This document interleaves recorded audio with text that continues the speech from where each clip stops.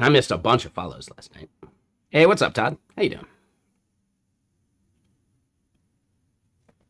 Oh.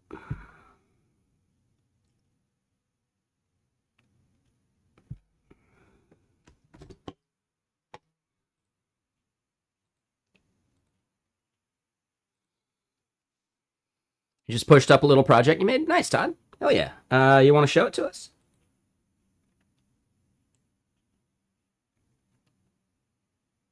All right, and then real quick, let's chime in with what our plan is for the YouTube VOD. So yesterday, we finished up the mark all is red button. I'm sure there is a bug in there somewhere.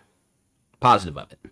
But we're already moving on to showing the user their orgs, event, and lens quotas, and whatever other stuff, right? We want to show those quotas on the homepage, in the user dropdown in the header, and on the settings page, and I have no idea how to style any of that yet. So we're going to have to figure it out. Boom. Let's check out Todd's project here.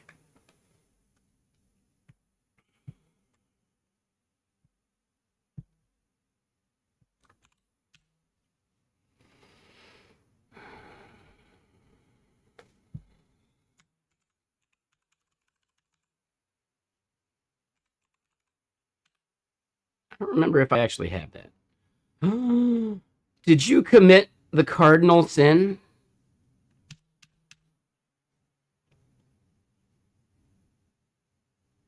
I can't hit enter?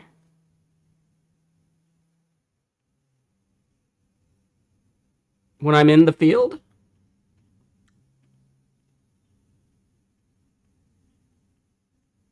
Ah. Okay. I feel like maybe this should be disabled or something first. Oh, there's no way I'm giving a password, so nope. Nah, you got to do the OAuth thing, man. Yeah, sorry, I'm not giving a password to an app. And all that data's open, right? Like, shouldn't you be able to just crawl the Blue Sky AT proto for all that information?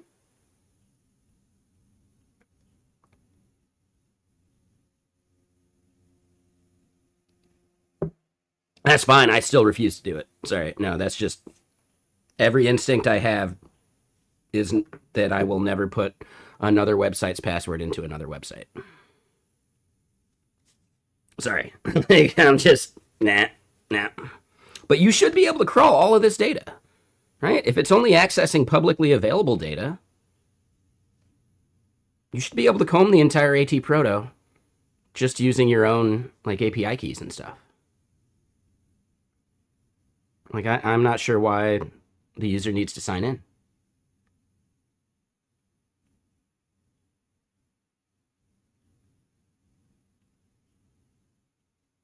There's probably some technical limitation. I'm just not aware of it.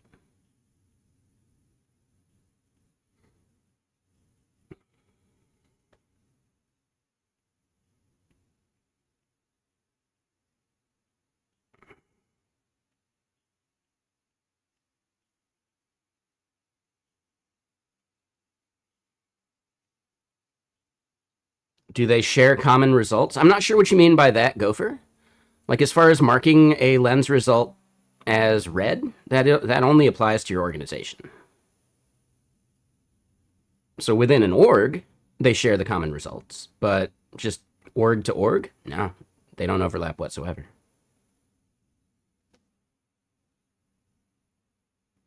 That data is fully segmented, right? Like multi-tenant style.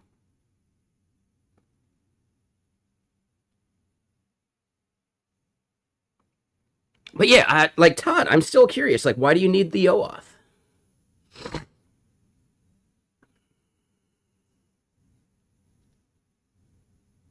Just to prevent rate limiting, maybe?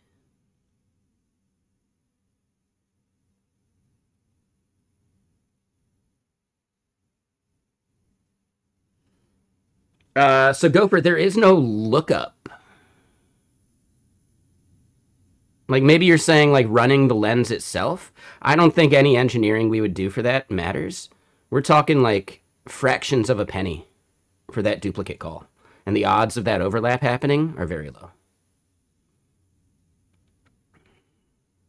Right? That might be a problem once we have thousands of users, but that is definitely not something we'll need to address for a long time. As far as like the data redundancy and any of that stuff, as far as like saving the overlapped LLM calls, like the odds of them having the exact same like wording in the prompt of their lens for the exact same keywords and the exact same platforms and all that other stuff they care about, the odds of that are so low that it's really not worth engineering anything around that until you start dealing with the law of big numbers, right? But our application isn't subject to the law of big numbers yet, just due to like the user base.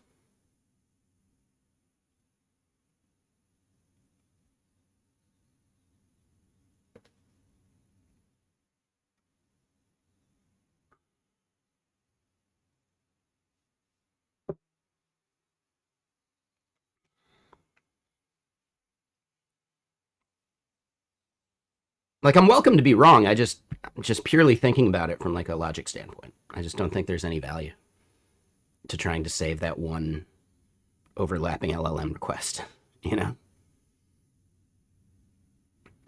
Like if we look at it, hold on. Right? I spent 5 cents. No, more, I don't know, probably like 10 or 20 cents max running like the 10,000 events that we had for like the Theo stuff. Right? Like running this 11,000 or 10,000 events. Like, I don't know. How many users would we have to save like data for that to add up to even being worth like the cost of the engineering time, you know? When there's other things we could be building.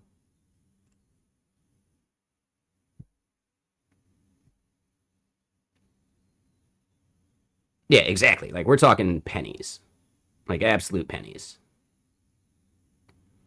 Like especially when you take into account how likely a collision is to happen, extremely rare. Extremely unlikely.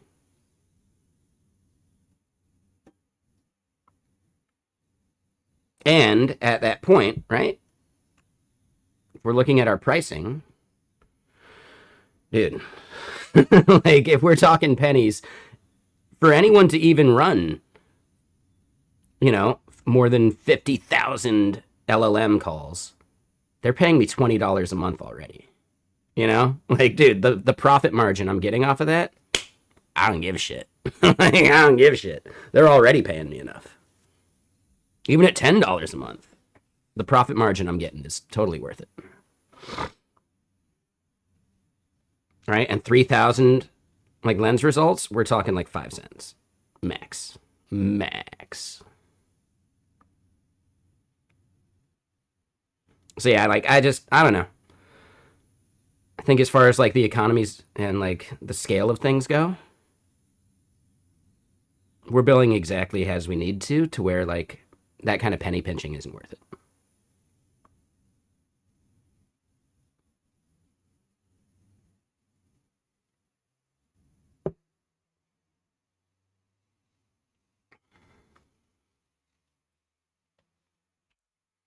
Do you think there is definitely some like cost optimization to be done? And should we be doing like the Netflix thing where we're actually hoping that most people just pick this? Yeah, sure, we got the unicorn one if people want to pay us more, but we are our goal should be funneling people to this pay tier, right? So at that point, like, yeah, I don't know. We could increase the cost of this by $1 and be totally done, right?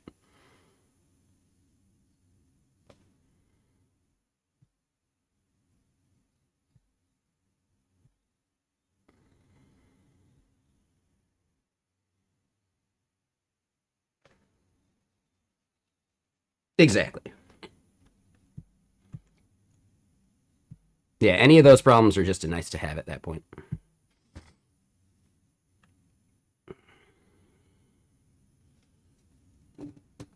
Did I pop out the YouTube chat properly?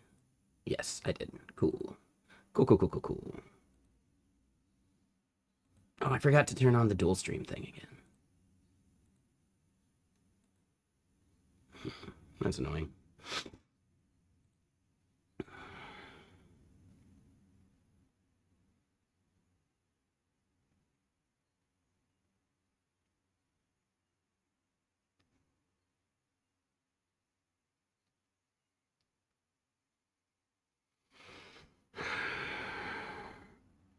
So this is the part that we kind of left off on.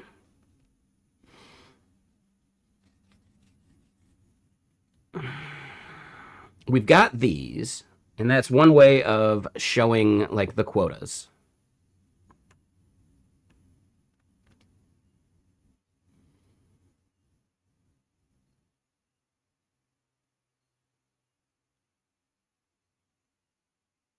Another option. Let's just hold on. Let's hack this out a bit more.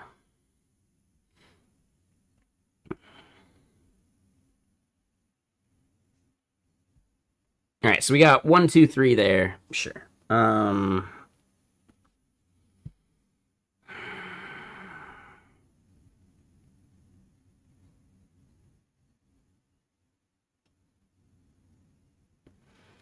I think about the translation feature? I mean, it's something that we may want to do. I don't think it's a priority yet.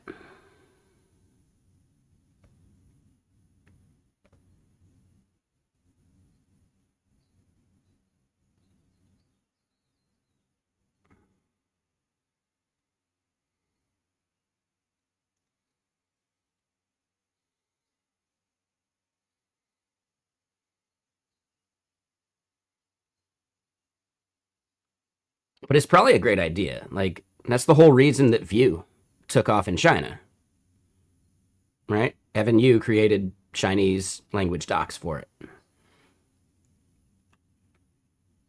So yeah, like supporting international usage. Like right now, I'm only accepting payments from the US anyway, just because of tax reasons. So I don't know if it's quite like I could still see US people needing to translate stuff from outside the world, right? And that's tougher. But I don't know. Yeah. I just don't think it's necessarily a priority. I think we've got other stuff we need to solve first.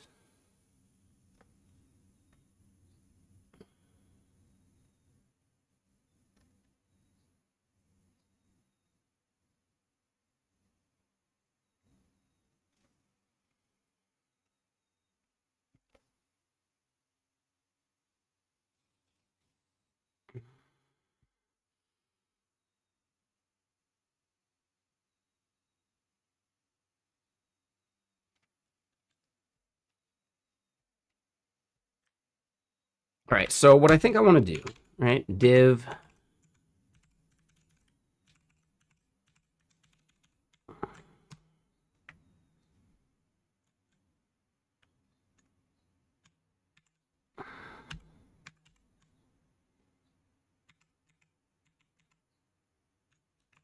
Right, something like that.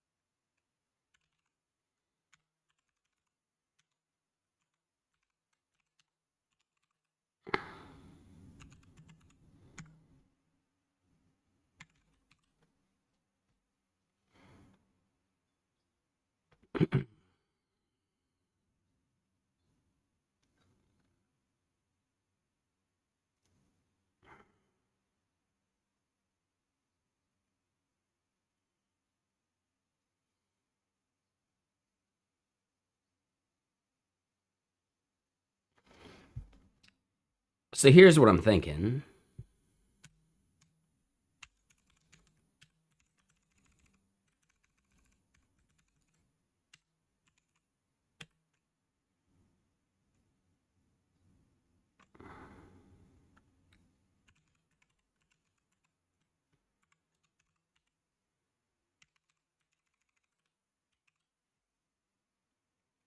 Right, so we do something like that, and then we just put a progress bar.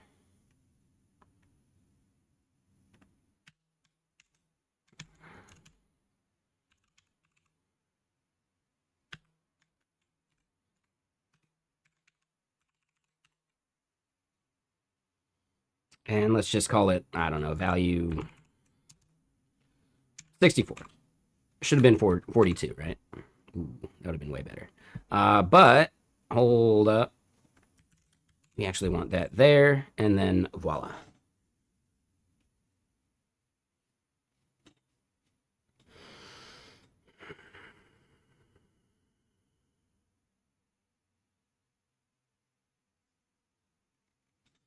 So what we can start doing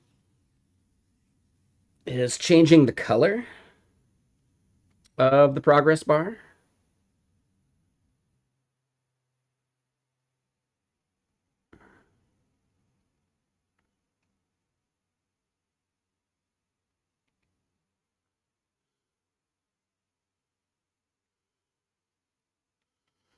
Right, so when it's getting like above 90%, maybe we show it as red.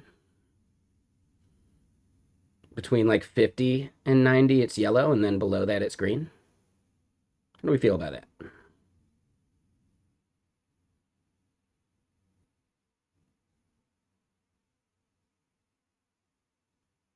that? Wait, what feature did Brainless point out?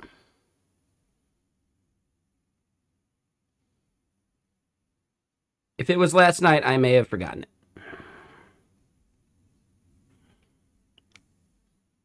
So yeah, what was the issue?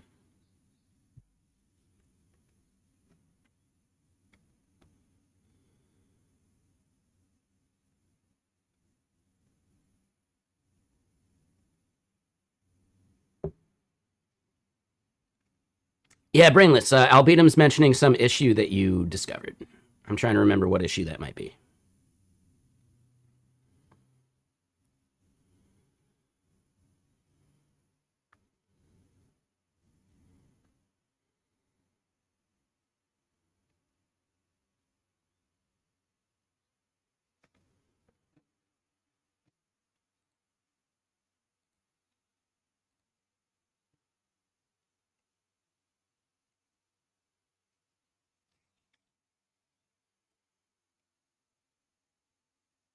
Oh, yeah, this is related to that, for sure.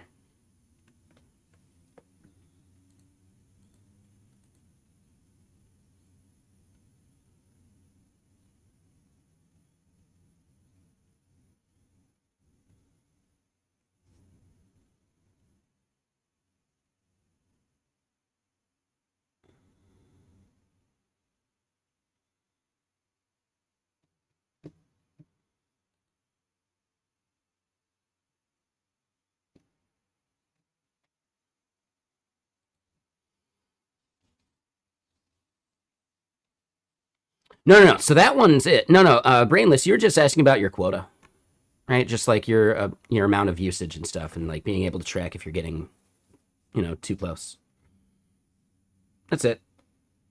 So it's not even an issue necessarily. It's a feature request.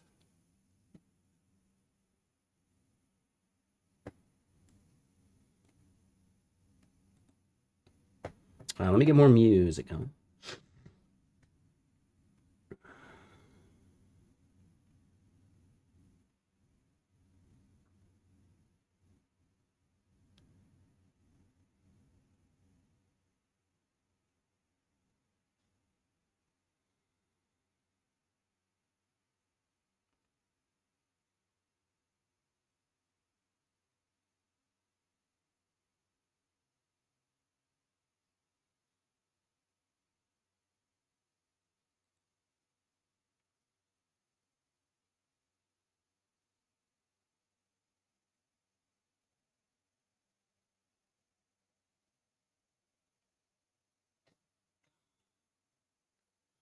All right. So yeah, what album do we want to hear? Let's do this one. So yeah. Right, like we don't have any real values yet. We're just trying to like brainstorm what the UI should look like. And I mean, bare minimum, we're seeing that the padding should be equal to the padding we have here.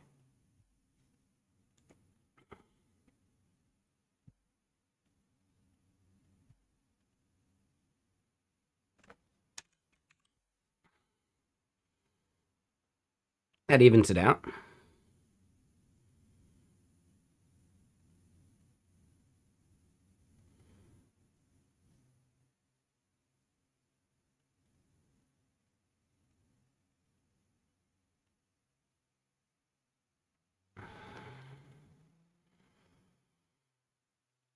You finally decided to add dynamic responses to your mock server. Decided because you needed to build a full booking flow for the hotel path, and the hotel service expected to receive the same IDs that it sent.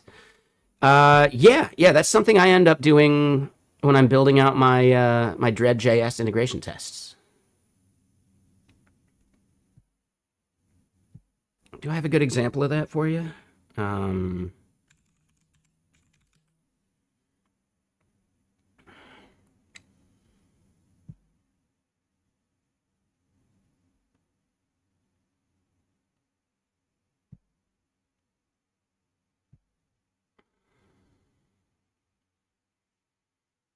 Yeah, so dread hooks here. This is a good example of it, right? So when I'm building my dread hooks, right, this is taking the OpenAPI specification and automating requests to it. But when certain requests happen, you want to store some of these things for later. So as an example, before anything, we get this like dev dread auth thing, and we get these so that we can store them for later. And then those get put on our stash, and then they're used in all of our other requests after that. Right? And then we can fetch businesses using our token, store those businesses in our stash, right? Stash main business ID.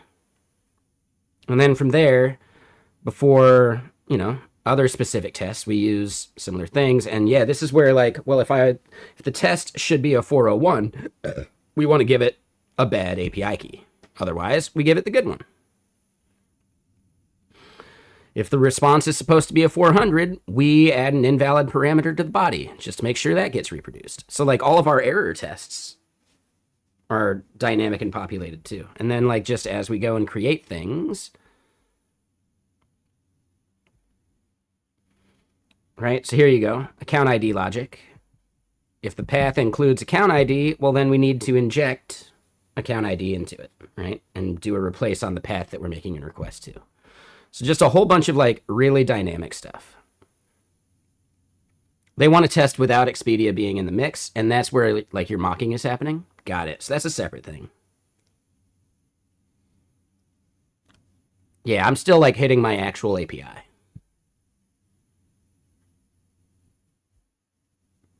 But yeah, I like the dread hooks approach. I will probably end up setting it up for Messijo as well at some point.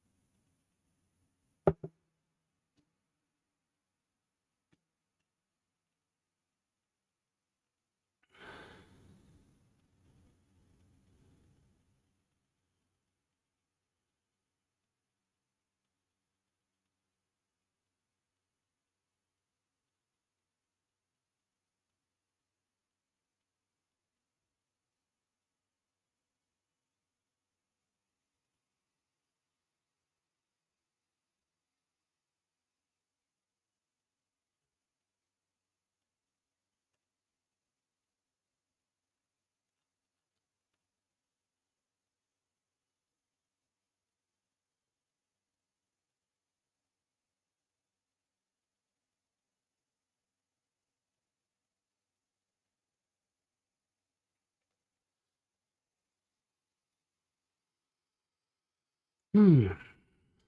But yeah, no, that makes sense, Brandless. Makes sense to me.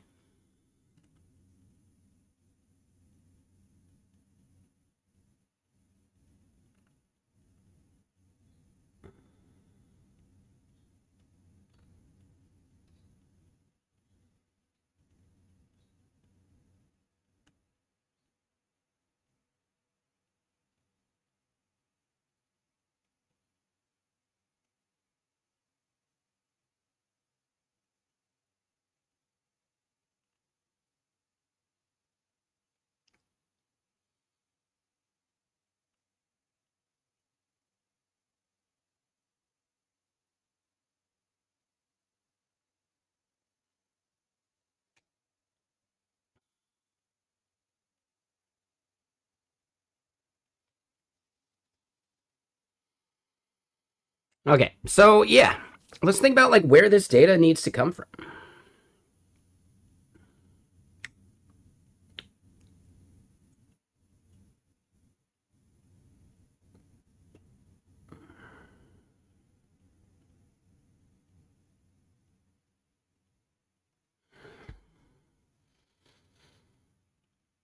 So keywords will have a quota.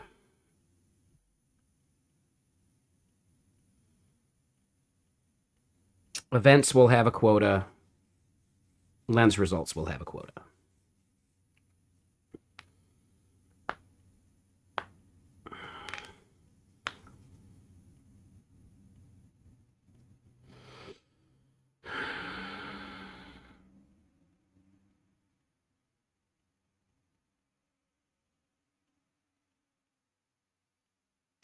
Yeah, let's at least do some of this logic. So for the progress bar,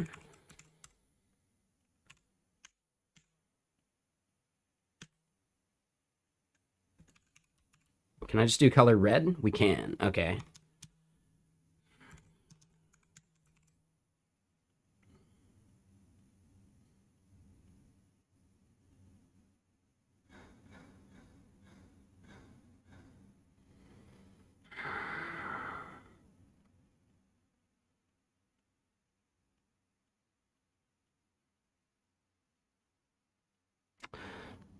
We could use CLSX, or we can do a double ternary. I fucking hate double ternaries.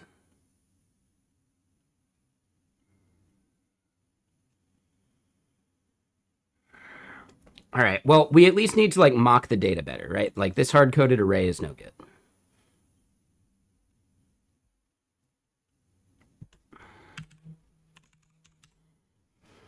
Right, so what we'll call this is quotas.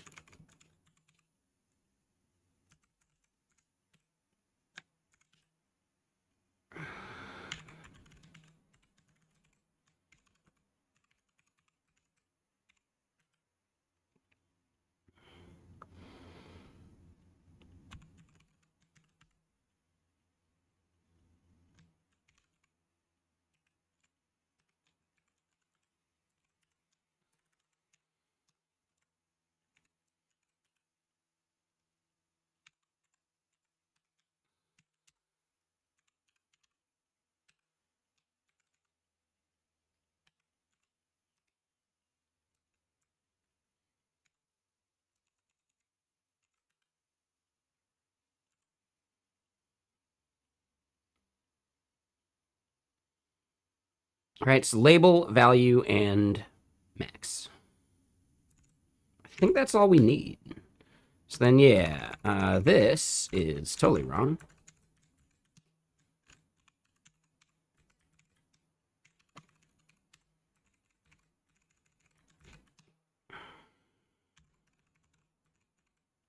And hold on, keyword events. Ooh, this value, I'm not sure where that's coming from yet. We'll just call that 0. And hey, Dylan, Mr. Sir, how you doing, dude? Ready to run for dinner? Well, what you having for dinner, at least? And if you got to get going before you can even tell us, that's fine. But this is a foodie stream in disguise. I had an epic ham and cheese croissant last night. Steaks? Nice, nice. I feel like you've dropped your marinade on Twitter before, but if you haven't, I'm curious what your marinade is. Maybe just salt and pepper? Maybe something more?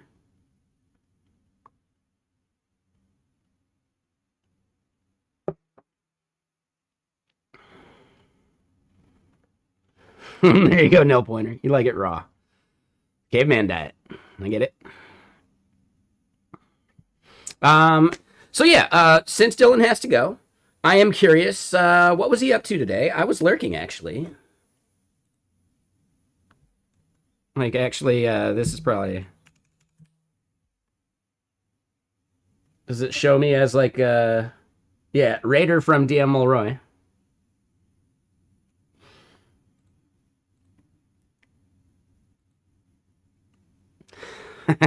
Why don't I vibe code? Because the bottleneck is figuring out what I want to do. not just shitting out code. The bottleneck has never been shitting out code. By the time you figured out what you want to do, you just do it.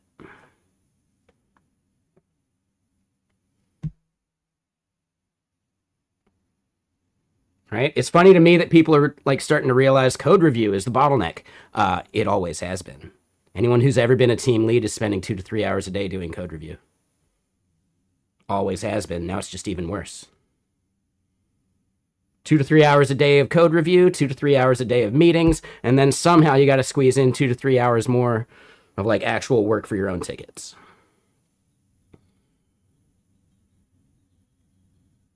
Like half your time, and then another half of your time. So I don't know.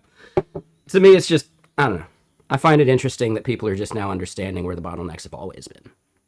Code itself has never been the bottleneck.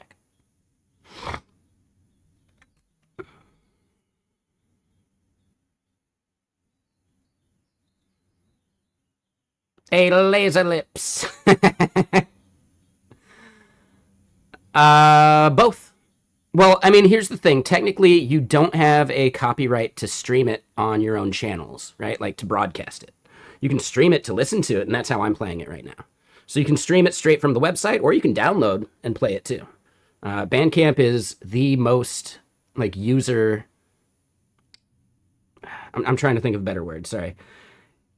It is more considerate of the user than any other platform. You own the music and you can download it. Now, that still doesn't give you a right to broadcast it. That's a separate license. That's a separate thing. Which is why I don't ship music to YouTube. But yeah, so he's building an AI agent overseer tool, which shows what all the agents are doing. And that sounds fun. That sounds cool. I am broadcasting here on Twitch, but I don't I don't have VODs here on Twitch. So that's where Twitch would be like doing copyright stuff. YouTube is incredibly strict about music copyright. Even stuff that's labeled as royalty free, like Nightbat Audio or whatever his name is, Whitebat Audio. Even his stuff got copy striked. So no streamer I know ships music to YouTube because it's just not worth dealing with the bullshit.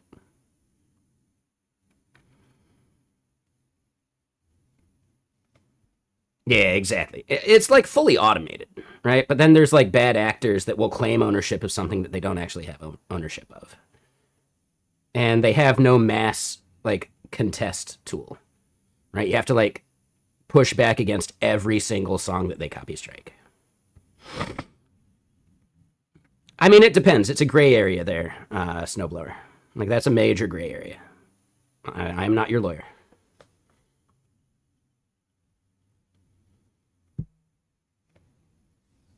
But hold on. So, yeah, building an AI agent overseer tool. Sounds cool. Yeah.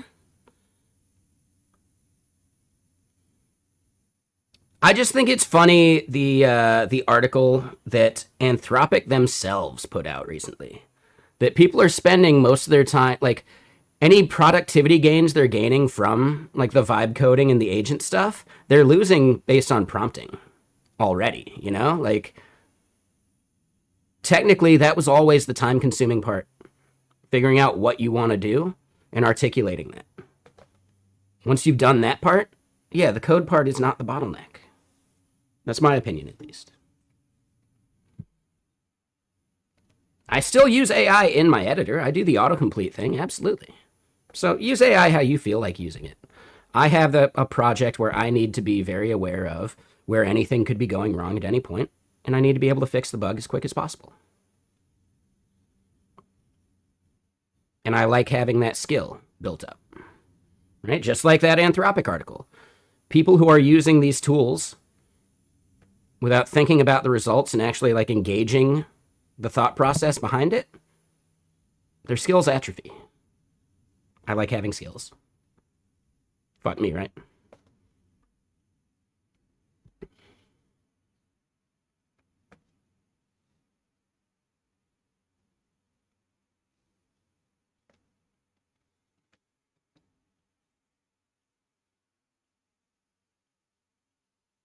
That's fine, Kesh. Like, I get that.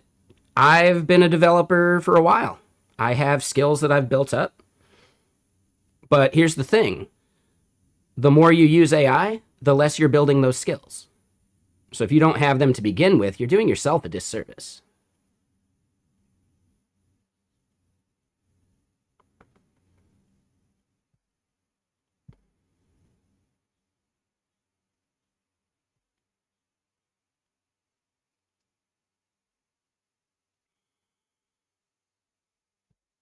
And don't get me wrong, I will use open code and all sorts of stuff to do some kind of vibe coding projects. Totally, man. But it comes down to the difference between a program and a product.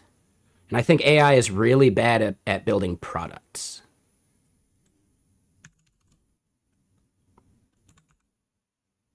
Hold on. It's Dylan Beatty.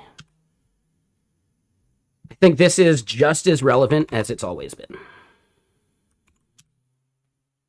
Right? So I'm not going to read the whole thing to you, but there are some notes there that are important, right? So the whole vibe coding thing is another reminder that quite a lot of people working in tech don't understand the difference between programs and products.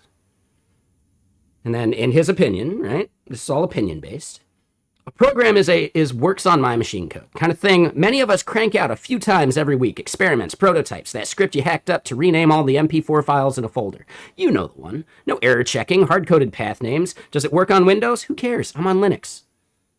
And I got work to do. We all have dozens of these little programs we do that we use every day. They're tools that they use to automate bits of their work. They crash all the time. Oh, wait, this person has a backslash in the title of their presentation? Interesting. But it doesn't matter. You fix it, get the results you need, and you move on. The code is just a means to an end for a program. But if you're writing software that you're planning to ship, to distribute to other people, perhaps even sell it to paying customers, well, now that's a whole different ballgame. Right? The hallmark of experience is understanding just how much work it takes to turn a working program into a viable product. And LLMs are shit at that. Like, really fucking bad at it. Will they get better? Maybe. I hate being an early adopter. Someone will solve these problems, and the tooling will actually be fun to use, and I'll just use that when it's ready. Yeah, I'm actually hoping the hype dies down. Then I can actually give it a serious look.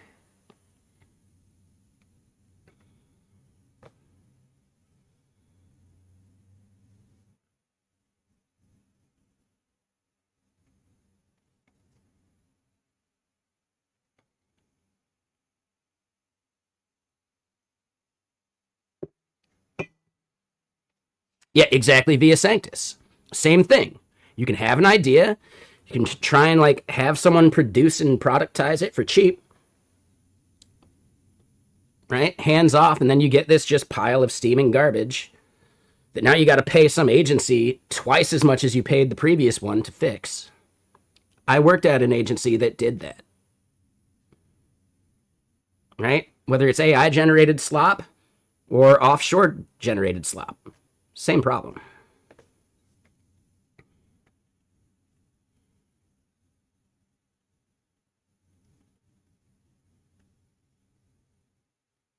What it has done is it's made it to where everyone can afford to offshore a cheap idea. Right? To offshore a cheap idea. Sure, that's fine. But that's not what I'm building. So for everyone joining the raid, the thing that I'm building is a way to listen for keyword mentions on social media. We've got a bug right now. We'll fix it. Yeah. You caught us in the middle of actually doing a task. But the idea is just simply someone may mention your product without tagging your business. So that already means that, yeah, if this, then that type, like, you know, I'm not doing Twitter, but as an example, the ifs, then that Twitter stuff is less useful because people just forget to tag you. So based on that, well, yeah, we can listen for a keyword match. And then one of the biggest features I have is, well, yeah, matching on a keyword is not great. Like if you see down here in the list, Theo, right? Like one of our keywords. Even getting rid of the Von, right? So we're not getting like Theo Von bullshit. We've still got 11,000 events over, a couple months. How do we filter that better? Well, is it Theo talking about Anthropic stuff? Well, yeah, from those 11,000, now we have 16 that are relevant. So the idea is simply just like trying to take the haystack problem of being a social media manager and trying to find all this stuff and dedicating your entire day to like just reading these events, and instead giving you a smaller haystack to comb through so that you can actually be creating content for social media too. The social media manager at a tech company is my core target market right now. Right? I'm niching down because there are other companies in the space. I can focus on currently just doing some of that. Am I planning on releasing an API? Eventually. Digital Drummer, you think it's gotten better? I still just don't think so, right? Like the AI has gotten better, but it's still not good at understanding what makes a product, That's still the job of the human orchestrating it. And by the time you're putting all that effort into productizing, again, code was never the bottleneck for that. That's why we have sprint planning and product planning meetings and all this bullshit to figure out what we actually want to do. The code part is an afterthought. Right? So once you've gotten to making a good spec and a good plan, well, sure, yeah, you can prompt it if you want. But to me, since I don't consider that the bottleneck, I'd rather just hammer out the code. I still have good AI autocompletion. I'm still reading what it's doing, but I'm reviewing the code as it's happening rather than later after the fact. Yeah. So that's at least my opinion. I don't know, man. As human beings, we're really bad at predicting the future, and I learned a long time ago to just stop caring or trying. I can think about a couple months out max. Beyond that, dude, human beings are really fucking bad at planning for the future, at predicting the future.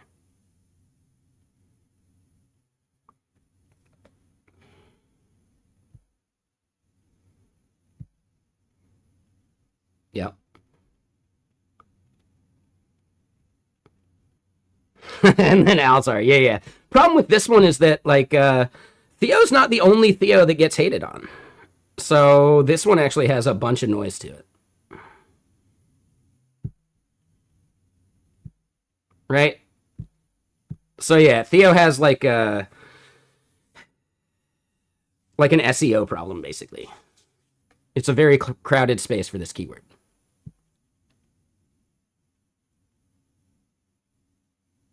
Right? I don't think this is the Theo they're talking. Like, I don't think it's the Theo we know. Let's double check it. I don't even know what this is a reference to. It's not a response. There's no context.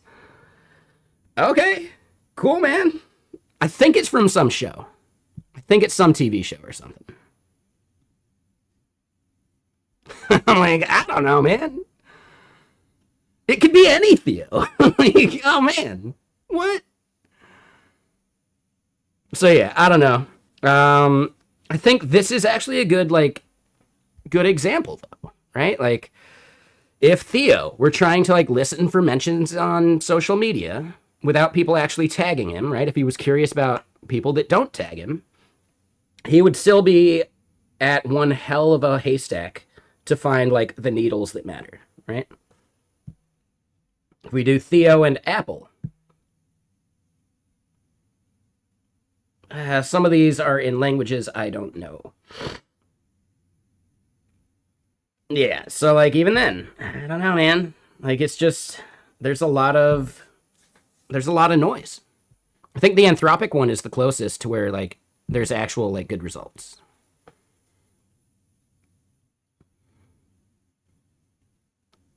How'd I run the idea for this? I work at a company called GitKraken, and we have an if this then that kind of thing. That wasn't the only thing. I actually got the idea before I even thought about the GitKraken thing, because I wanted to try and use the Blue Sky AT Proto Firehose. I wanted to, listen to every message coming through the Firehose and react to it in some way. And then the idea kind of ballooned out from that. So I currently support Blue Sky, Hacker News, and Lobsters. Yes, I need to add other platforms, but lenses are like way more necessary than adding more platforms, right? If we just increase the size of the haystack without solving the haystack problem, we're just making it worse. Are we going to add a language filter? So I haven't decided how we want to do language stuff. We could do a language filter. And honestly, like, yeah, I wouldn't even have to do that, right? Is this in English? Right? So, I mean, it's a bad filter, but we could do it. And then bam, right? So we could do any prompting we want. But I think another feature might be, well, do we actually want to filter for English, or do we want to build in some kind of translation? And then at that point, yeah, I think maybe a translation thing would be a nice feature at, you know, at like one of the higher billing tiers or something.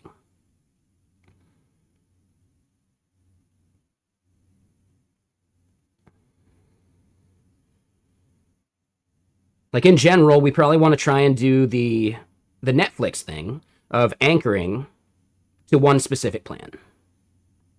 Right? So then by anchoring to one specific plan, we can make sure that we're trying to funnel people to this. And the idea just being, yeah, is translation a feature that would be like a required thing by a user, maybe? And that would be in our, you know, the tier that we want to anchor them to. And then we could just add some extra version for the unicorn tier, because some businesses, oh, we can't do the startup tier. That doesn't look good on the books.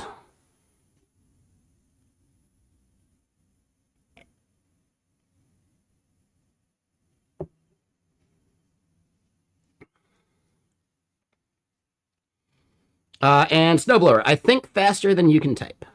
Maybe. I like to think. It's a thing I've been practicing for quite a while. I'm glad that that practice is paying off.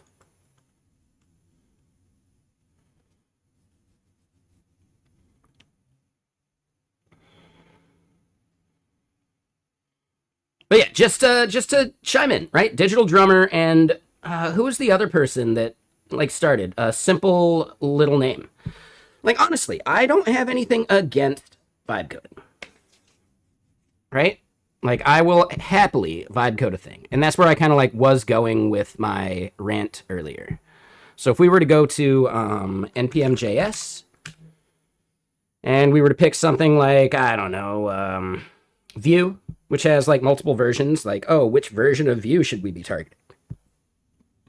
Well, in 1 second.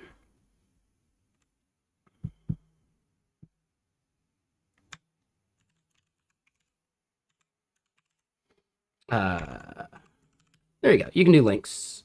Oh, it's 1 second. There you go.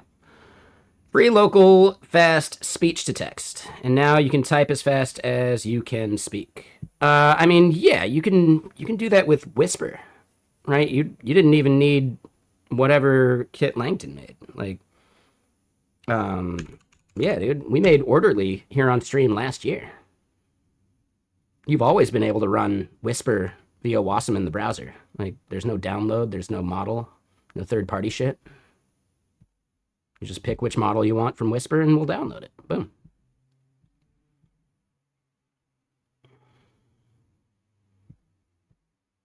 I mean, it's cool he made something like it too, but in my opinion, like, that's kind of trivial.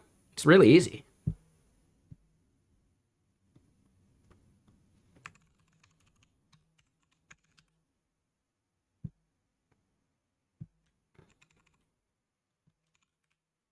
Right? So you could start building speech to text stuff into your own applications with whisper.cpp.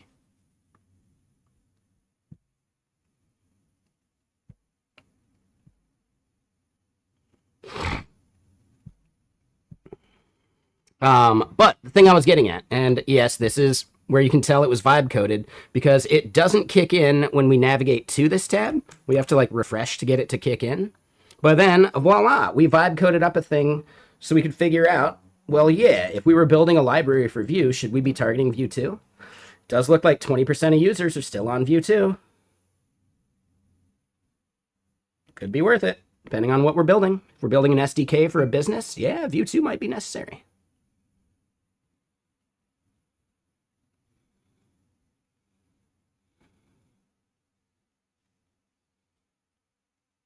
So yeah, like, I'm not anti-vibe coding. I just think there's a time and a place.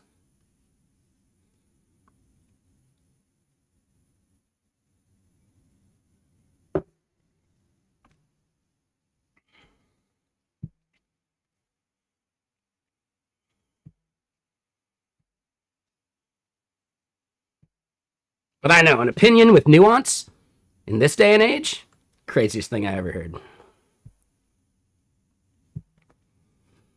All right, so for people just joining, the feature we're working on right now is we've got this like mocked up UI for showing like the quota usage of how many keywords you've done based on your billing tier, how many events that we've keyword matched for you, and how many lens runs that you have available still based upon your billing tier as well.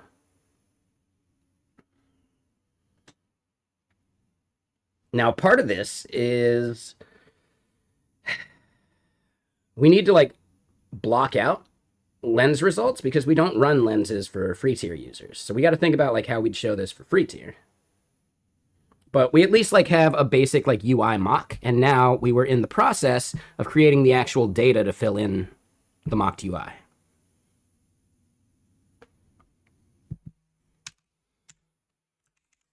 So some of these, we're not quite sure where we're getting this value yet. I think we do have an endpoint for that, but I'll have to double check it. Notifications is not it. This is lens results.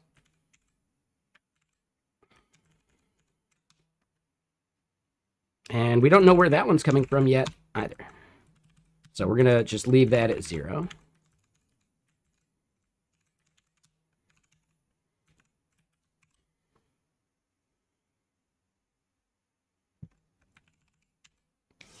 All right, and then this is where we want to fill this stuff in. We'll just call it quota.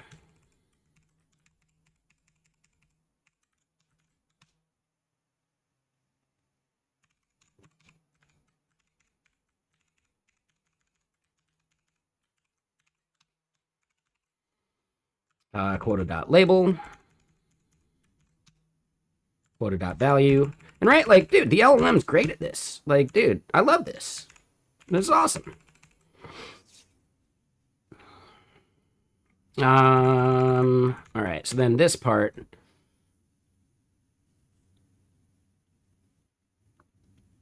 Yeah, we're gonna have to do this. Do I establish interfaces before I dive into a project? It depends on the interfaces. Because we're doing our backend in Elixir, I am using, let me show a good example here. I'm using a thing called OpenAPI specs. And OpenAPI specs takes things like what our expected responses and requests are supposed to be. And, right, we create those like models later. So as we're looking at it, this is what the keyword lens result response should look like. And it's going to have properties and blah, blah, blah, and whatever, right? Defining these is massively important. But when we're talking about like the interface, honestly, like all of this is defined at the OpenAPI level using what we're doing, but it's also defined at the database level. Now, do we spit out every single thing that's in the database table for lens results? No. But that interface is already crafted a bit, and then we can decide what we actually want to like spit out to the user. And then from there, we just run a thing to generate a TypeScript SDK from our OpenAPI spec, and we get those interfaces for us. So the amount of like types that I have here on the front end is really lightweight. It's basically just a bunch of like string enums, but like not enums. What do they call these? String unions? Something like that. So yeah, like the types I need to define inside of the front end are very minimal because the types that we care about are actually defined by the back end. But that's just all schema-driven development anyway, right? Like, yeah, just build an open API spec and use that as your source of truth. Now, do we end up having some ad hoc types? We do, right? Like what we're doing here. And yeah, if I did something here and then said blah, blah, blah, well, yeah, we don't get any type safety. If I cared about this type safety more, well, then yeah, I could just call it record string that array, boom.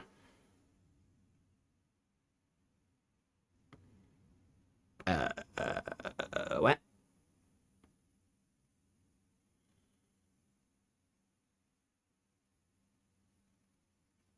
Hold on, that type should be right.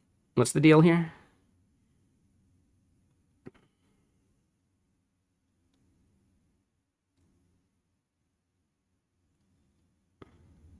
Oh, yeah. No. This is wrong. It's not record.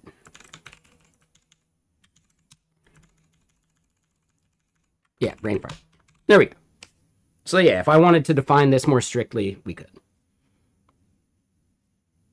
It's not a big deal, though.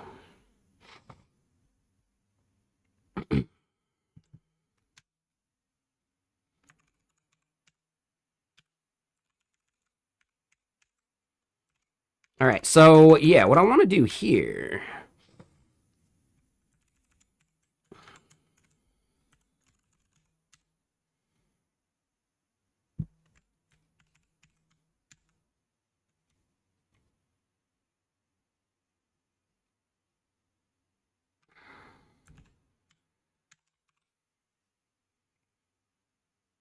And then, yeah, now that we've done that.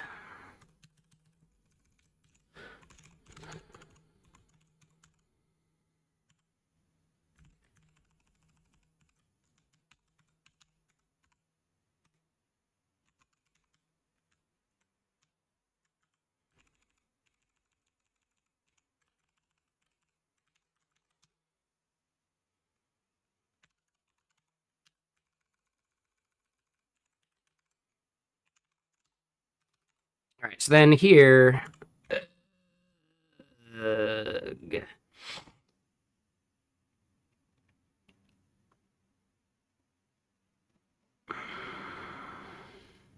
Thanks, I hate it.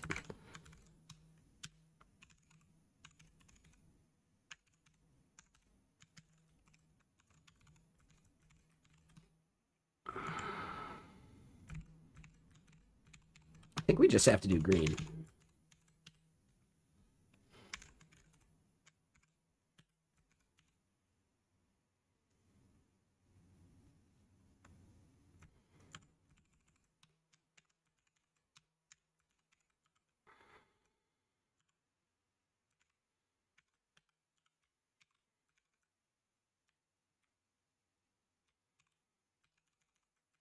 Let's just call it 50.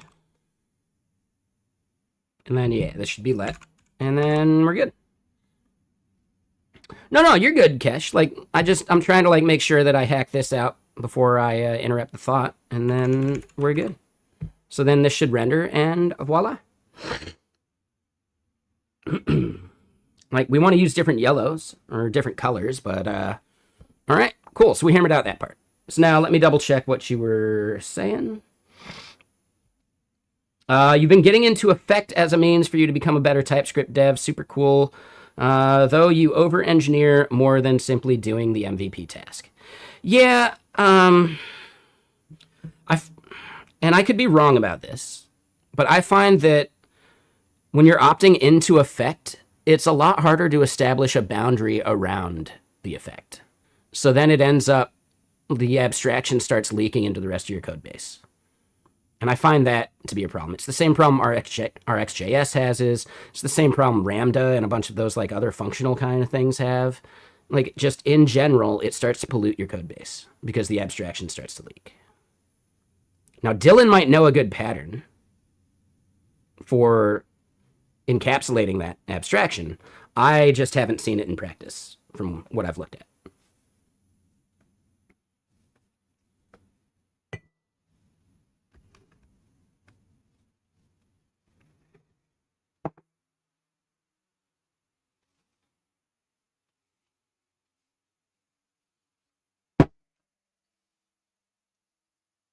I do think it's a great idea. Like learning effect will make you a better TypeScript dev just in general by understanding functional patterns, right? Like learning Rust, learning Go, learning Elixir, like learning all sorts of different languages made me a better TypeScript dev, for sure.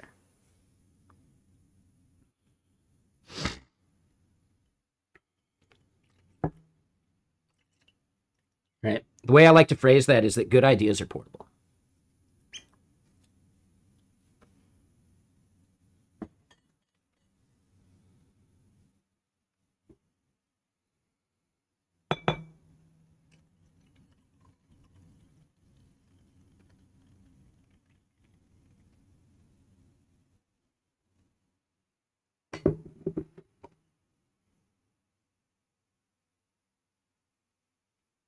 So no, it's not even that. Like that's really not what I'm getting at there, Kesh. Like I'm talking about in a single code base, effect doesn't stay contained to just one place. It ends up infecting the rest of the code base.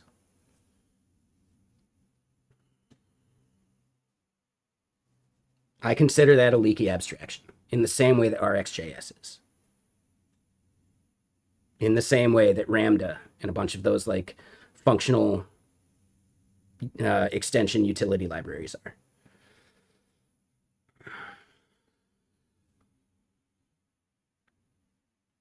So it's really good if you're starting a project from scratch with it. But if you're trying to bring it into an existing project, that's where one change here starts affecting changes elsewhere. You better have really good testing to make sure that you're not cascading failures elsewhere.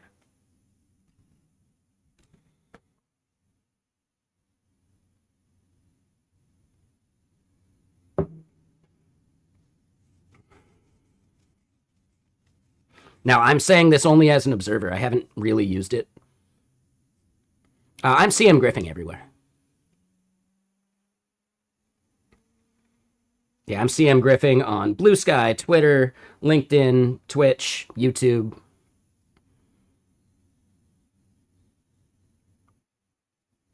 And basically, like, yeah, I'm the only one. I nailed that SEO.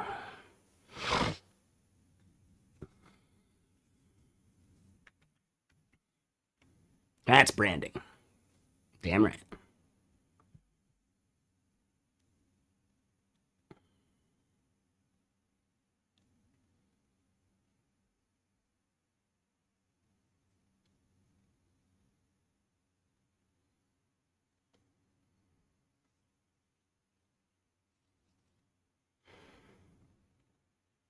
This is Drama Sans. Sans the drama. Yeah, Kesh. What I want to get at, like, maybe do watch the video Side Project Hell at some point, because it's not necessarily as bad as people think it is, right? People are ashamed of their graveyard of side projects when they don't have to be. It's really easy to see the negative aspects of it instead of recognizing, like, the progress you made along the way. So yeah, spoiler alert, whatever, but yeah, maybe give the video a watch if you like it, if you like the idea.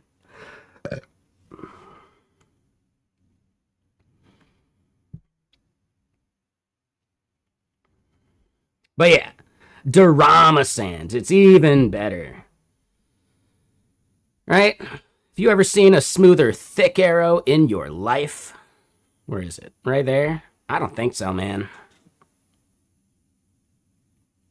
No edges on that one. Smooth sailing.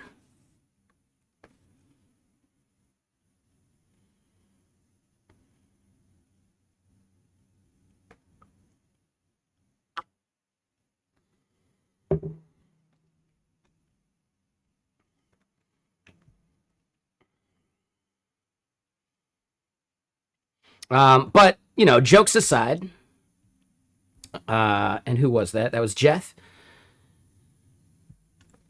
Jokes aside, Comic Sans is actually a font that it's not universal, but at least a large enough percentage of people that suffer from dyslexia have said that they can read easier than other fonts. And it actually does some very specific things that I think I really like comparing it, like when comparing it to other fonts.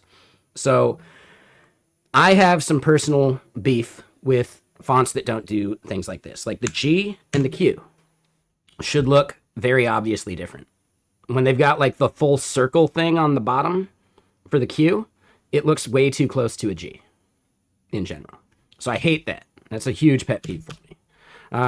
I, like capital I, lowercase l,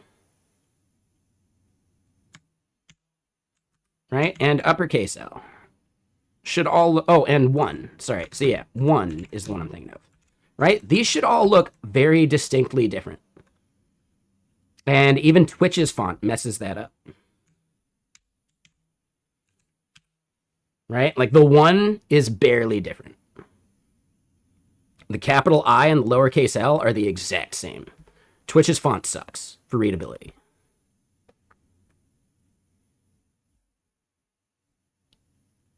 So then the only other peeve that I have that Comic Sans gets wrong, and really I should have thought about this previously, is that capital O and 0 should look way more distinctly different. The 0 should have a dot in the middle. Boom. And then it'd be a perfect font for readability, in my opinion. You can't get over the cartoonish feeling. I think that is another reason why I like using it, to challenge those, you know, like to subvert those expectations, to subvert these weird things that society has conditioned us to believe.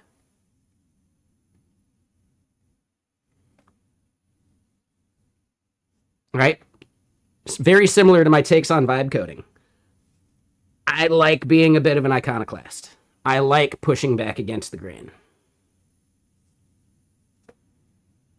I like thinking critically.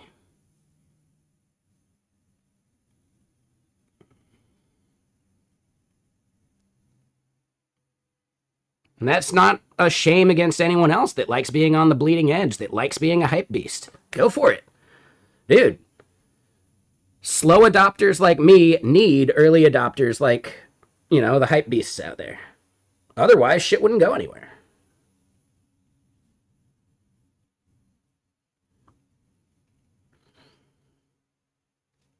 You know?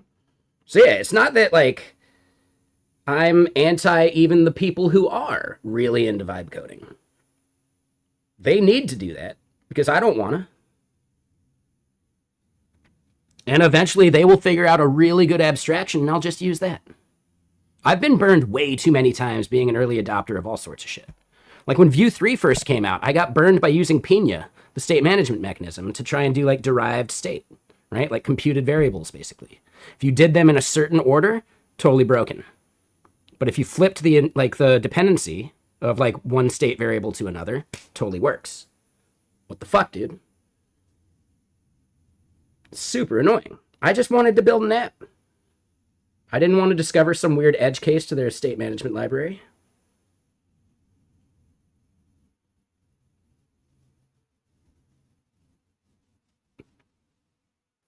Yeah, like, I don't know. Being at the forefront, at the frontier of these new techniques and everything, Like, don't get me wrong, I'll learn a new framework. I learned Angular when it first came out. I learned React when it first came out. Sure. And learning React made me a better Angular developer. Right? Like, I just think there's a limit to how much I want to toil on being an early adopter. I don't enjoy that much. Nah. But we need people who are. So I'm okay with it. I just think it's funny that you're immediately called a Luddite just because you don't want to be like an early adopting Zoomer.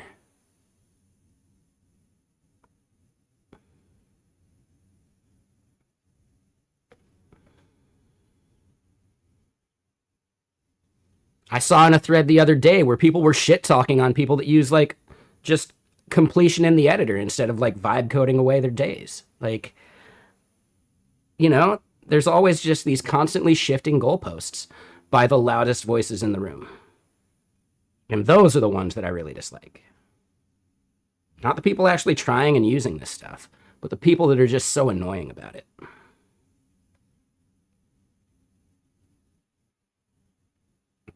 No, so in your editor, right? In your text editor, monospacing does not fucking matter. In your terminal, monospacing is pretty important. So, no. There is a, like, Comic Sans mono or Comic mono or whatever that I think we've used at one point. But, I don't know, I'm lazy.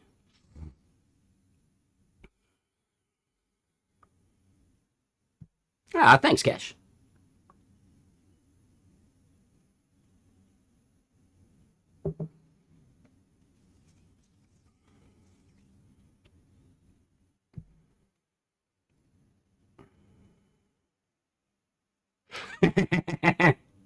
I mean, based on timing, for some people it was massively successful. And then other people are still sitting on their bored apes.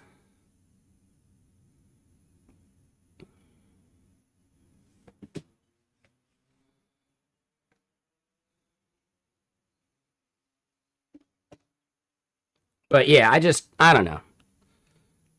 I'm very much like an ethics overall kind of person. So yeah, like NFTs and like the grifters are behind it. Really annoying. And that's the problem too, because like I think NFT as a tech could have some legitimate use cases.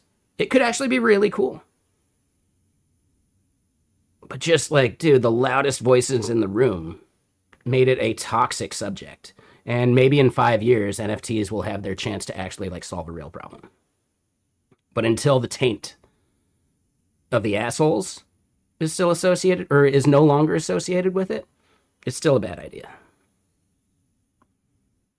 I really do think NFTs could have some legitimate use cases. Right? Blockchain has some legitimate use cases. But the loudest voices in the room really make it hard to like a thing sometimes.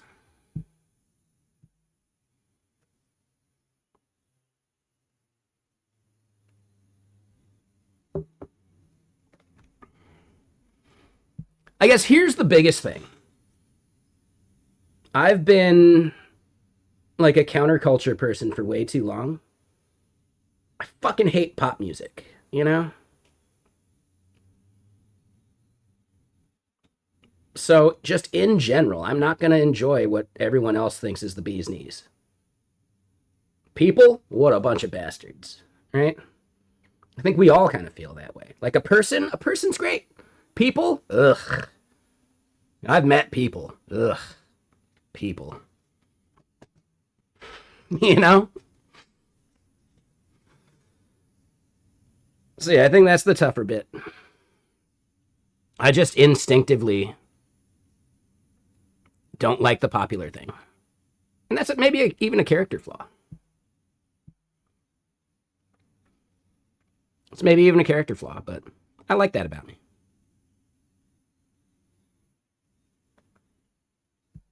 Right? It's like that John Candy documentary. I like me.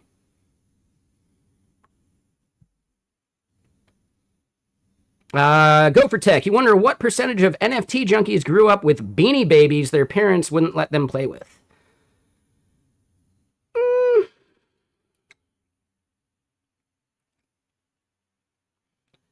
See, I find that tough because I have a massive collection of comic books and sports cards and starting lineup figures. Those starting lineup figures are still in the box. So, like, I understand having a collection of things. Yeah, I totally get that. Dude, I got a collection of old books that are probably not worth shit, but I like having them. I got some first pressings of every Hitchhiker's Guide book. I need to get some for the Dirt Gently series. I want to get some Kurt Vonnegut first pressings. That would be cool.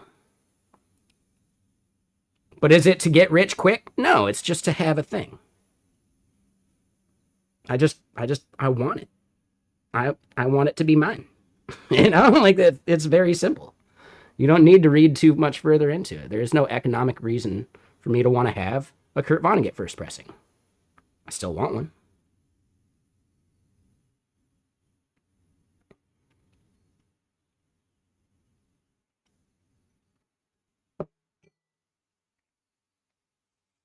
So I think we should be okay with that. But yes, like I think you're probably old enough to remember Gopher Tech, that famous court case where this couple's getting divorced and they dump all the Beanie Babies out and they're like trying to split them for the most like money and all that shit, and it's absolutely fucking ridiculous. Meanwhile, like a year or two later, they're worth absolutely nothing. Like it's just so funny, and we're right back to it with the Labubu bullshit and like all that. Like people have very short memories, it seems.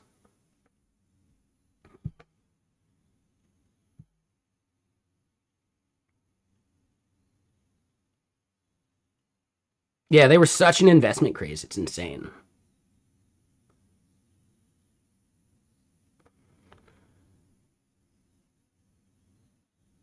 A kilo of ginger? You'll never use that much ginger that quick. It's gonna rot.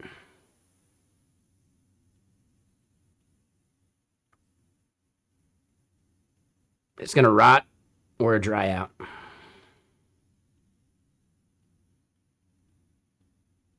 Maybe. Yeah, yeah. But dude, a kilo of ginger? Holy shit. Like, is it like the whole root or is it like already ground or already shaved? I guess you do both. I don't know. That's a lot of ginger. Yeah, like just a root. Okay.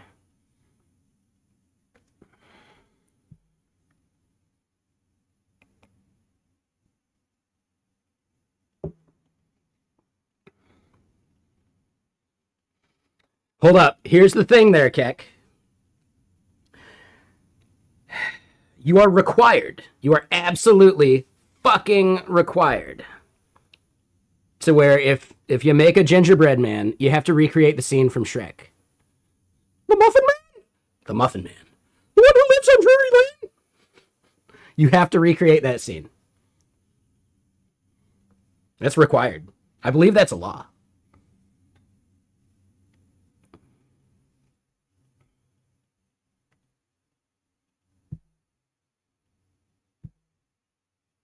Pretty sure that's a law. No one's allowed to own or have gingerbread cookies without recreating that scene.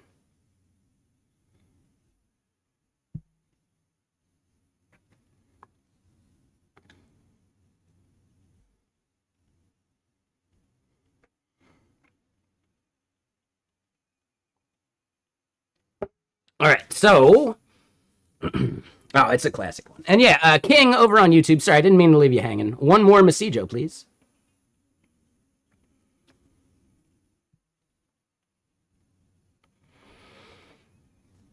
All right, so yeah, as far as the color that we're doing here,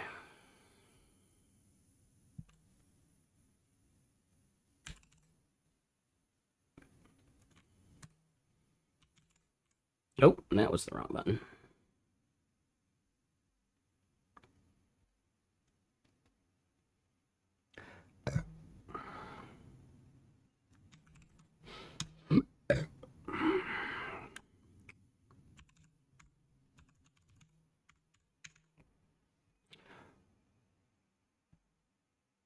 Do we not get IntelliSense if we do it there?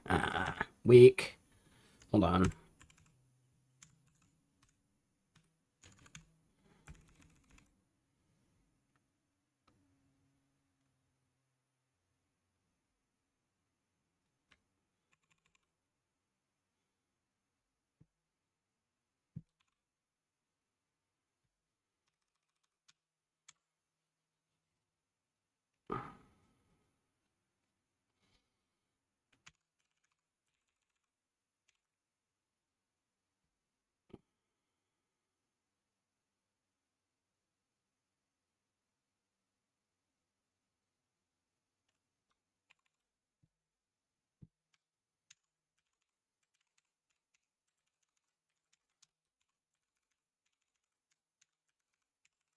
We do need to get music going. Give me a sec.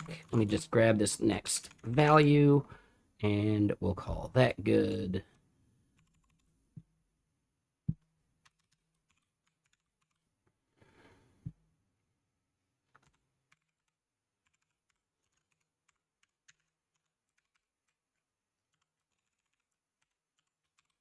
Okay. That yellow sucks. And then, yeah, BG red. That goes away, and cool. Yeesh. So I think the yellow is no good. Let me get more music going first.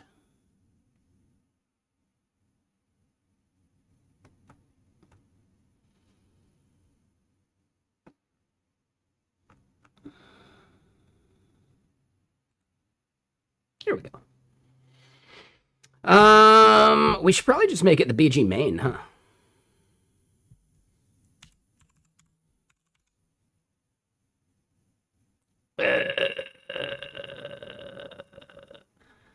Here's a question.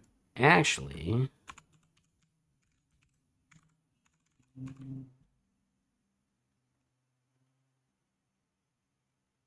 okay.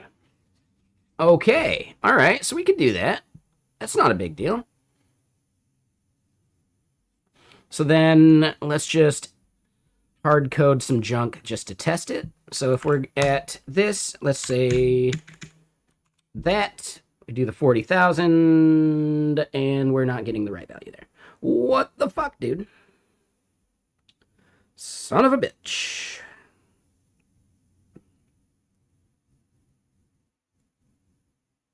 Ah, I've got these in the wrong order. Yep, that's on me.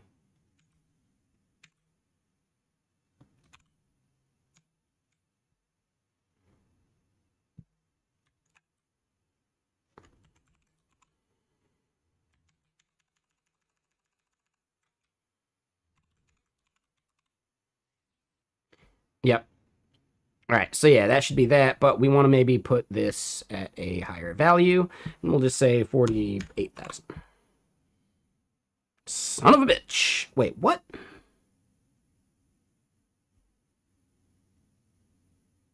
No, because, yeah, it's an else if.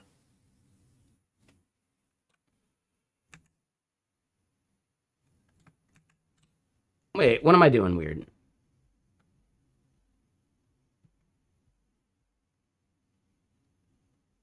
Yeah, that else if should have worked. So hold up.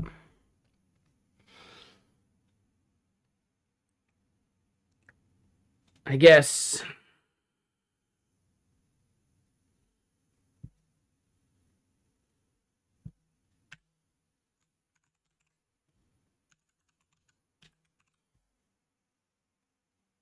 Yeah, okay.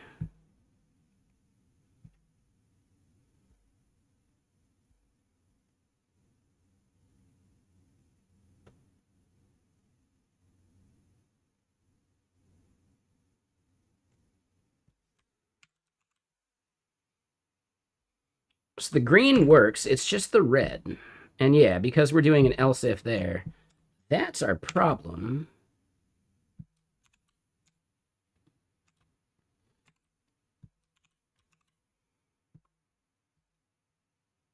Oh, maybe I just didn't refresh. Yeah, okay. So we got that. How hard would it be to add LinkedIn? Pretty damn hard. LinkedIn locks down their API pretty tough. Just like they're almost as bad as Twitter.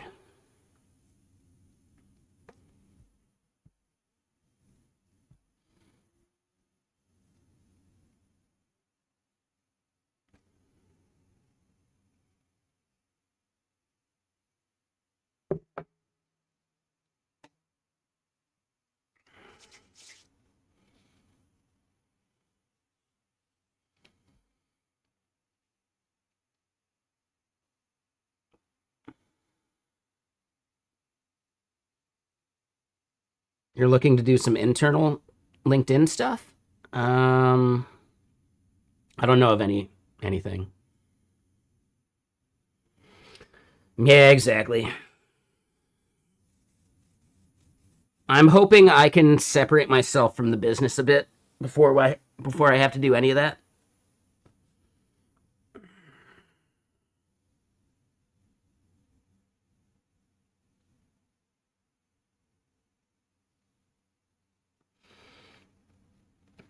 Like what I'm wondering is like if we can get big enough or even just like get accepted to Y Combinator, does that give us enough clout to try and like chat with LinkedIn, Reddit, Twitter about getting like special access?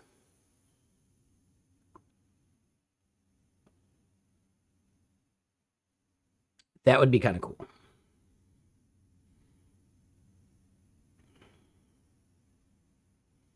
So yeah, like that would probably be how we have to approach solving other platform problems in the future. I think there are ways we could do it ethically with Reddit because RSS feeds, you know? Instagram, also a mega pain in the ass. Exactly. Yeah, like it's a tough problem to solve. But I think by just focusing on Blue Sky, Hacker News, and Lobsters, we can niche down to like tech.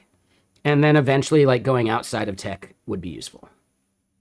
Right? Like, but I think we can niche down into focusing on tech startups and social media managers and building at least, you know, a micro business that way before we need to expand otherwise.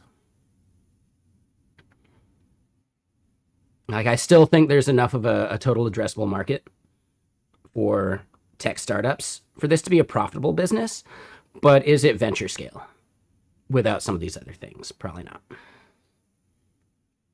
So that's actually like worthwhile in my pitch to Y Combinator and VC in general.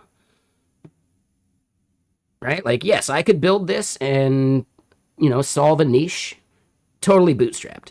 Totally fine. Don't need investment. The moment we want to go like fully venture scale, yeah, that's what we need the money for.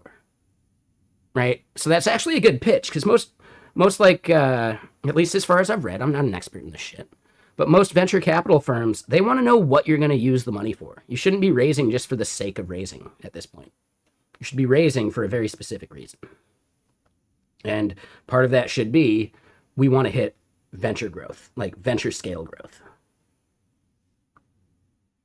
Otherwise, we could just have a nice niche little business that could easily get to like the 10 or 100K a month like number. Like, no problem. Yeah, we could totally do that. Getting beyond that, though, is going to require VC funding. In my opinion.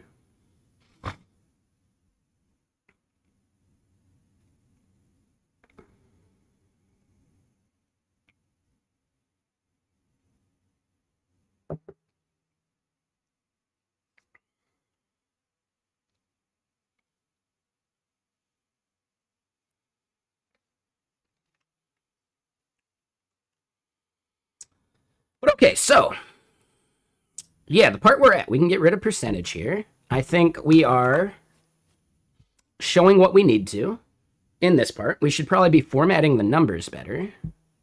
That would be nice.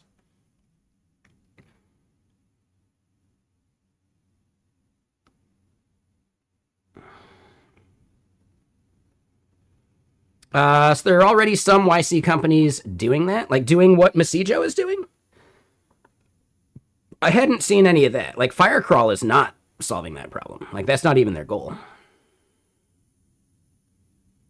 But I'm not sure about 64, Crust Data, Bright Data, or Clay.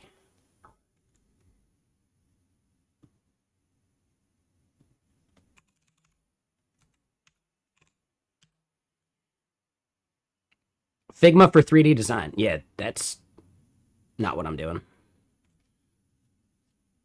Am I looking at the wrong Clay? Oh, go to market with unique data. This one.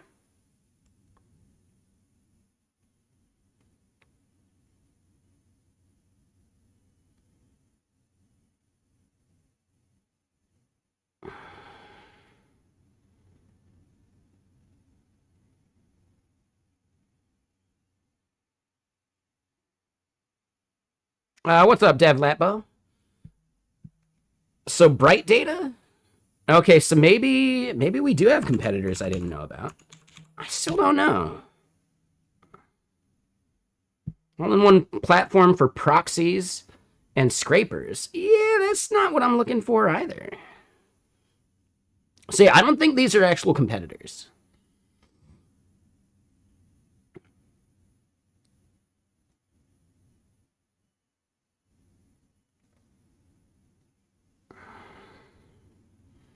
Like, honestly, this might be a product that I want to use to increase my scope. Like, I could see value to that. Yeah. So they're tool providers. Got it. Okay, so now I'm understanding a bit more. Got it. Yeah, so these are things that I could easily use, and honestly, they could use Messijo. Like, I think there could be value there. Like, I think there's a good cross-pollination to happen. But yeah, sorry, 1 second, DevLatbo. Yeah, how you doing? Thank you for the raid. What are you up to on your stream? Doing more Magento stuff? Yeah, it's awesome, man.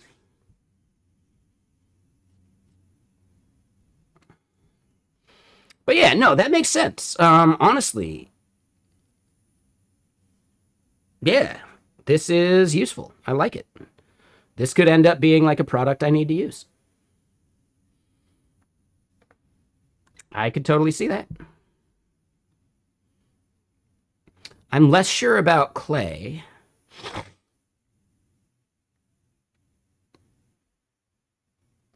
What I could actually imagine is that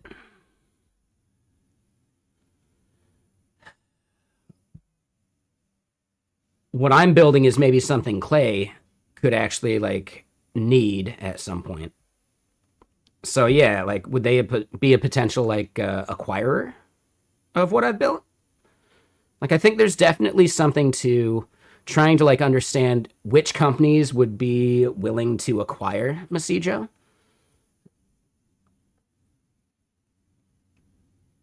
You know,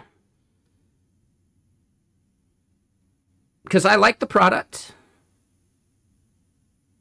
You know, I like Messijo, but I'm not married to it. If I can just have a nice exit and then I can keep building other stuff, yeah, let me just do that.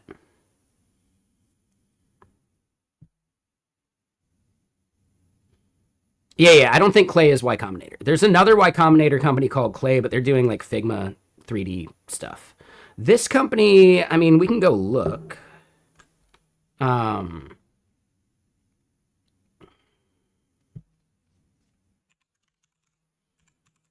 Crunchbase like tracks all this stuff.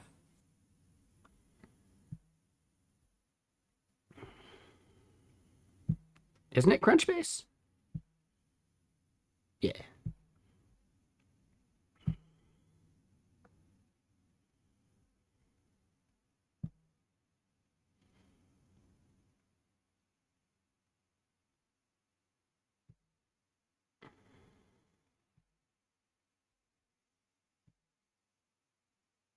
There we go. Their timeout's actually super short. I just want to find the company Clay. There we go. So yeah, looking at Clay, they've gotten 202 million in funding. Holy shit. Holy shit, dude. Looks like Sequoia was their main like lead investor, but we can see more. Yeah, Sequoia led their Series A, right? First round capital. I should be looking at first round capital.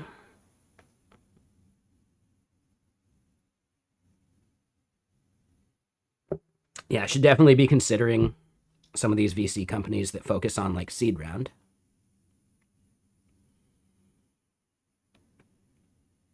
But yeah, Sequoia and Meritech. I'm not familiar with Meritech either. What other companies have they backed? But yeah, if you're ever curious about like some of this stuff and like figuring out like where do they get their money, like, you know, which venture capital firms are investing in certain markets and blah blah blah. Yeah, dude. Crunchbase is awesome. I bet there's some other service that does similar stuff, but I think most people I've talked to use Crunchbase for any of this like research. But there you go. Yeah. Right? They've invested in N8N. They've invested in Kalshi. Is Kalshi the betting platform? It is, right? Yeah, the prediction market.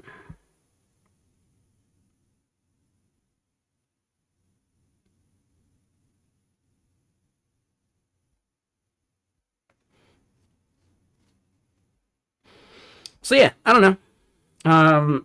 Like really, any good founder should be staring at Crunchbase like at least 10% of their day. Trying to like think about and understand, you know, Which venture capital firms, I mean, maybe not 10% of their day, but 10% of their time throughout the year, maybe, should be focused on thinking about some of these things, right? Like thinking about investment and blah, blah, blah, and whatever, right? How to secure the next round. And if you can't like find anyone to help you secure your next round, you should be looking at who's going to acquire you.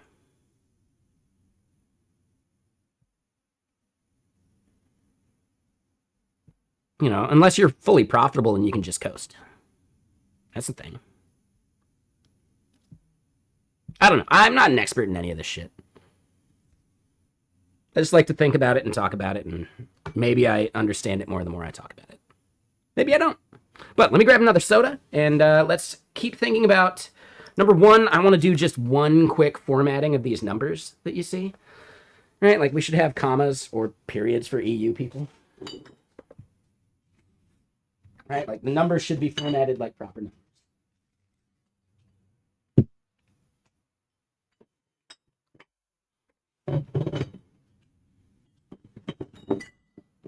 Oh, God, I got too much shit on me. Ember After Dark. Ooh. Like Ember JS After Dark? Is that like a podcast or something?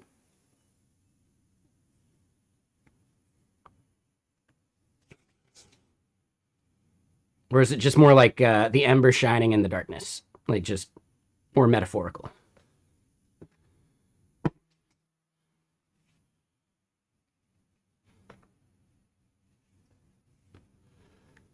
Maybe one of these days if you ever get fiber internet installed. Ooh, fiber is really nice. Yeah, for sure. Oh, I didn't mean to close that.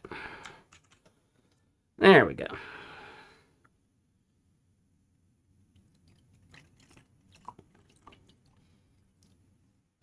I mean, you could do a podcast that's not live, right? Pre-recorded podcast is totally a thing. Right? Use Riverside so that the users are recording from their device and then it just uploads as you finish. Like, yeah, totally.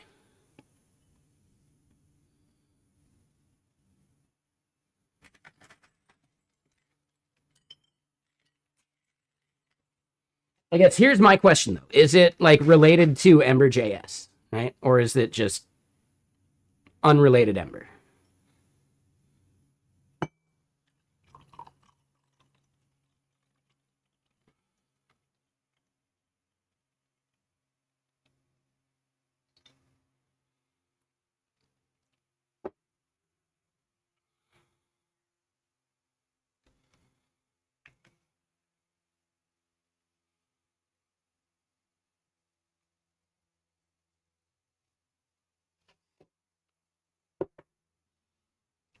Just unrelated Ember. Got it.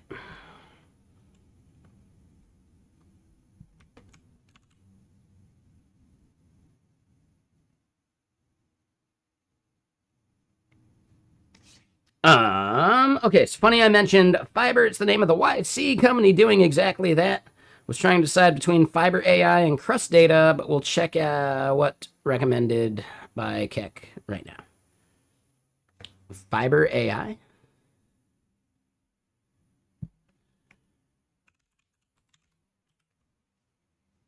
Fiber AI, the most regular AI you'll find.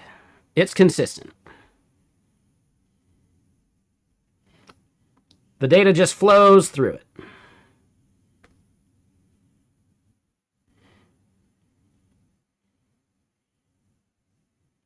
Sponsored by Metamucil.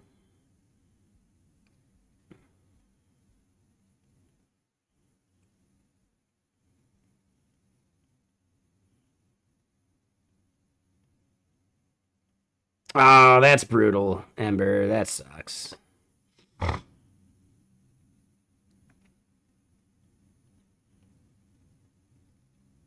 Okay, so this is a lead gen tool. Got it. This is 100% like lead gen or lead discovery. This is for salespeople. Got it. Got it. Yeah, based on that pricing, makes sense. Yeah, this is for salespeople.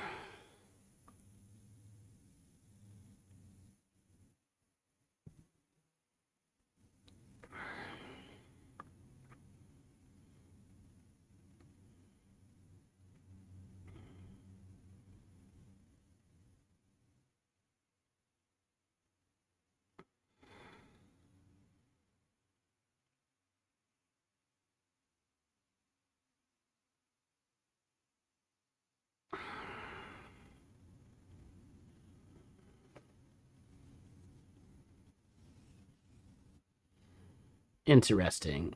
Yeah. All right. Seems interesting. Sure.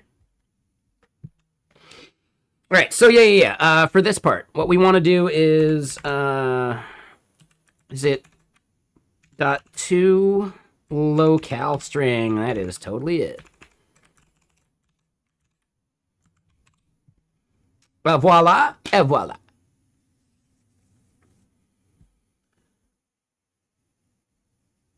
All right, so I think we nailed it on representing the values, etc. Ooh, it does look like we may have an unban request I should take a look at. Give me a sec.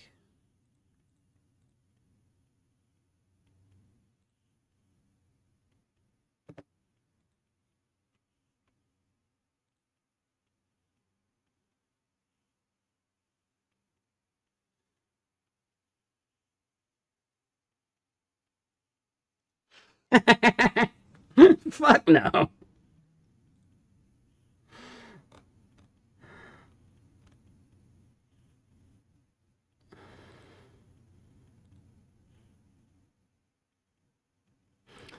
I don't know, guys.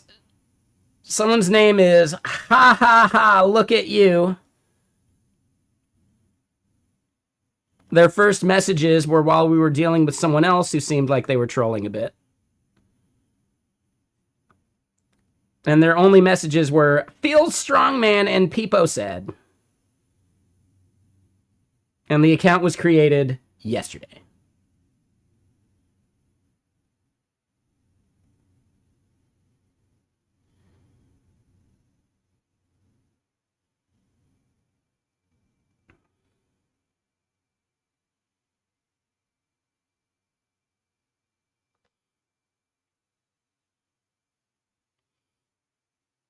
Oh, the Howard Stern approach. There you go.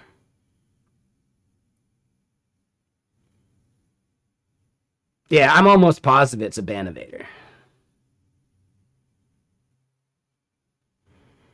You guys ever watch that movie, Private Parts? The Howard Stern story? It's entertaining as fuck. I don't care if you like Howard Stern or not. Honestly, it's an entertaining film,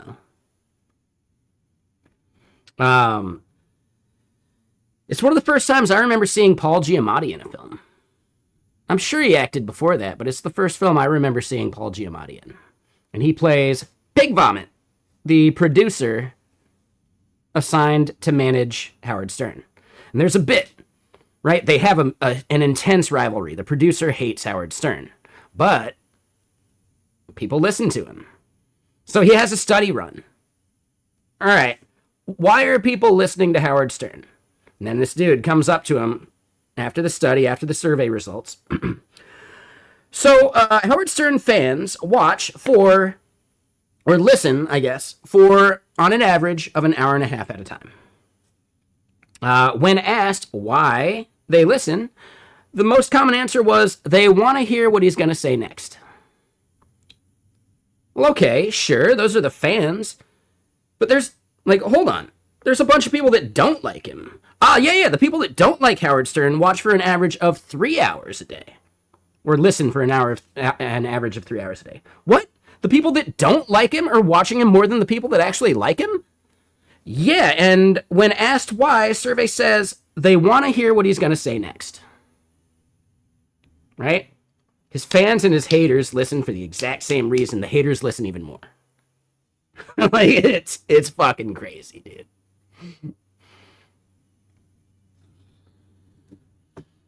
But yeah, like that was like a really profound like thing to me when I first saw it. Like it blew my mind. It's really good.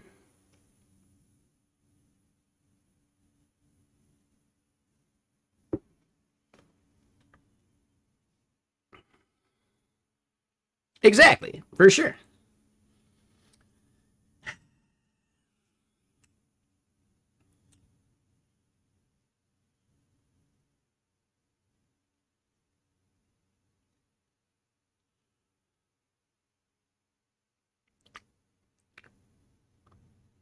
We'll do the unban, but they are on a very short leash.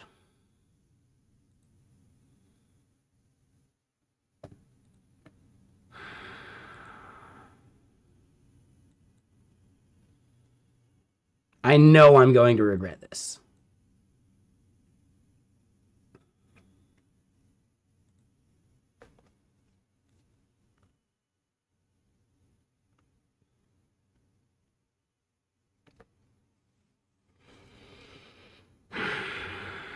I know I'm going to regret this.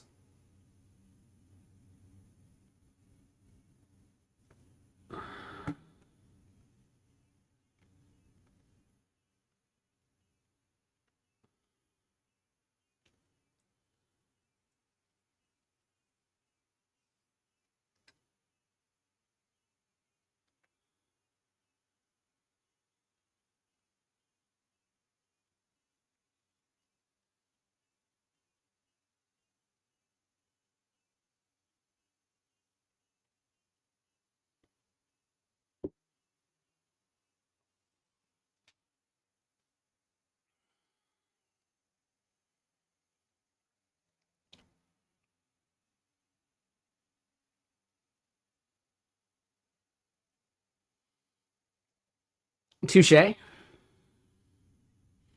sure there's some people that watch this stream for that same exact reason.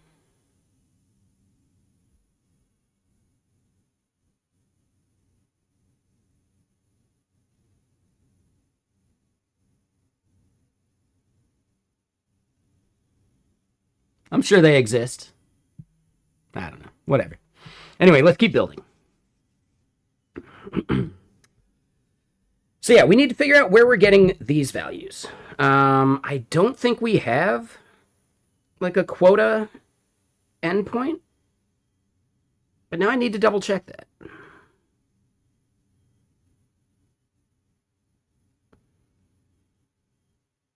Yeah, let me double check that. I do feel like we're fetching some of those values somewhere. Like I know keywords, we've got that globally.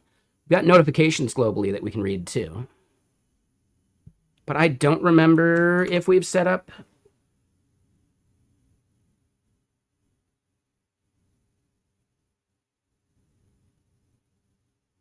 like a status. All right, quotas. We do see, yeah, quotas events. All right, never mind. We are fetching that. We just need to add lens results to that, and we're good to go. So we do have a quotas endpoint. I'm glad I set that up. I don't remember why I set that up, but I'm glad I did. And then real quick, you had a joker come into one of your coding streams and say, you're old, you should quit. And you said, your parents should have left you at the orphanage.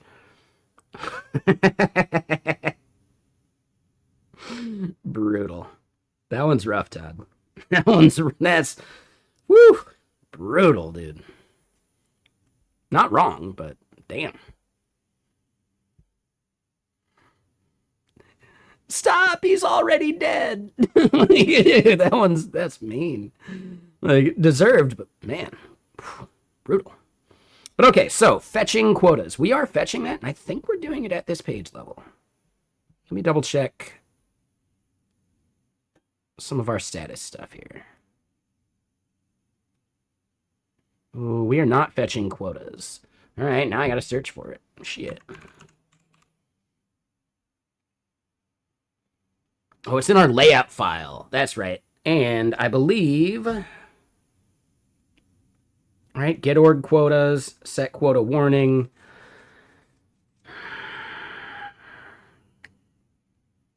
We should be storing... Damn, now that I remember it, dude, this quotas endpoint is old. Like, really old.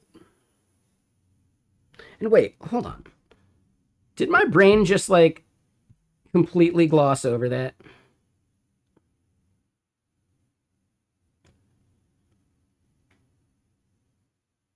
All right, well, I don't necessarily want to call out a lurker, but if they do say something, I'll fix it. But I'll fix it offline, too, if I remember.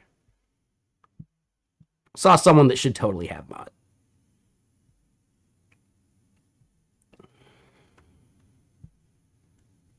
But yeah, we should be setting this quotas value as like a global value at this point.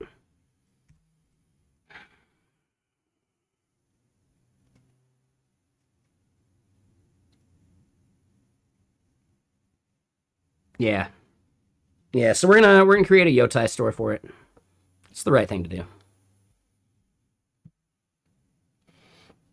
I think it's going to go in orgs because it's an org level quota.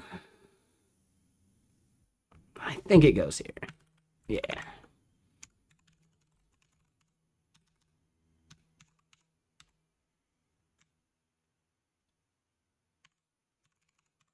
We are going to have to like keep this value up to date as we change things, you know, like optimistic update style. Well, that's not a big deal. And then, yeah, we just need to update this with lens results because I forgot, like, when I'm really thinking about it, this event's banner is, like, this quota. The reason I didn't remember making this quota's endpoint is because it's one of the first endpoints we made. Like, way newer than lenses or a bunch of this other stuff. So that's funny to me that I completely forgot we had that because all we're doing for it is we're using it to show like a banner that you're approaching your limit to encourage you to like upgrade, which is smart.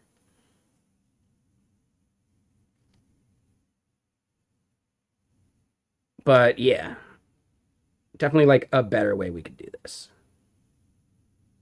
And oh shit, did I just trigger myself and I didn't mean to? I did. Why the fuck is our footer not the same width as our header? God damn it.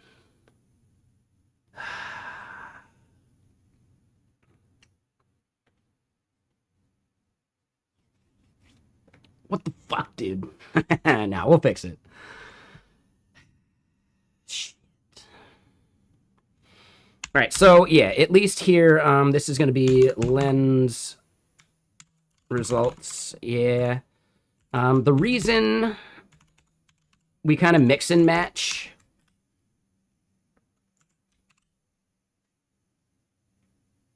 you think it looks good? I don't know. It's just not right, though. No, and it's barely even a CSS problem. I just have it nested within the wrong, like, wrapper. That's on me. I can fix it.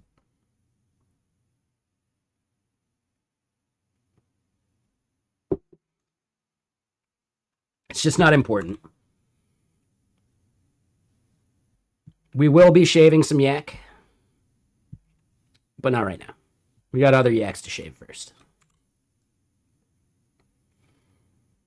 All right, so yeah, this value here, what we actually want to do is not hard code this shit. We want it to be quota, org quotas response. And then, wait, what? Oh, what did I break? Yep.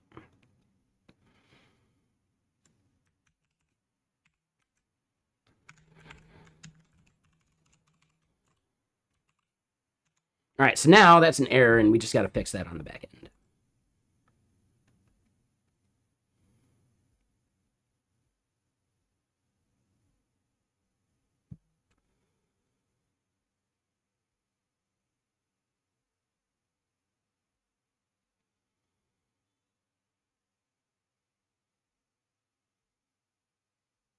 It is quotas. Yeah, I just have it.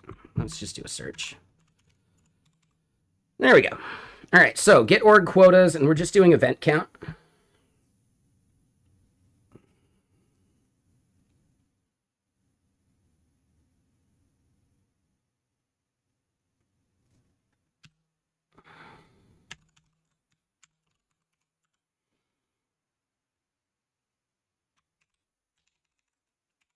Right, I don't think we have that method. Wait, do we? No, wait, no, we don't have that method. We're going to have to go create it over on the repository for sure. But yeah, lens results count, and yeah, we can't autocomplete that. That's what I thought.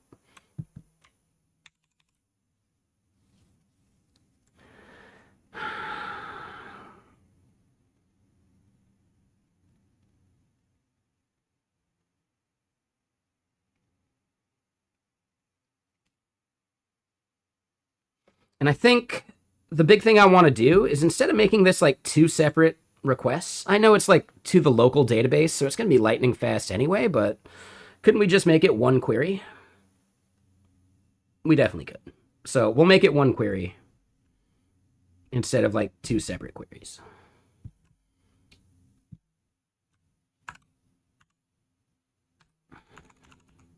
So yeah, get keyword event monthly count.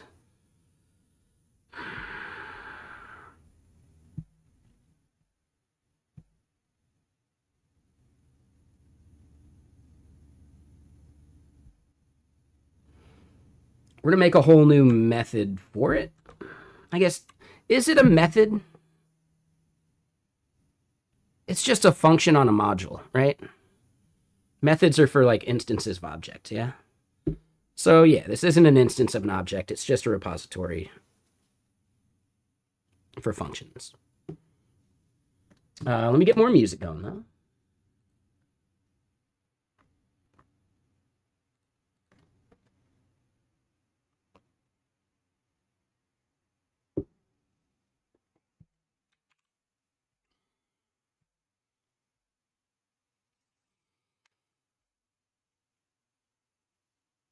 All right, so we're going to copy this and just create a new method for it.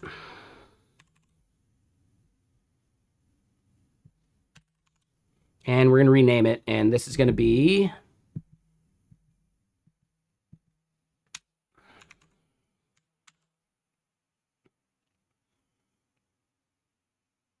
Oh, you know what? Right, this is an org level thing. Yeah, it shouldn't even be here. This should be on a different repository. Yeah, it should be on the orgs repository. What am I thinking?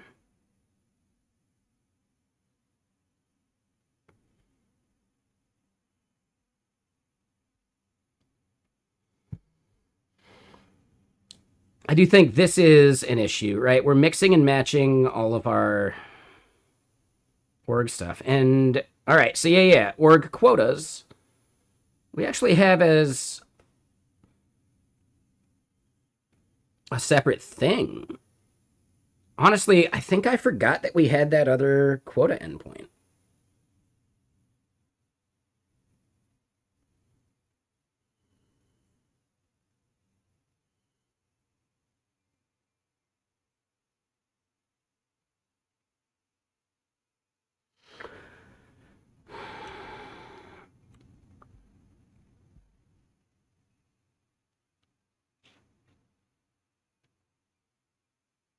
Yeah, so let's go look at this real quick, right? We can see lens runs, keyword events. Those are the only two quotas that we're really tracking in that way. But I don't think we have a recurring thing to zero those values out. We don't. Yeah, so...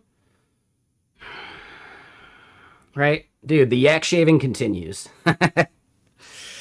Yak.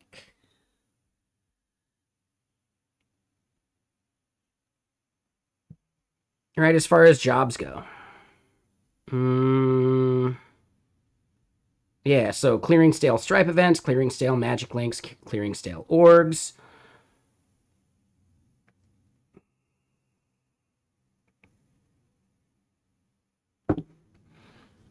And yeah, that's another thing that we should have in our billing, like data retention.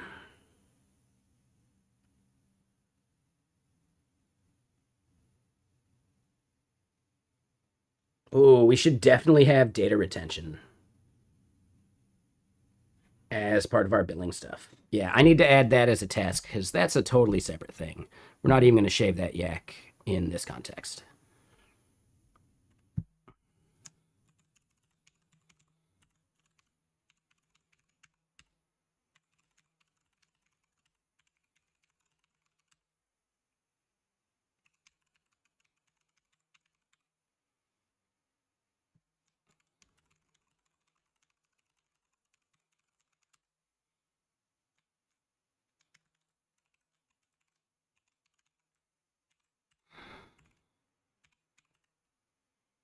And it's really, we're using quantum.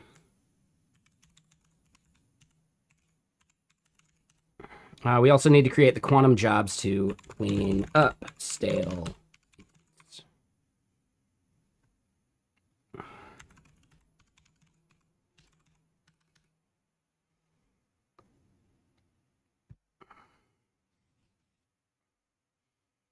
All right, so we're doing that after our visualization stuff still.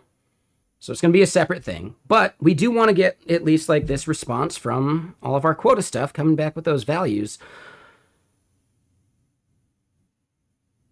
We're not going to be doing that exactly right now, though. We do want to at least set our quotas back to 0.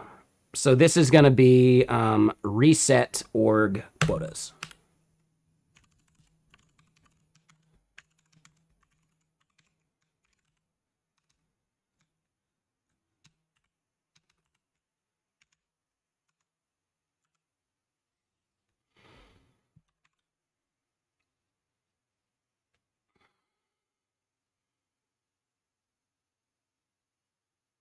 Hold on. Let's skip this singing BS. Come on. Get the funk out of my face. Get the funk out of my face. Like, the movie Semi-Pro is good. That song in Semi-Pro is better than the film. Right? When Jackie's just like in his car singing that funk song. Get the funk out of my face. Get the funk out of my face. Dude. Is that a real song? I think... Is that a real song? I don't know. The yak shaving continues.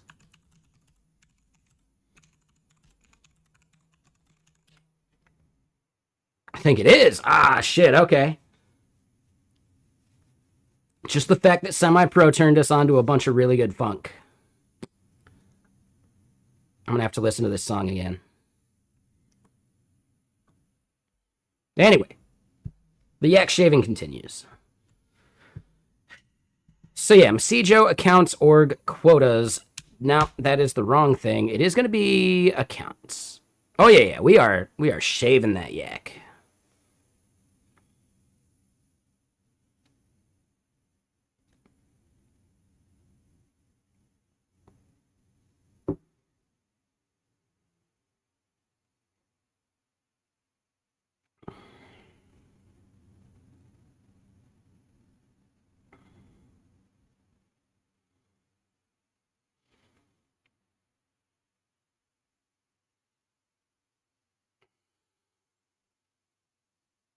Yeah, we are doing it on accounts, and that's annoying. Does Messijo have an API so you could have custom notifiers outside of specific social media? No, not yet. Like, I hadn't even thought about people pushing events to Messijo. We do have the idea of webhooks to where you can have Messijo send events to whatever systems you might have, right? So we have, like, the push, but we don't have a pull. And yes, an API would be a good way to do that pull. But yeah, we do have webhooks. So at least like if you want to like listen to events and get them into some other dashboard, you can do that. But yeah, like the other direction, we don't have that as an API yet.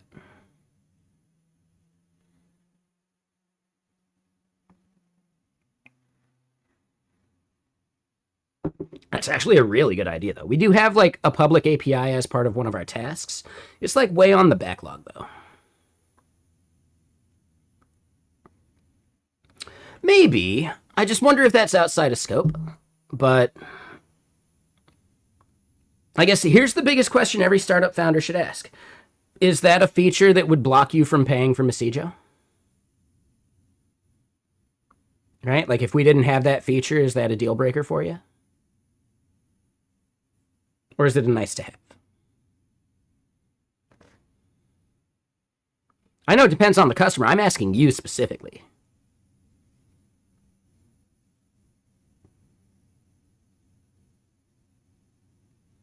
Like, yes, I'll bring it up in other customer conversations, but yeah, you're the one that actually thought of it and thinks it's a good idea. Your opinion about this matters more. You specifically, you would build it. That's fine. I get that. I think what LLMs and like vibe coding and all this stuff is doing is actually like making it more apparent that you should only be spending the time building the things that you actually need built, right? Like, it's the same problem any dev like us has had right? We have ideas. Which ideas do we build first, right? Like which project ideas are more important, like all those things, right? Just because you have LLMs that can like hammer out an MVP super quick doesn't mean that that MVP actually has value, right?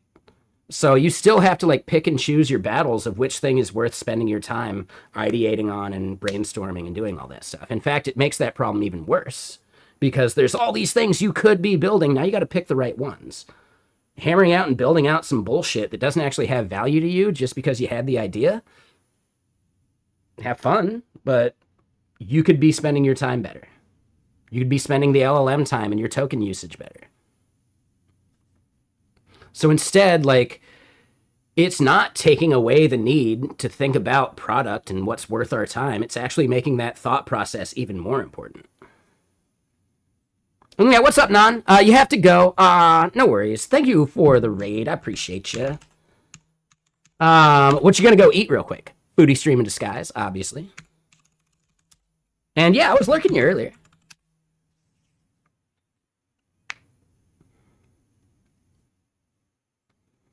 How goes your song request bot? I think that was the main thing you were working on, right? Nonify or whatever? I was loosely paying attention. But if you got to get going, I totally get it. Welcome everyone from Non-Code Stream. You know, maybe they fill us in or they had to get going that quick, and I get it. We are building a tool to listen for keyword mentions on social media. Because not everybody mentions you and tags you. They'll just mention your product and you have an out-of-memory issue on your AWS EC2 instance. Still don't know the exact cause. And you're using Python, correct?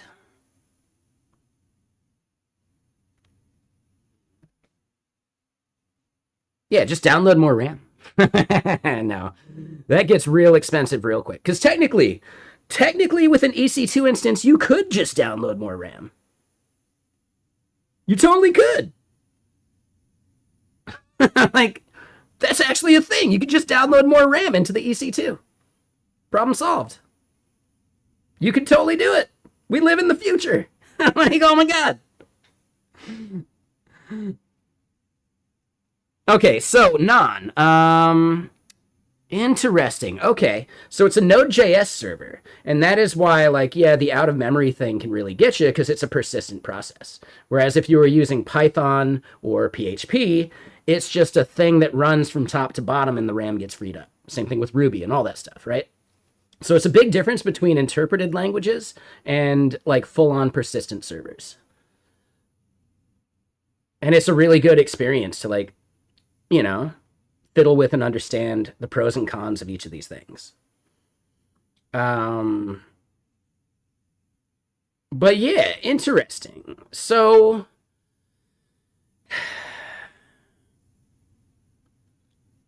like, have you started graphing like your RAM usage over time or any of that kind of stuff?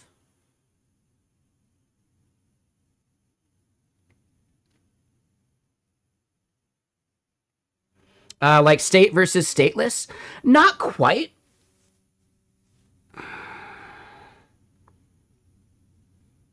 Like, no, it's not that.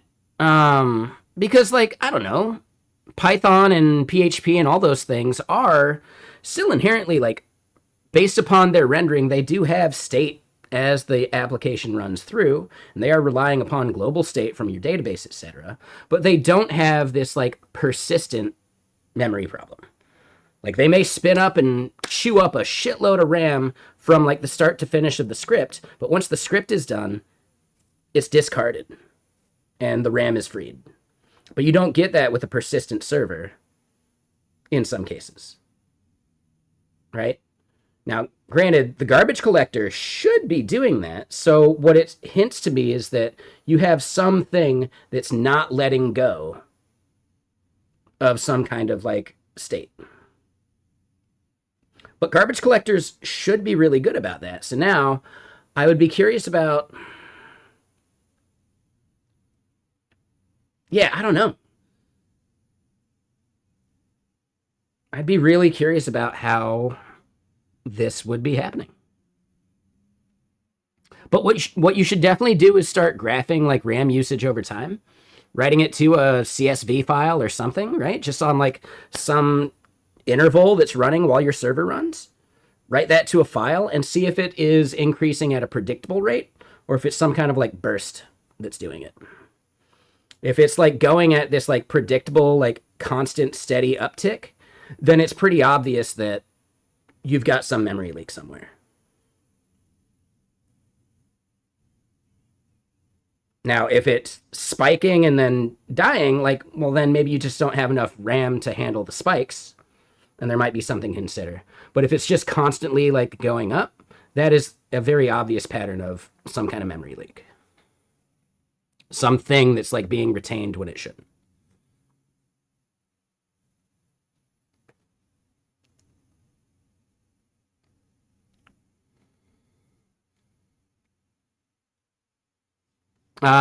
Free 6 months for students on GitKraken.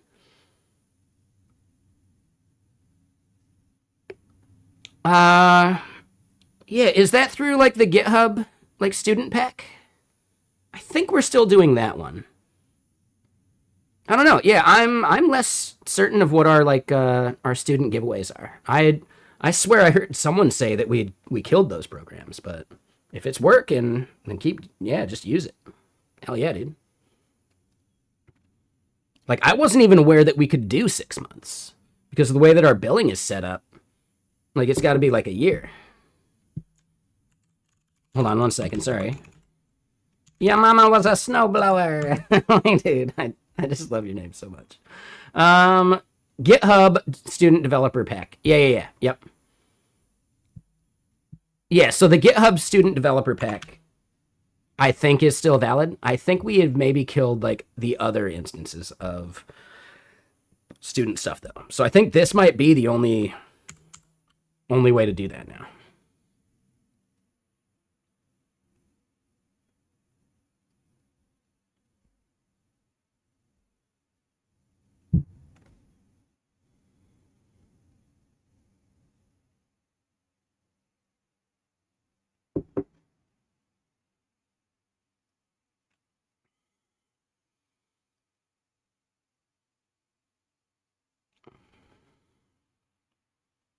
Yeah, I wasn't even aware that we can do 6 months. Maybe it's like a half off thing. Oh, and no, you're good now, Snowblower. You can do links. Like, that's totally fine. We just have it to prevent the spammers, you know?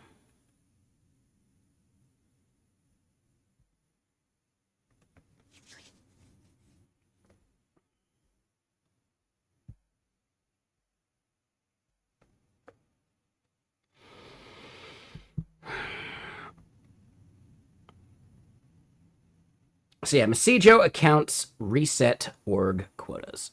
And yeah, like none. I am really curious about what you might find as the fix.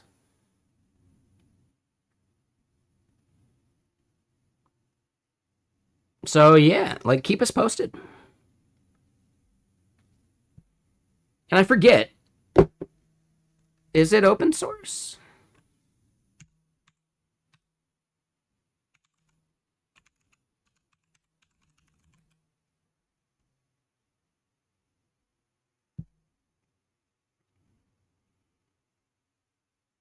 I don't know if it's that one.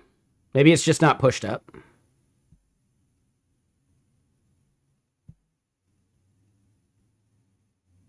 Oh, 5 hours ago. Yeah, so this is probably it then, yeah?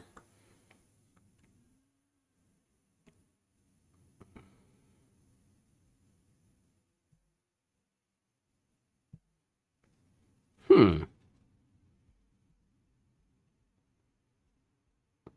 Interesting.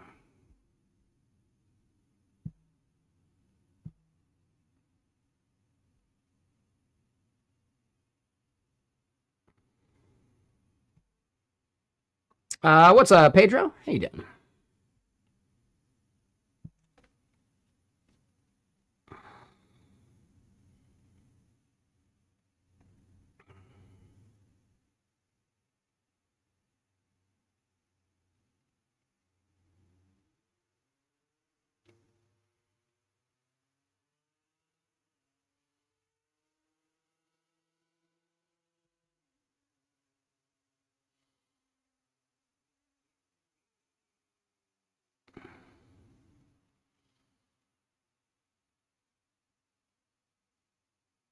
Interesting.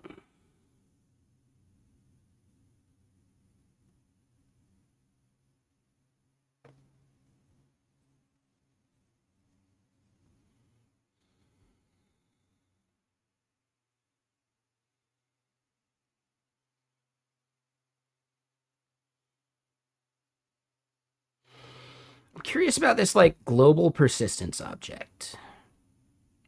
So rec.app.locals.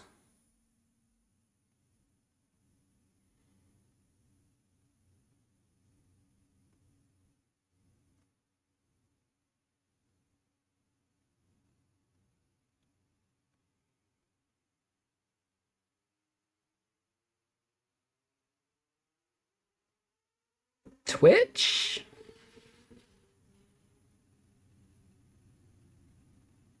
Maybe GitHub? I'd say GitHub is probably worthwhile. I don't know. Yeah. Like, I don't think I qualify, so whatever. But thank you. So, yeah, I don't know. I leave it up to you. Whatever you think is appropriate.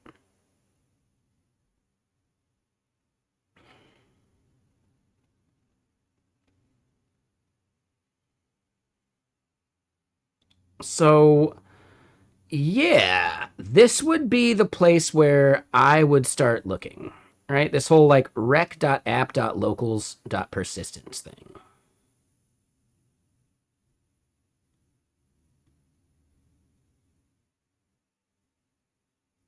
And where does that even come from?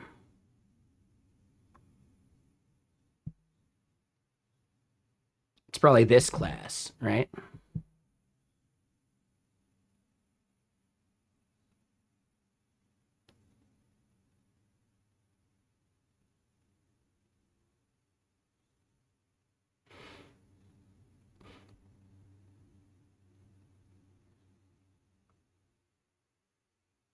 Yeah, none of that looks too crazy to me.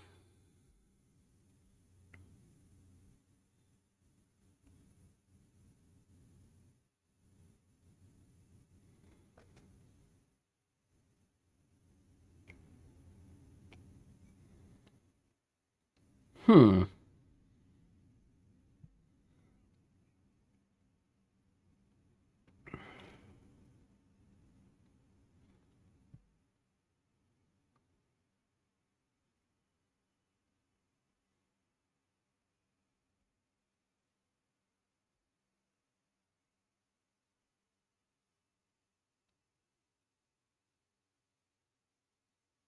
Oh, I appreciate that. Thank you. I think there's other people that deserve it more, but thank you.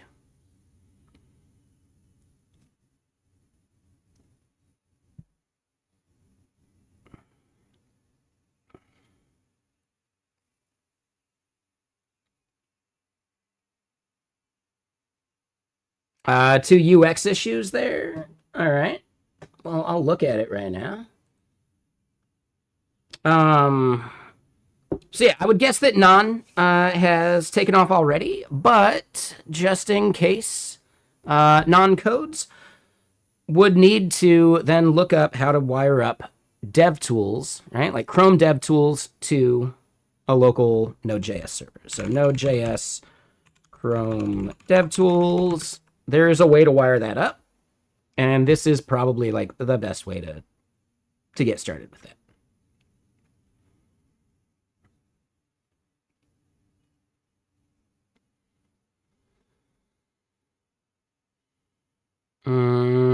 Yeah, I've always just done the I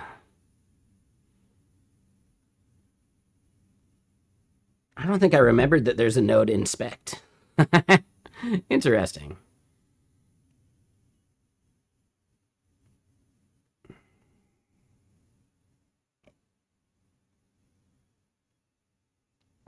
Yeah, this is most likely the step that none would want to take. I feel like I've done this a different way before. I don't remember using node inspect. It's just been such a long time since I created a persistent Node.js server.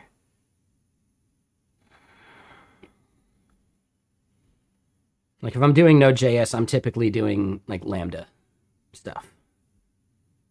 Or at least like, just functions.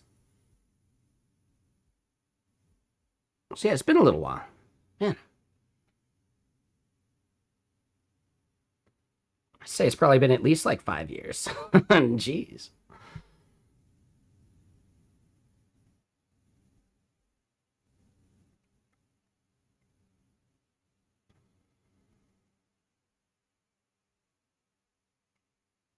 But yeah, anyway. Yeah, there's a bunch of ways that I think Nod can do it. I think DevTools is probably the better option. But at the bare minimum, you could just like call out to various like Node, like internal functions, just like tracking the RAM usage on an interval, like logging that to a thing and then graphing it. But you get that with DevTools automatically. So yeah, probably just use DevTools.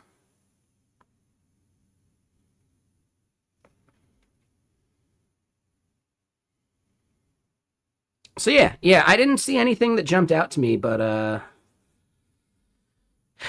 really do think persistence would be the first place I would really start looking for some kind of memory leak. I feel like Sentry should be tracking that stuff too.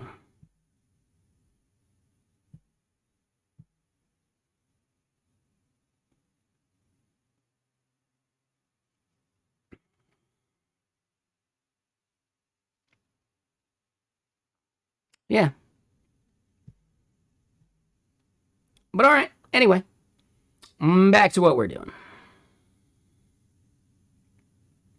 Oh, yeah, let's check these two bits of feedback.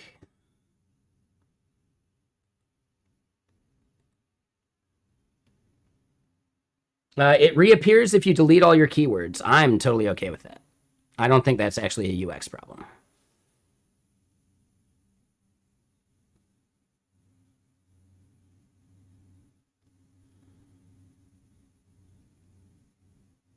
Creating a new team keeps the pop-up open?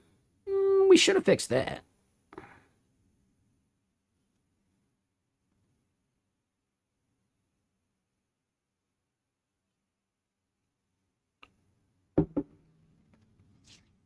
So yeah, Brainless.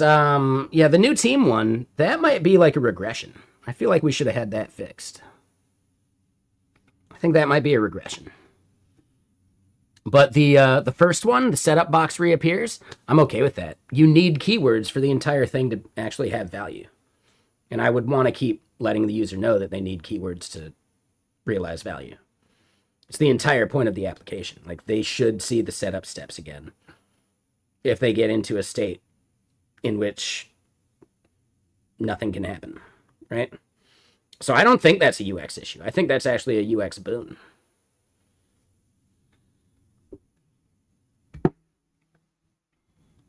And then, yeah, I saw this earlier. I don't necessarily want to dox a lurker. I think only mods would see it anyway, but whatever. But yeah, anyway. So we do probably want to figure out what's spiking right there as far as like our query time goes. It's not the end of the world.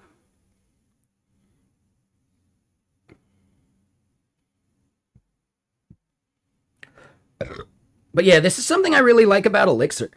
Spinning up this, like, or not even Elixir, but Phoenix. Like, spinning up this Phoenix dashboard for some of this stuff is really cool.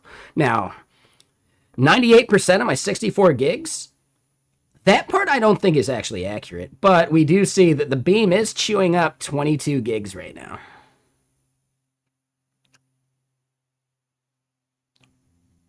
What? Hold on. What? So I've got bugs too. That is definitely not good. What the fuck, dude?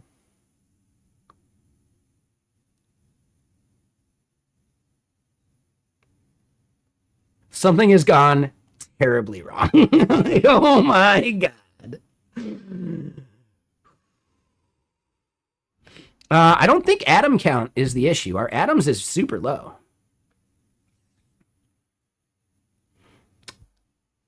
My guess is that it has to do with how long this process has been running. Right? Like if I clear this.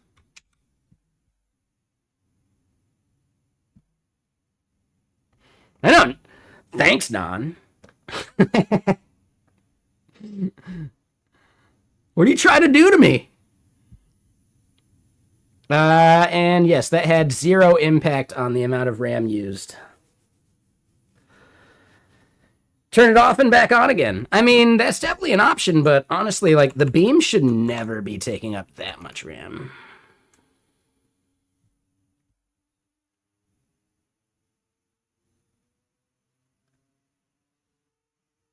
Like, that means we've got a problem in production, too.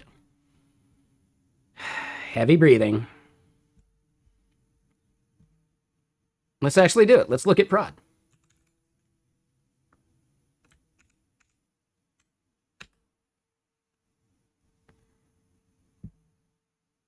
See?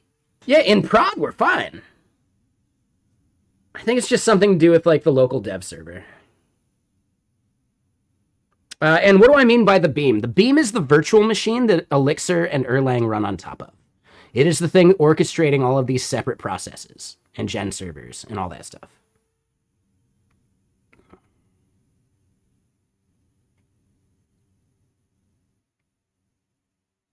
You're thinking if there's any gen server or any stateful process just keeping information? My guess would be it's Oban. My guess would actually be that it was Oban.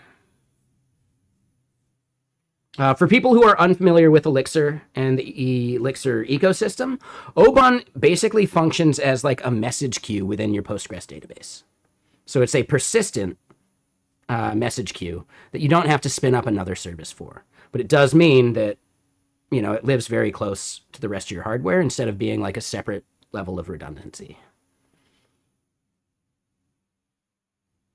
But I don't see why 20,000 things completed here would be a major issue. Like, that just seems weird.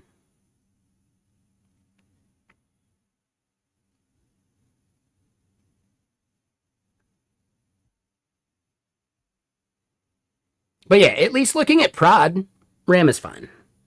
Like, we're totally good to go. We're not even consuming close to our total RAM. We're fine. So at least prod's okay. My guess is that in dev mode, Phoenix and the Beam are retaining a lot more data for stack trace stuff. That would be my guess. So it's probably just a dev mode versus prod mode thing.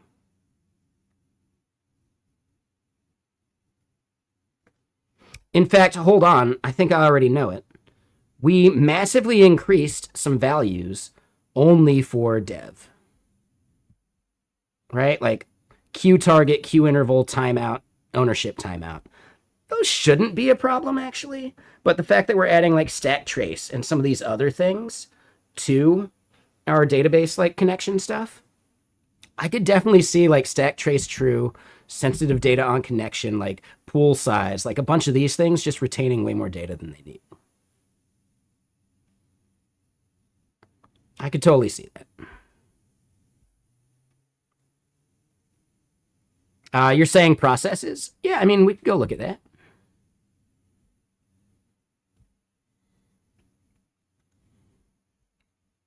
Right now, the beam is 800 megs, so we'd have to just leave it like going for a really long time to see. Shit, you know what?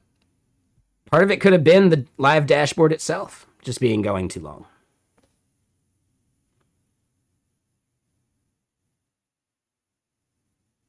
Could have easily just been a memory leak in the dashboard. And that actually makes a lot of sense to me because the dashboard was timing out.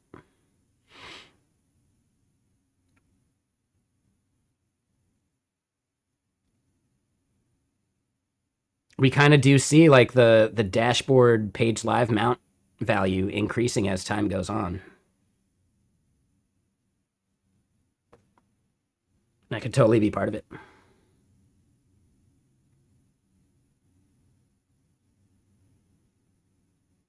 Buy more RAM. Yeah. Someone made that joke. Maybe you stepped away. but it was yeah, non-codes was saying like how their EC2 instance was hitting an out of memory error. And nil pointer was like, oh, just download more RAM. That's actually literally something you can do for an EC2 instance. You know, like that's actually hilarious. We have actually, like, the cloud has made an old joke actually relevant. That's amazing. That's so cool. Just download more RAM.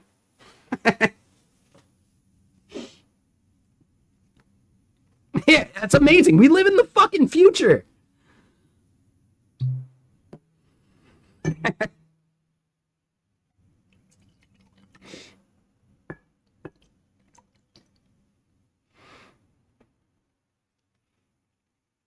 Devils. Yeah, they have a memory leak. Were they connecting up? Like, were they using the Node.js, like, node inspect utility? Right? So then, like, wiring up dev tools to it? Did they at least, like, get that far? Because that's, like, really good practice. Like, dude, there are senior engineers that don't even know how to wire up the inspector. For sure. So she did get that wired up? Awesome. Cool. So that's at least, like, a good step. Ah, there you go, Devils. Yeah, good job.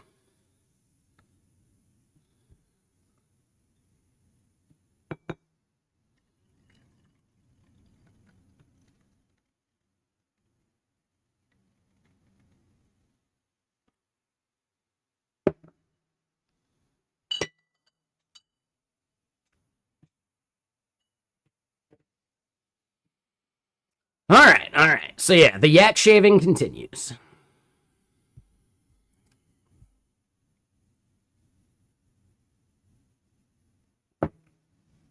The cat shaving continues. This is my favorite hoodie, by the way. This is one of the first, like, goofy hoodies that I ever bought.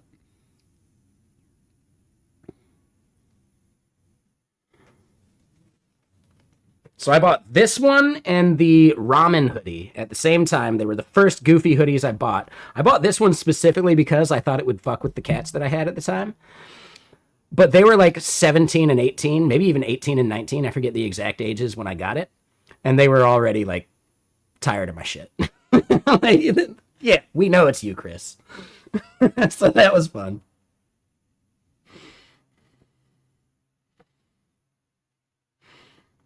It did not freak them out in the least.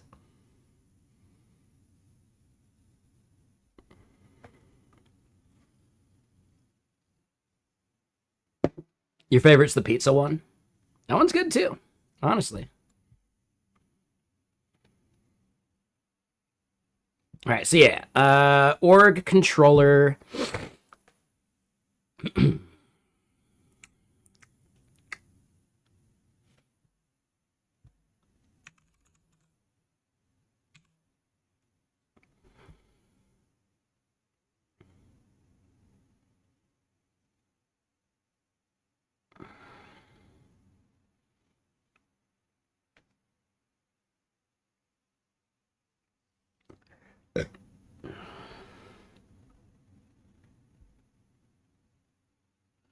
So here's the big thing. We're actually using this, like, new quotas method, like, all over the fucking place. But we're not using it in any of our response endpoints. Oh, the tux one? Oh, the tux one's good. The tux one is really fucking good. That was one of my favorite things about doing the VimConf talk that I gave that one year, right? Prime and Tej had their black hoodies. I had my tux hoodie. I adjusted the fake tie, being like, yep, and I'm the one with the better black hoodie, aren't I? And then I gave my talk. That one was fun.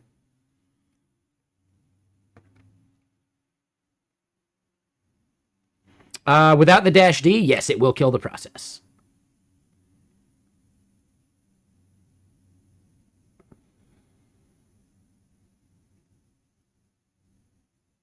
Yeah, closing a terminal closes any active process that's running in it. Like, normally with iTerm, it would even ask you, right? You try and close a tab in iTerm too, and it's running an active process, it'll actually prompt you like, hey, are you sure you want to kill the process?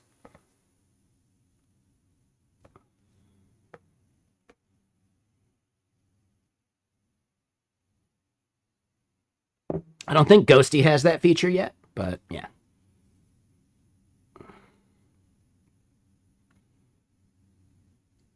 If you have a DB running, would it persist? Yeah, it should still be writing to the data inside the container. So the data will persist as long as the process is running, but then after you close that tab, the process is dead and nothing can update the data anymore because the database isn't running anymore. So the data should persist. There is an edge case to that where, like, if you close the terminal process before it's done like a flush to disk at the database level, there's a chance that it doesn't persist. And that's why you want to really avoid kills of your database.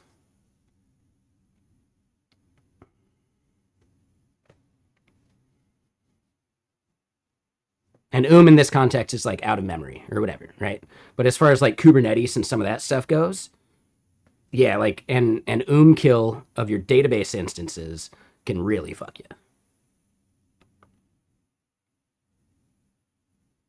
It should have the changes before killing, but again, it depends on if the RAM, like the data in RAM, has been flushed to disk. And that's based upon like how your Postgres or MySQL or whatever is set up as far as like its persistence. And like writing to disk is the slowest thing any database will ever do. So they try and pick and choose the times at which they do that.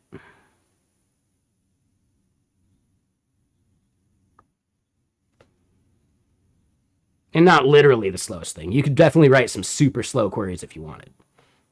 But in general, the disk is far slower than RAM.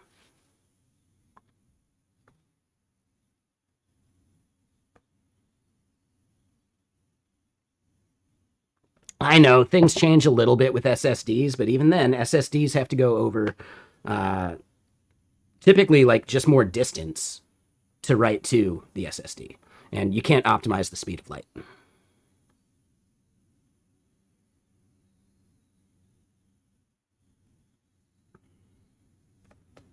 So just in general, typically RAM sits closer to the CPU, which means, you know, you're going to have just faster speed of light time. And then going from RAM through CPU to disk is also like this extra bit of like, you know, speed of light issue. Now, granted, should that actually matter? No, but it does really create edge cases where things haven't finished flushing to disk.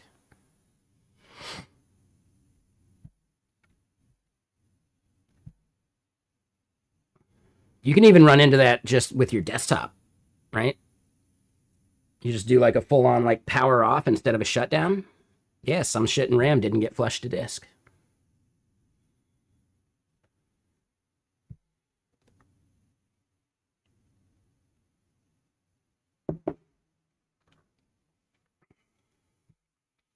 All right, so yeah, what we want to do here, monthly count bullshit? Nah, man, it's just quotas all the way down.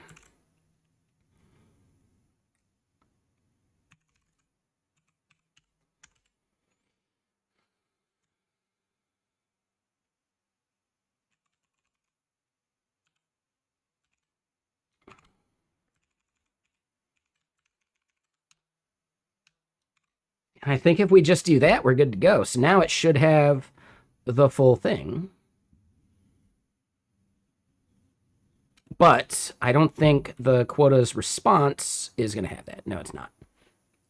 So that's where we got to go and do this junk.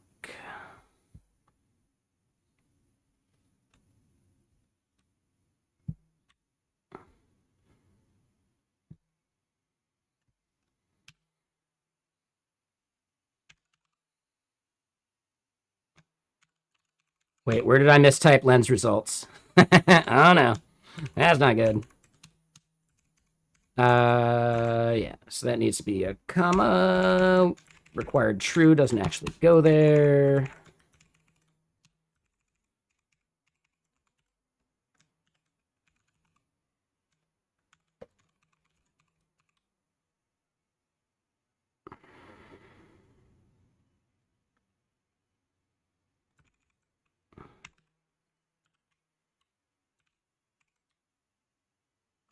Sure.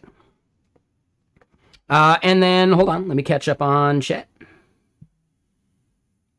Testing application state. You would recommend having a way to get to a desired DB state programmatically. So if things get corrupted due to a restart, it's less of an issue.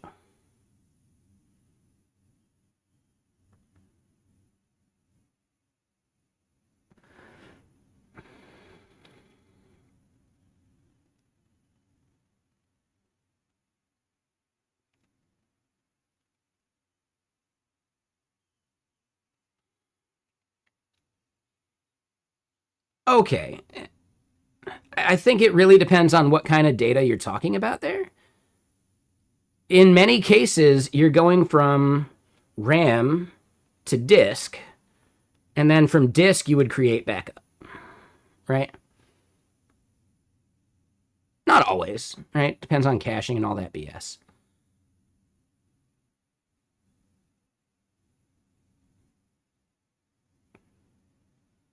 Like in general, a MySQL dump, and I think even a Postgres dump, just SQL dump in general, I'm pretty sure those are like a stop the world thing. So you got to be really careful about when you do those.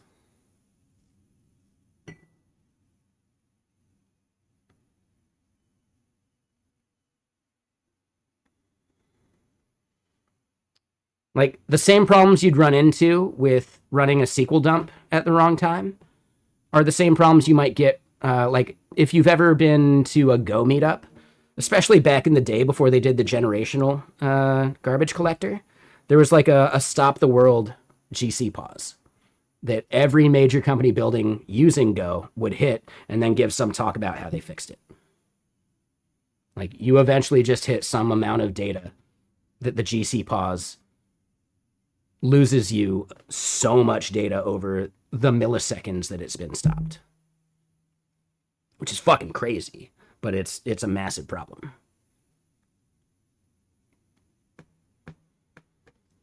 Now, these days, I think it's less of a problem in Go because they now have the generational garbage collector.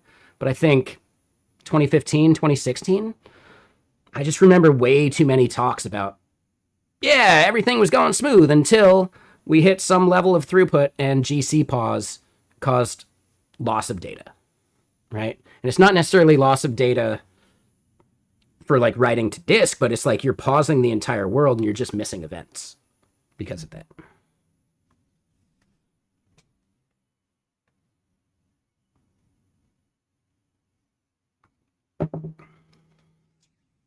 It's been a long time. I forget some of the solutions they had to fix that stuff. But now that they have the generational GC, it's way less of an issue.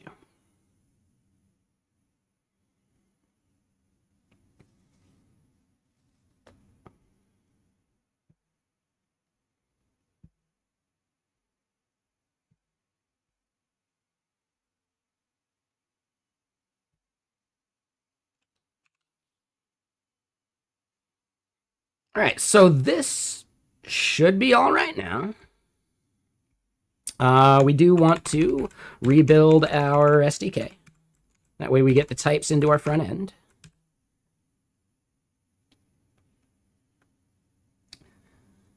I get it. So that's basically what you're saying there, Ember. Yeah, a seed file is really for like fixture data, right?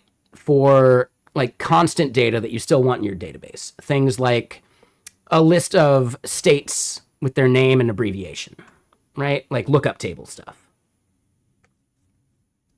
Right? We definitely have that with our application, right? Our billing tiers are actually like, it's a database table of our billing tiers so that we can like add new ones and kind of fiddle with that and deprecate old ones, but still bill people based upon what they signed up for so they can be godfathered in or grandfathered in. That's it. Godfathered in is a totally different thing. It involves a horse head. Like you don't want to deal with it.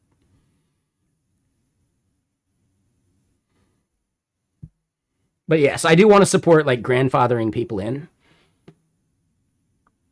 I didn't care for it. I'm just referencing Family Guy at this point. I didn't care for the Godfather. If I'm being honest, I actually don't care for it that much. Sorry. Sorry. As ridiculous of a statement as this is, I'd rather watch Ice Pirates. Yes, I mean the terrible sci-fi film. I would rather watch Ice Pirates. I love that movie. I love some campy bullshit. Shit. Toxic Avenger, They Live, Big Trouble in Little China. Give me those any day of the week. Godfather? Ugh. Ugh. I'm convinced people say they like The Godfather just to like not get laughed out of like cinephile crowds. But I enjoyed There Will Be Blood, and it's the same thing.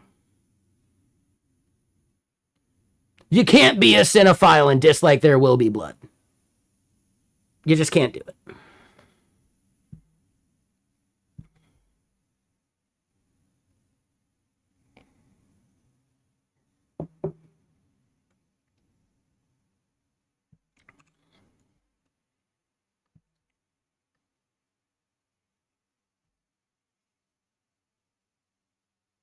Uh-oh. Wait, really, Brainless? Uh-oh. Like in my app? Uh-oh. What did you do?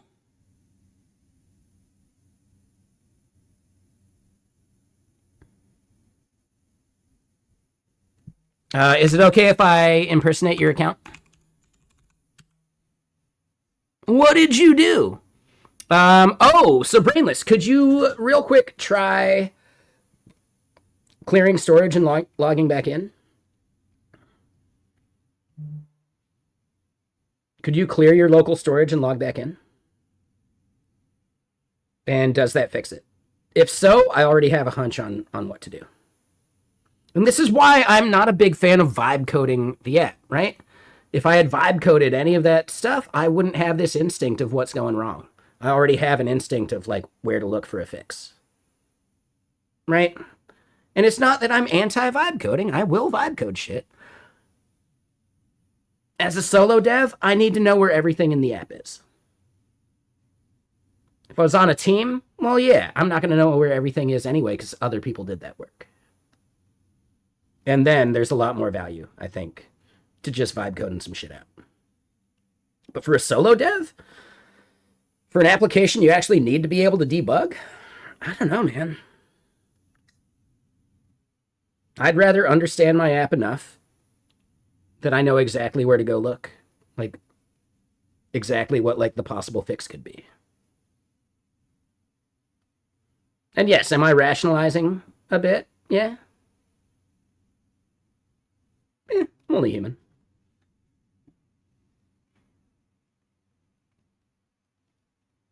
But yeah, that fixed it. All right, so, all right, let's go and reproduce it then, just so that I can like give myself a good ticket for later.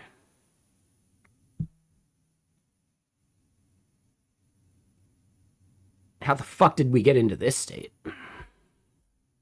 Oh, because the server's down. All right, so we rebuilt the SDK. Yeah. That fixed it, and the name was persisted. Yeah, it should totally work. We do have a 500 with like this new thing we're making, but that shouldn't have caused the thing you were seeing. I'm so curious about that.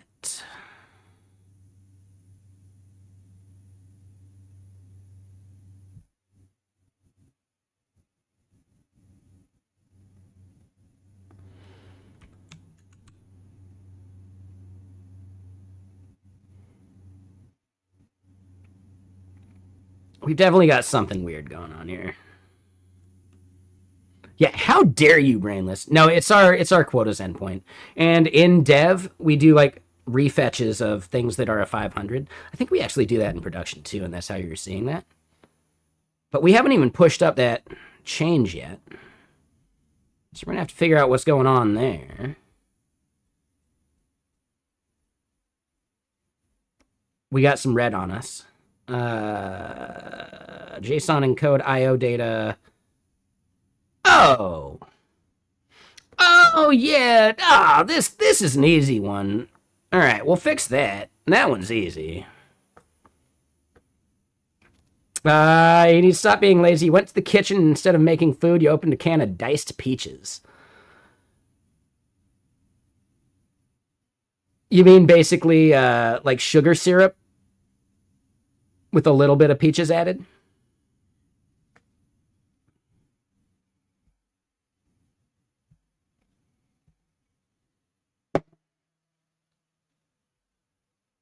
All right, so yeah, this is just an encoding issue.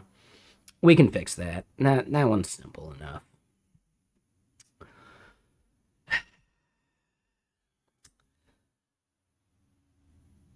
We are shaving this yak raw. Like, damn, man. This yak could really benefit from some like better shaving cream. You say a can of sardines? Honestly, no, sardines aren't that bad, man. It depends. Hold on, are they the ones that still have like the heads attached? That one's a little much. That one's a bit much for me. Like, are the spines still in there? Those are a little much.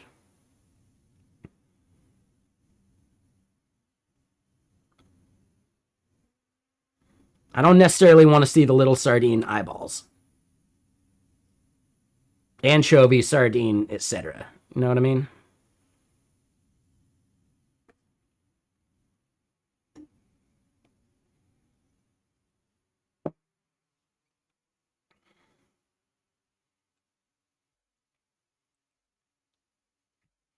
But now, like some sardines with some good like cheese on a cracker, that's a solid meal, man.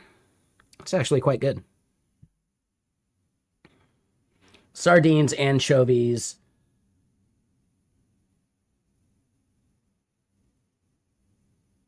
There's a new one I got. Okay, so no heads. That's way better. Hold on. I've Costco had one that I was like, ooh, I haven't seen that yet.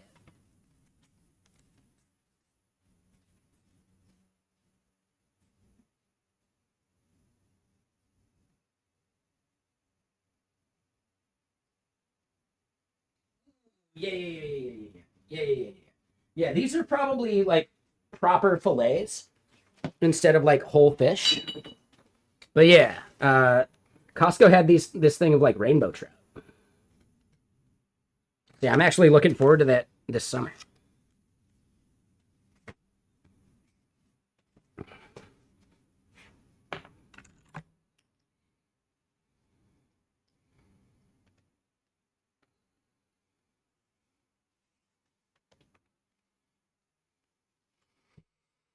All right, so it's in the JSON output.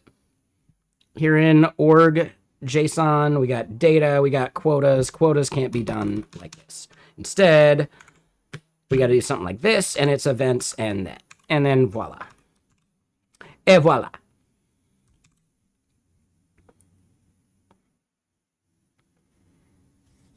Anchovy pizzas at Pizza Hut many years ago was the worst pizza by far. I've never actually had anchovies on a pizza.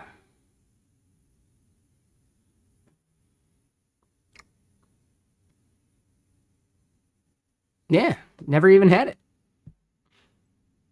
I wouldn't mind trying.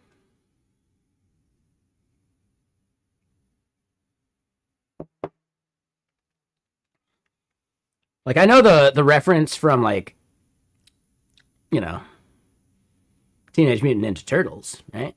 Ugh, anchovies. So you dislike anchovies by themselves anyway. So yeah, just like being a prep cook, dealing with something you don't like is gross. Yeah, I get that.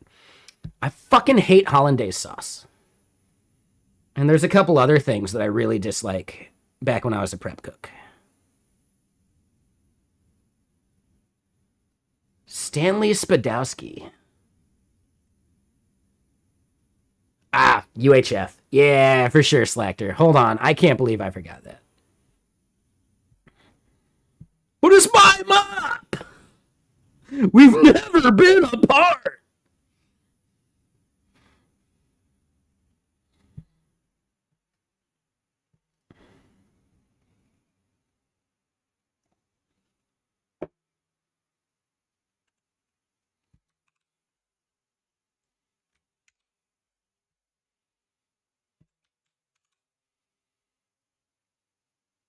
Dude, something is weird here.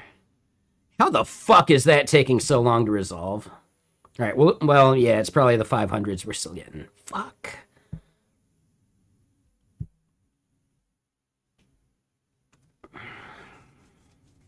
Oh, hold on. I know this one already.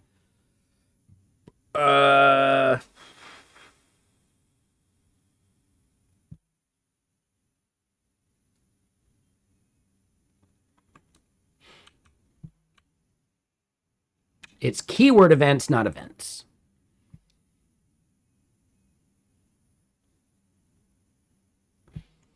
So I guess here's the thing. Should we leave it keyword events? Like, are there going to be other events that we care about?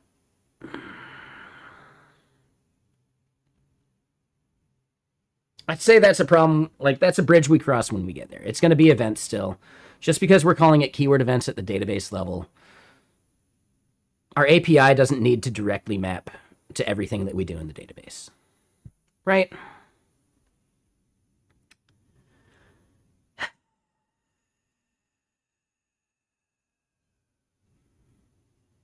But it could.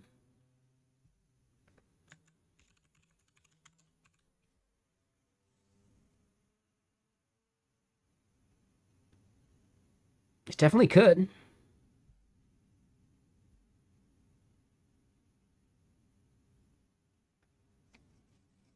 Yeah, I get it. I know you like consistency.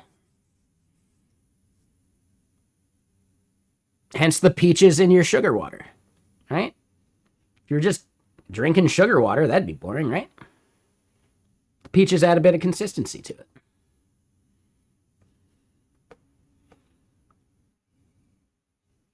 Boom, roasted. All right, hold on. Let me grab a soda. I'll be right back.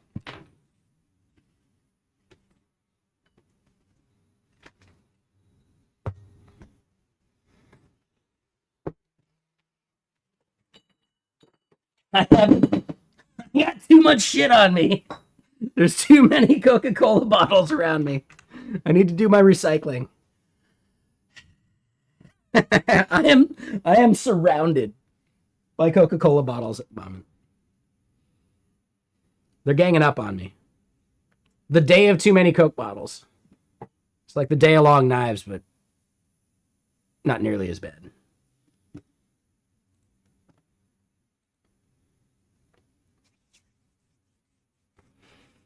You don't have much sugar on your day-to-day, so in a few minutes you'll be jumping through the room. Yeah, exactly.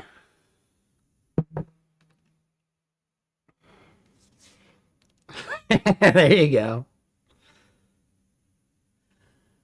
All right, so hold on. Who else is triggered by the fact that that thing isn't doing, like, the full floss? He's not alternating the other arm behind him. He's doing the floss wrong. He's pulling... Hold on, is it a ninja reference? Because I think he did the floss wrong during that New Year's party. Right? Is that a ninja reference? That's some deep lore, by the way. The mixer party?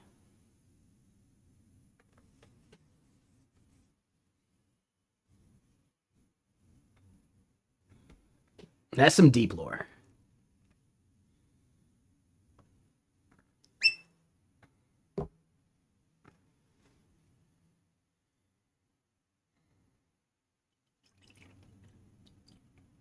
Can I just say, like, it was a blessing in disguise that I didn't get that mixer job when I applied to it? Because they were done like a year later.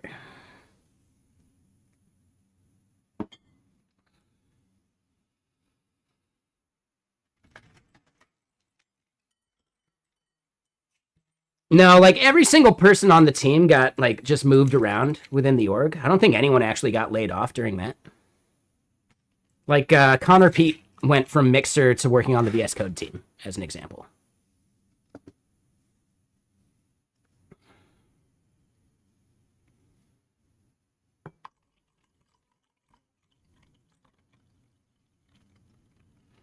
If you're not aware, Connor Pete is the one that was interviewing me when we were doing like the whole like emote thing, and like they tended to prefer the recursion, and I did it with a loop. I'm just sitting there like chatting with him like we chat on stream. I go to run it. Oh, there's a test failure because I forgot the 0 case. Rookie mistake. And then I fixed it, and every test passed. And he's like, wait, what? Like, it blew his mind that I wasn't, like, focusing and concentrating, and I could just, like, hack out some code while bullshitting and talking about other things. That's part of my origin story as a streamer. For sure.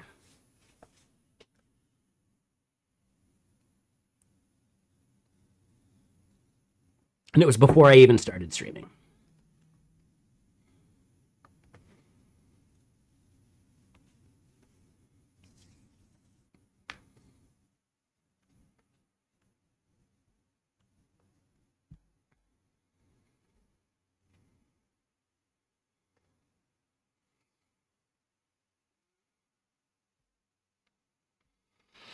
All right, so that should be good, man. What's the deal, dude?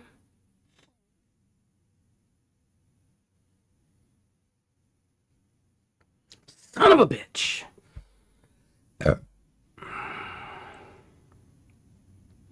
You did like some of the things Mixer was doing? Yeah, like they had some really interesting like audience interaction things, and like the animations and stuff within the app were like kind of cool. Like I consider them to be massively superfluous, and I don't necessarily give a shit about that stuff, but you know who does like that stuff? The viewers.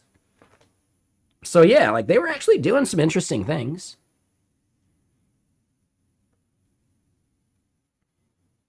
Like as a dev in general, my entire career has been pushing back on some random fucking designer requesting something that we just don't need. That's been my entire goddamn career. Like, yeah, that whole like weird animation thing you want to do, and you know it happens when like a user logs in for the 5th time. Like, we're not doing that.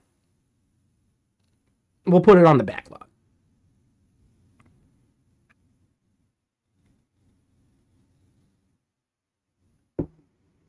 It shows confetti when they log in the 2nd time.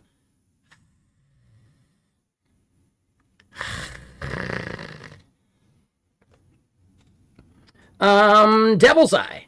I mean, let me put it this way. Remix, Next.js, Nuxt, TanStack Start, SvelteKit, Solid Start, all of these like server-side rendering frameworks are just fine if you know you need server-side rendering. My main point is that a need for server-side rendering is an edge case. All of these tools are pushing server-side rendering as the common case. It isn't. You're building like a marketing site that's mostly static content with a little bit of like dynamic stuff added. Yeah, you should be using Astro. Why are your docs built in Next.js? That's a terrible fucking idea. All right, just ship static HTML and you're done.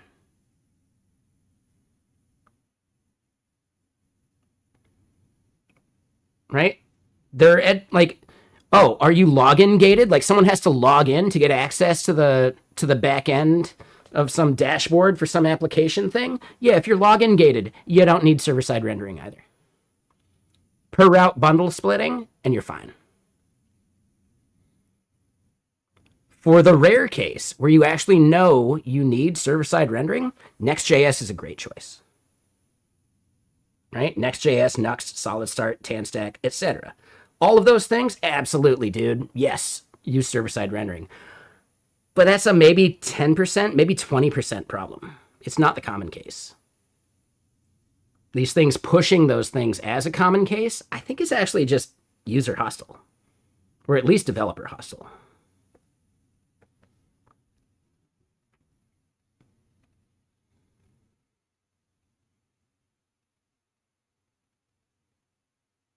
For their business customer sites. Why? If there's a login involved, and you are gated by the login, just do an SPA.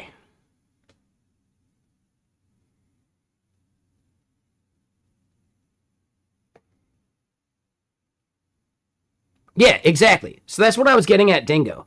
And actually needing SSR is a very like edge casey problem, in my opinion. And I think you're agreeing with that, right? They want to track analytics. You don't need server-side rendering for that. Like, what the fuck, dude? That's like the worst reason I've ever heard. What? What? Dude, that... Oh, man. Whoever in management said that, you gotta admire the game, right? Like, damn, they are so good at bullshitting that they convinced people on a thing that actually isn't relevant.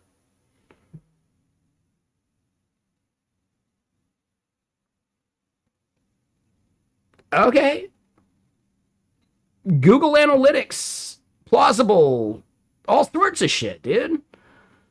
Totally give you analytics that you can resurface into the application in some way if you want.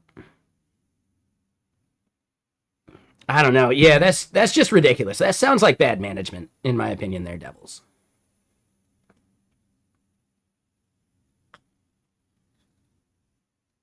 For the cases where you absolutely need server-side rendering, e-commerce, right? Like the entire reason Shopify bought Remix.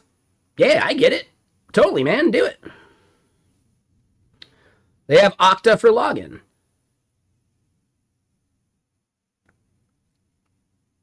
I mean, Okta makes sense if you're doing like SAML and OIDC shit.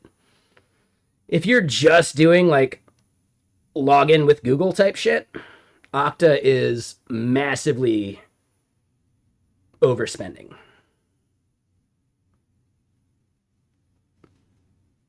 But it is one of those things where if you're a dev that's never implemented OAuth as a client anyway, well, yeah, maybe it might seem daunting. But dude, by your second or third time, it's old hat. Like, it's super quick and easy.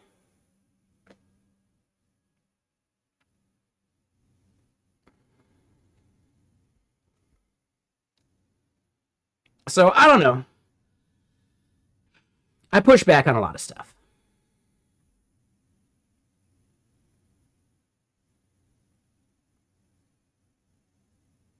So, I mean, Dingo, like, here's one of the best examples I can think of. A site that could have been statically generated, but ends up having, let's say, hundreds of thousands of pages. What kind of page would that be? Consider Craigslist. Consider cars.com, etc., right? Like rendering the individual listing for a car. You probably don't want to statically render 100,000 plus pages. Like, I know Hugo can render 10,000 pages in a second. Sure. Next.js can't. Statically, right? So at least like understanding the problem you're trying to solve. When the data changes so frequently that static rendering isn't worth it, then yeah, SSR. There you go. Why would you need to render 100,000 pages if only 10% of those pages are actually visited on a regular basis? So there are definitely like use cases for SSR, right? Where you need the thing, like where you can actually measure a loss in conversion with every extra 100,000, like every extra 100 milliseconds of load time. E-commerce, right? There are massive use cases for these things. SEO, again, SEO is only a valid reason when you have so much fucking data, right? So many pages, etc., that static rendering takes too long. And that threshold is really like, at the bare minimum, 10,000 pages. I would say it's probably higher than that. If you need SEO and the data doesn't change very often, just statically render that shit.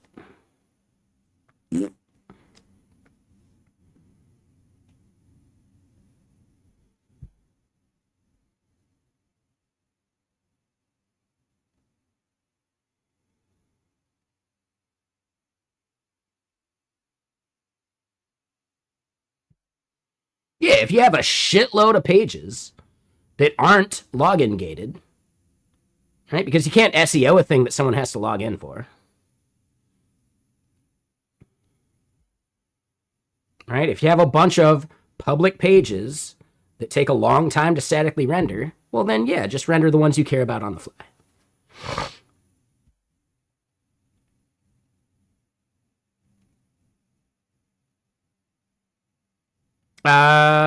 So Dingo, right? SSR, you're using WebAssembly based frameworks.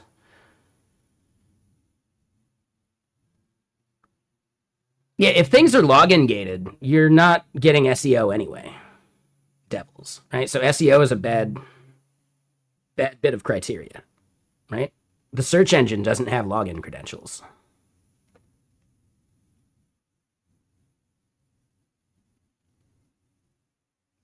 Yeah, you, Leptos. Yep, yeah, I get it. Dingo, hold on. So you're like brand new here. Maybe you don't even know. I gave a talk about you at the Manning Rust conference back in 2021 or whatever. I know all about you. And you too. Sorry. Let me just show this. Hold on. This is fun. Some people have seen that. Some people haven't. Let me share it a little.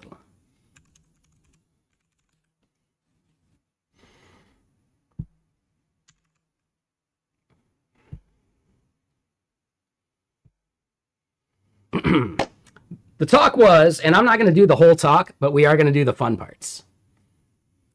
Rust, Wasm, and you too. Right? So then, yeah, we talk about this, like what the talk's going to be. And then I have jokes. The jokes are the reason I pulled this whole thing up. What is a you developer's favorite song? It's not unusual.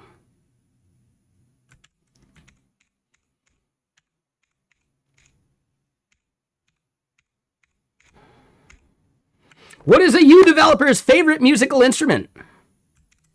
A ukulele.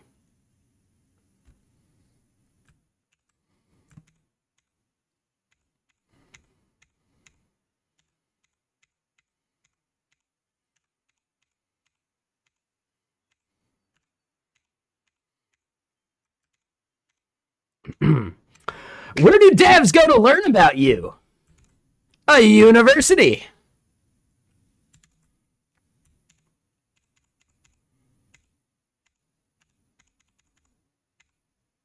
What does Batman use to climb a tree? His utility belt.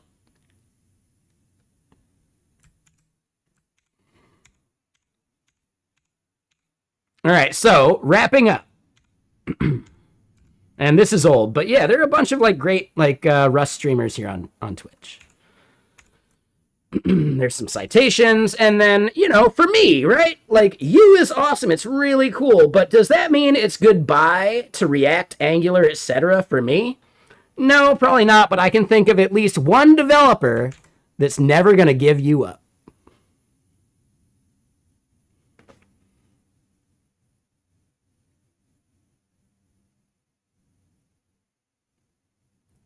Nailed it. Nailed it. Yeah, exactly. Dude, I'm still so proud of that talk I gave. That was a fun one. Yeah, the Manning Rust conference. That was a good one. One of the things we built was called Cellulife, or actually the thing we built. Cellul... I forget how to spell it. GitHub.com. Right, so I made a Conway's Game of Life implementation. Right, the goal, right, there's a life score and a death score. A life score is what you get if your step count is higher than previous players. More active cellules at the end is used for the tiebreaker. A death score is achieved by having a low amount of active cellules. Less steps at the end is the tiebreaker. And what's up, Scrow? So yeah, bim, bam, boom. But let's actually add another, right? So as a quick example, right, we can do this, and I believe that creates a glider. This glider, you know, like Conway's Game of Life, we're doing this within a finite space, which means as you go to an edge, you loop back to the other edges. As this runs, we actually recognize that we have seen this exact frame before. And if you're not doing some kind of like evolution seed or just like a random like toggle of things, Conway's Game of Life will eventually hit some kind of equilibrium. On an infinite canvas, it'll just be sending the same shit over, and you'll see actually like the repeated frames problem still, even with an infinite canvas. But with a looping canvas, it's even more obvious. That if we've seen this frame before, we know that we are in a loop. So after 805 steps or frames, we've got 5 active things at the end, and hey, no big deal. How are we doing that? We are taking every single cell, or every frame, and we are doing a diff, cell by cell within that frame. Is it the same as the one before it? And we keep going. And we do that for up to 1,600 frames. On every single render, on every single frame, we are checking cell by cell against the previous 1,600 frames. Or steps, or whatever you want to call it. And we're still able to maintain 60 frames a second with that naiveness. Now, we do bail out if we see a diff, but if we get to the end and we haven't seen a diff, then we know we have a duplicate frame, and we know that we are in a loop. And then voila, boom, we can stop things. What is interesting, though, is I did not need to optimize this in a crazy way. I wrote it very naively. We're just doing the cell-by-cell check on all 1,600 frames in RAM and maintaining 60 frames a second. We thought like, oh man, I might have to optimize this and create a hash of each frame. And then if the hash differs, then we do a cell-by-cell check. We didn't even need to optimize that part. Right? We didn't even need to do that optimization because Rust is fast enough. So instead, you can prove out this idea of something quicker and make it run really fast. And then, okay, did we prove out the idea? Well, now we can make it better if we even need to. And if you were to look at some of this code, you would see me using clone all over the fucking place. When in doubt, clone it out. That is one of the #1 ways of writing Rust, in my opinion. You don't need to optimize away from clones until you've actually made it work and then identified a bottleneck. If you don't have a bottleneck, don't worry about the clones, especially because the compiler can elide away those clones anyway. Like the majority of those clones. So yeah, sounds about right. No preemptive optimization. Don't even bother. Just build it naively first and then see if you actually have a bottleneck. So yeah, like that is how I write Rust code in general. I have found that people are really self-selecting for what kind of dev they are when they decide to use Rust for a thing. Are they the kind of person that wants to like toil away on making a perfect application? That happens a lot. Right? I've found in the Rust community, it's actually rare to have someone be pragmatic about optimization, pragmatic about clones. But for me, if it complains about the borrow checker, clone. Lifetime issue, clone. Fuck it. I got shit to do. And the compiler is smarter than us. Anyone remember when Donut Pointer was streaming a lot? He's really big into Rust. He's like a security researcher. He actually took some chunks of code that we were writing. He wrote them in perfect Rust without the clones. And then he had our cloned version. And he passed them both through Godbolt. The exact same resulting assembly. The exact same assembly was the result.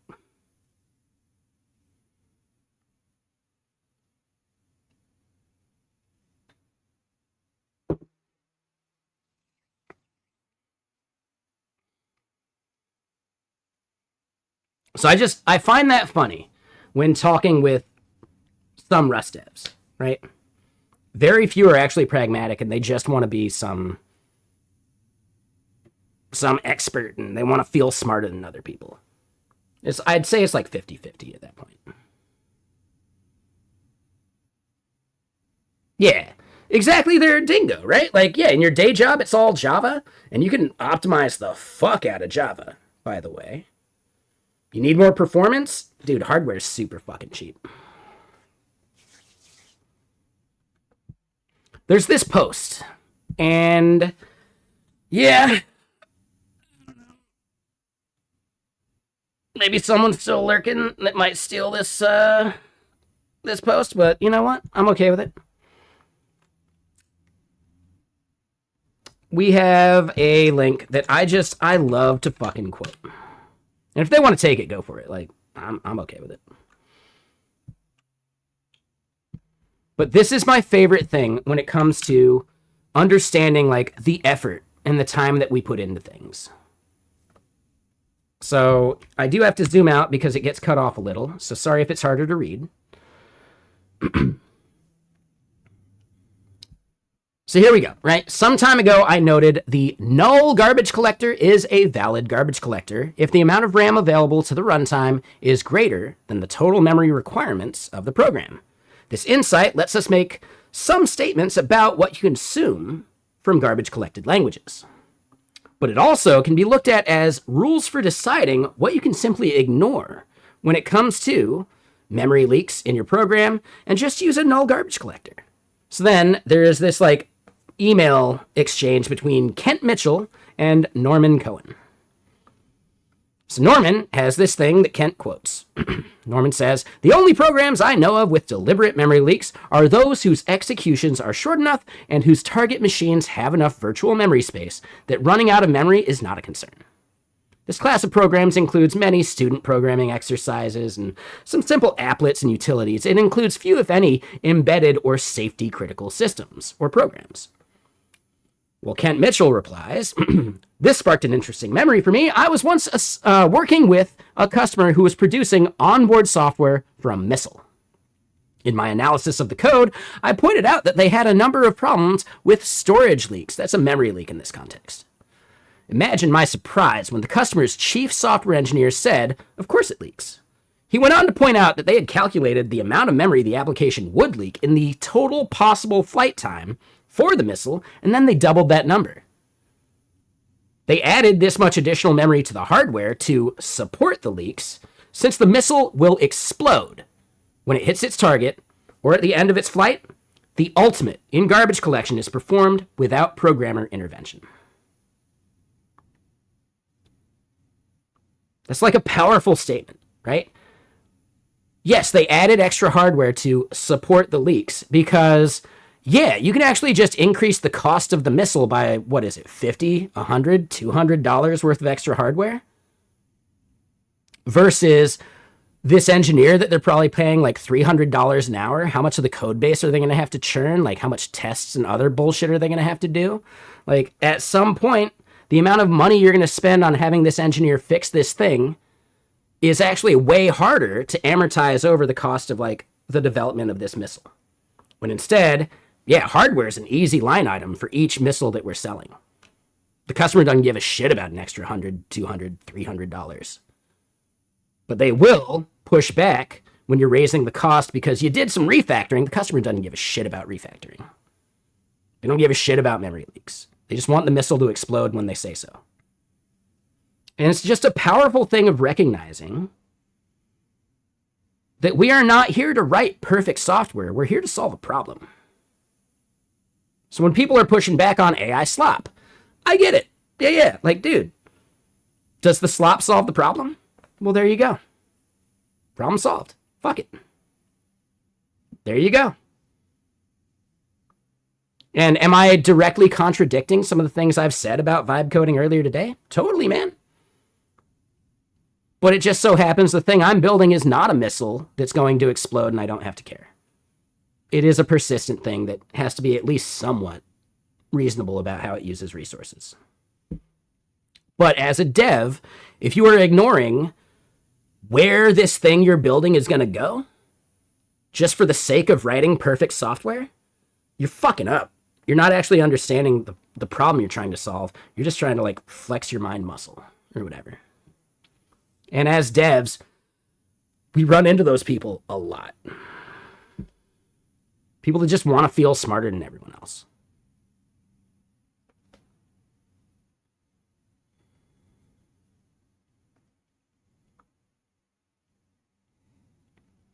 They don't care about the business impact. They just want to feel smart.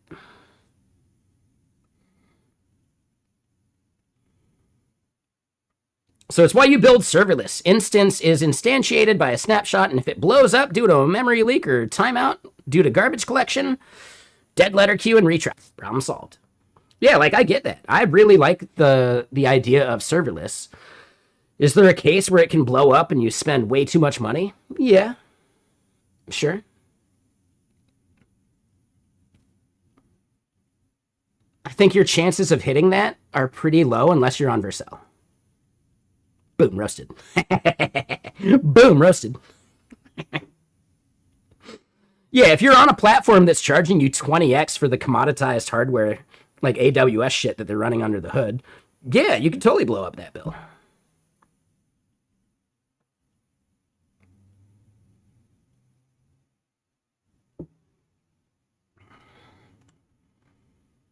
Does that mean I'm never going to get sponsored by Vercel? It was never in the cards anyway. I'm pretty sure Guillermo knows I call him Gizmo.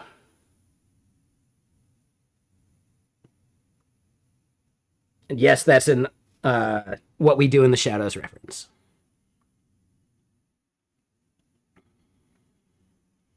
It's not going to happen. It would never happen. We don't. That's a hypothetical that's not even worth thinking about. Would I stop roasting? No, because they would sponsor me in spite of the roasting. There's no way they would sponsor me with the caveat of no more roasting. Or let me just put it this way, I wouldn't take the contract.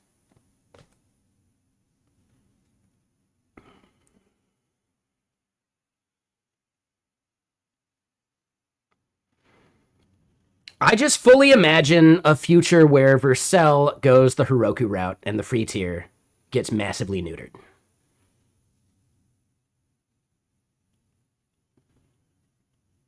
I can't unimagine that future. It seems inevitable at this point.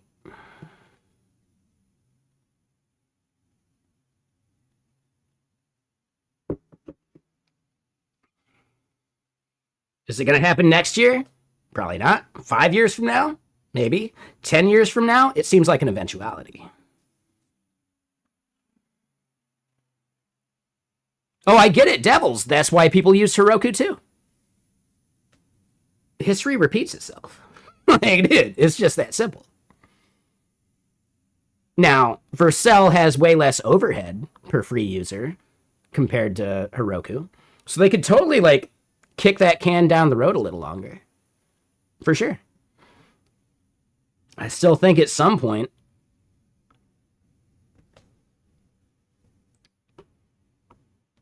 someone's going to push back at a management level. But yeah, I love that missile story. And if there's a person lurking that wants to beat me too using a reference to that missile story, I'm okay with it.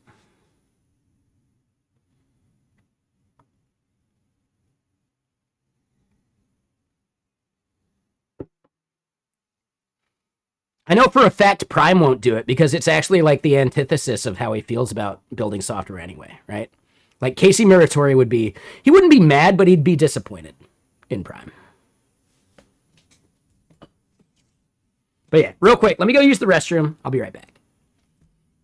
Swing, swing.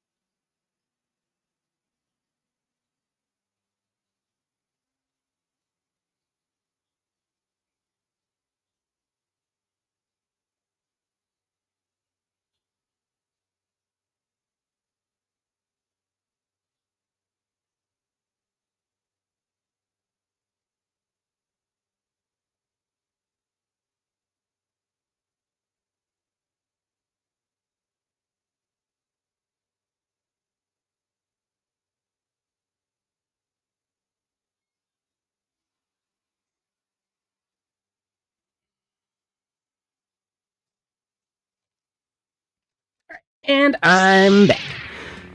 I remember how Heroku used to go to sleep. Does Vercel do that too? Because of the architecture of Vercel, they don't necessarily have to, but Vercel is definitely doing some kind of like static rendering caching. Right? Just to like optimize for their own costs. I would bet money on it. Like, I don't know for sure, but I kind of do. Like, they are absolutely doing some level of like caching, and they present it as a bonus for the user, but it's actually to save them cost too. Like, is it a two birds with one stone like situation? Sure. And in their marketing, they would absolutely say they're doing it just to give you a faster experience. It saves them money too.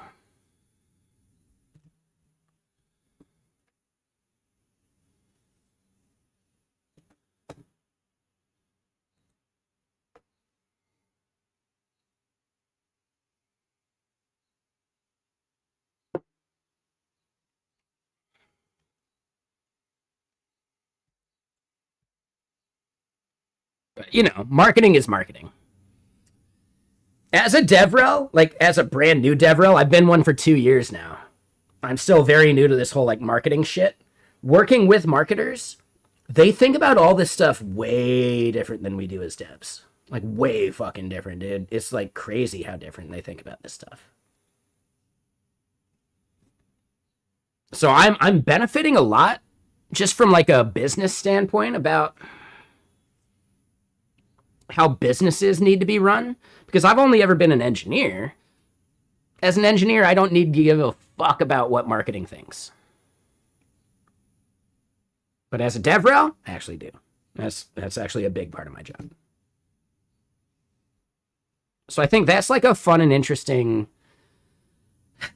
thing that I'm learning. Just, you know, I think it prepares me even more for running a business of my own. Being just an engineer only gives you like a sliver of what it takes to like build a business. So yeah, like having to think like a marketer, even if I don't like it, I kind of need to do it. I'm a developer advocate for GitKraken. It's my first role as a developer advocate. I've been like front end lead for smaller teams at various companies over the years.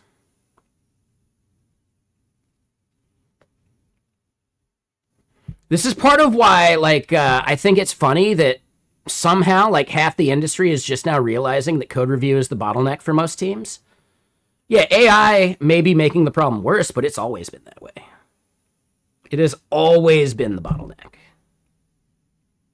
As a team lead, half of my day was code review and communicating with the rest of the devs on the team. Half of my day was meetings. And the other half of my day, right? The third half of my day was actually accomplishing my own tickets.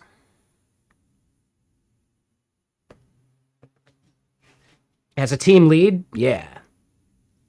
That's the way it's always been. And yes, is that more than 100%? It is. That's why it's a little ridiculous.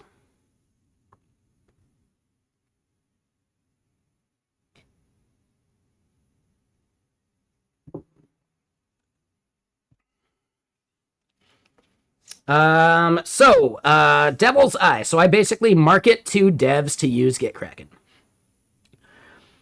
There's some nuance to that, right? A developer advocate is not just a megaphone shouting out the shit the company's doing.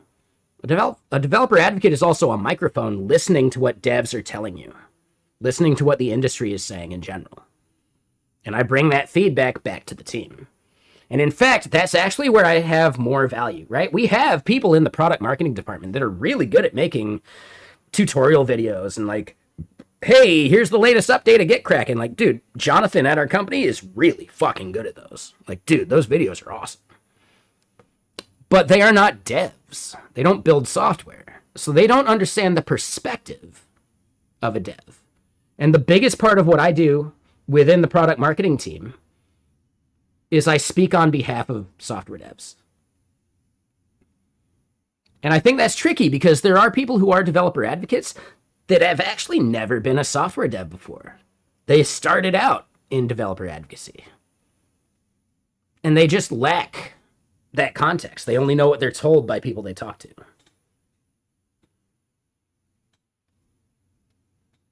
So, yeah, developer advocacy is more than just being a fucking mouthpiece.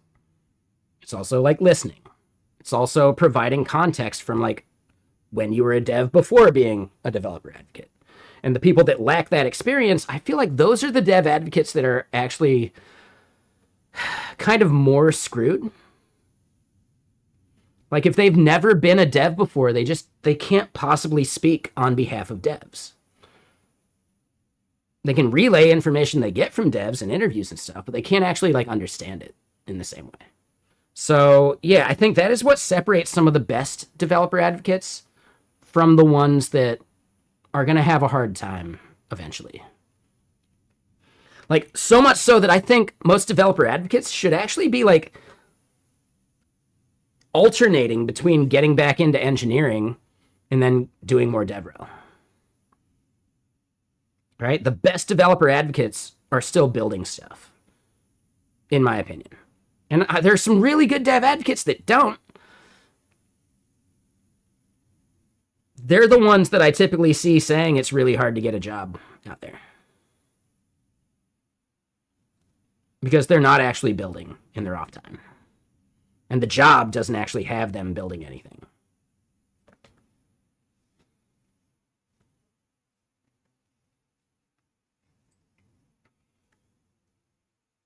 Oh, absolutely, Devils. Yeah, for sure. Like, it's our job to talk tech. For sure, man.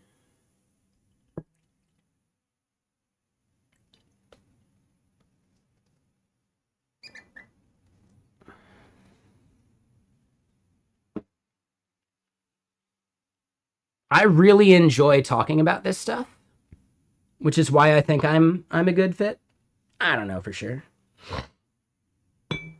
I could get back into engineering and make way more money.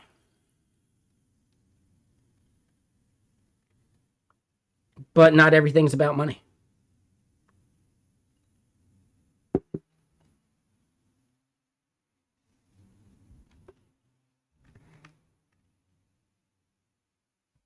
How do you even get into this role? You gotta, like, some company has to take a chance on you, or you gotta be really cheap. Like, I've been giving meetup presentations, like, or meetup talks. I've been streaming for like 7 years. I've made YouTube content. I've been blogging for a long fucking time. Even then, when I was interviewing for developer advocate roles, well, we're looking for someone with a bit more experience. What do I gotta do, man? Like, I don't know. Shit. But most of the times, those were for companies that wanted too much of a DevRel anyway. Like EdgeDB or whatever they rebranded to lately before their acquisition. That was one of them. AuthZed was another. There's at least like 3 or 4 companies I can like specifically name where they weren't ready to give me a chance as like a first-time DevRel, even though I'd been a developer for 10 years and I understand this shit. And I've been doing developer advocacy adjacent things like blogging and talks and conferences and all that. Yeah, it's still like, what I actually consider that is a blessing in disguise. The companies that say they wanted more experience, yeah, they're looking for a DevRel to do fucking everything. Right? When they're looking for a DevRel, yeah, they're also looking for like a director of product marketing. They're looking for like, dude, they're looking for someone to like wear all of these goddamn hats.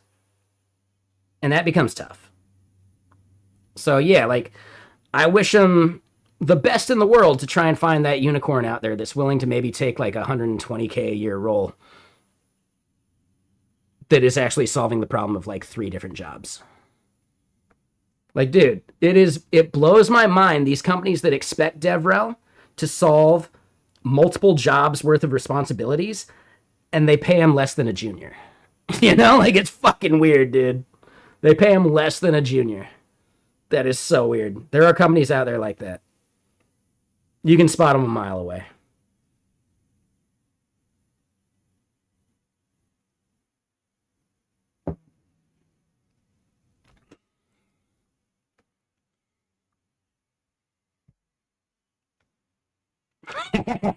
Boom, roasted. Fuck Cerebrus. Right? Like, dude probably wasn't even making enough to be such a dickhead at the event. Like, why the fuck is he being such a dickhead? He's not even making enough for it. What the fuck, dude? Right? Give someone just a little bit of power, and they'll abuse it.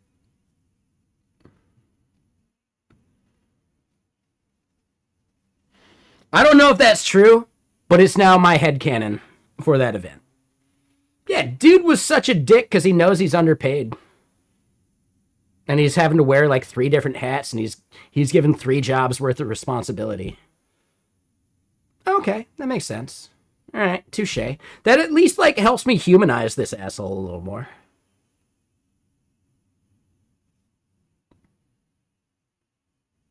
A little more.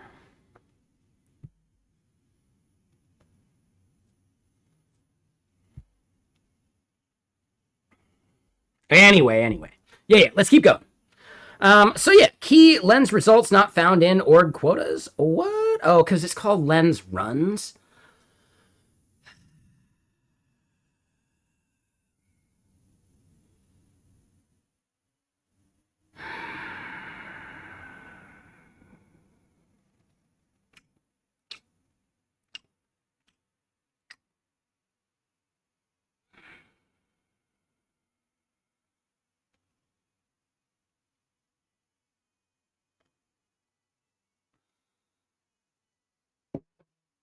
Yeah, this is where Brainless is totally fucking right. Our lack of consistency is fucking biting us.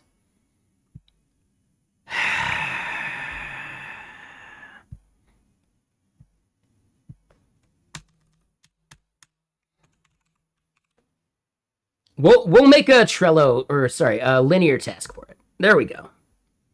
We can just kick that can down the road a little.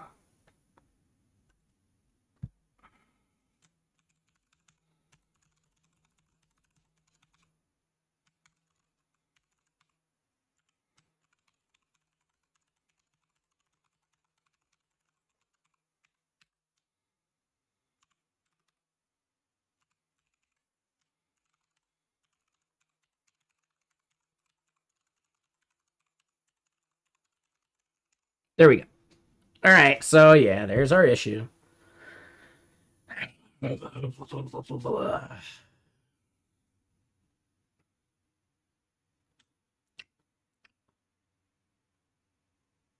think we're good. Let's get more music on. And yeah, Robotic Head, you're out there. You're gaming tonight, yeah. I think Brainless is trying to play some Pal World with us too. And that means we got room for one more. If we have more after that, well, I'll have to figure out how to do the self-host thing again, which we can do.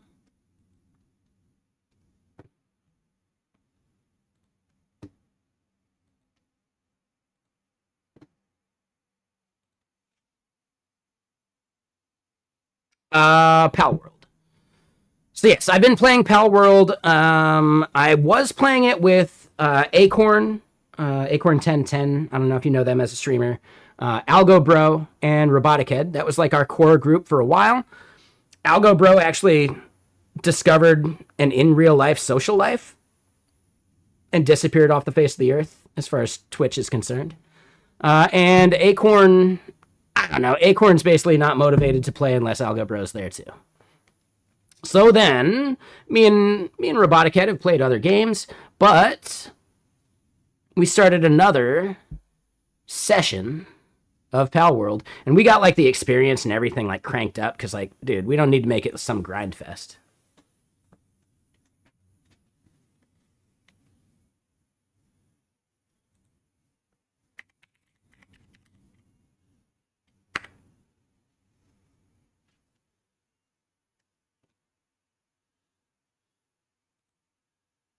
But yeah, butter chicken, garlic naan, and papadums.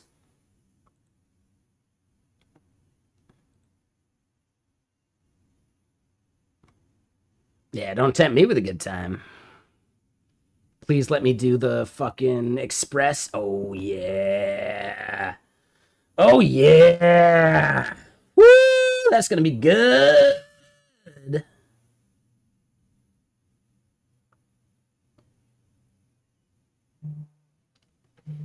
All right, Indian food on the way.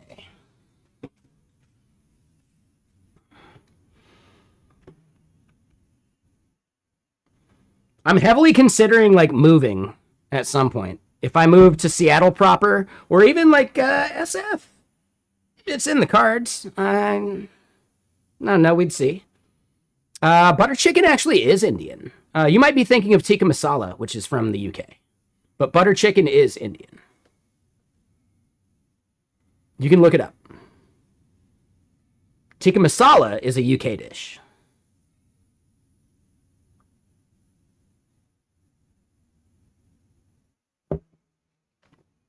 You can look it up. I could be wrong. I looked it up. I thought I was right, but I don't know. But yeah, butter chicken is Indian. As far as everything I've seen so far. Tikka masala is not. That's fine. Just letting you know. I don't know if you knew that. Whatever.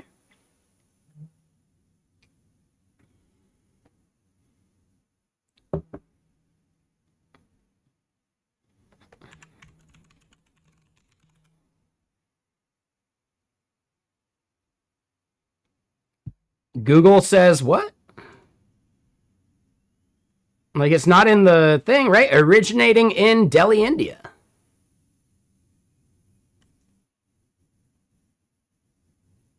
Oh, okay. Okay. All right. So you were hearing what I said and you verified it. Cool. Yeah, tikka masala is absolutely a UK dish, though, right? Like we could Google tikka masala. Originating from Indian chefs in Britain, which I would still classify as Indian.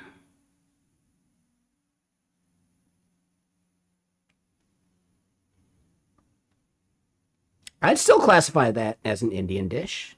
Is it a native Indian dish? Well, no. Whatever.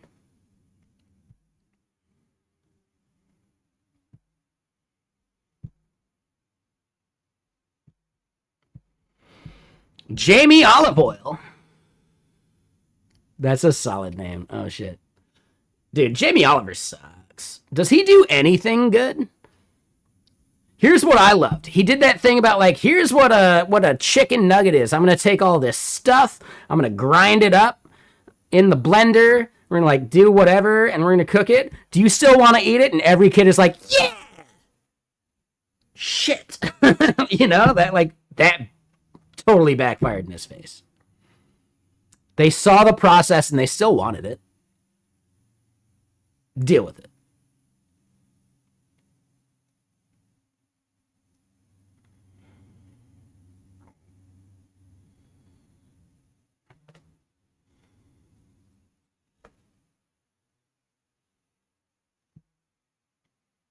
Yeah, it's basically chicken sausage at that point, but then formed into like a patty or like a shape.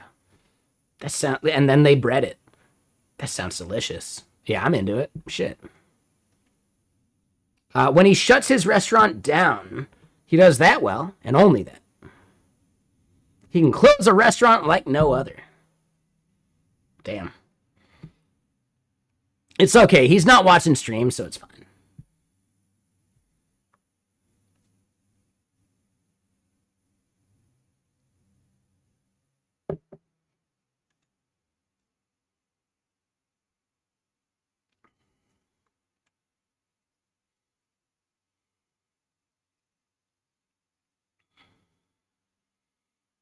All right, so just real quick, looking at who's lurking. Sorry, lurkers. I'm not going to say you by name, but I do appreciate all y'all. We saw one earlier. All right.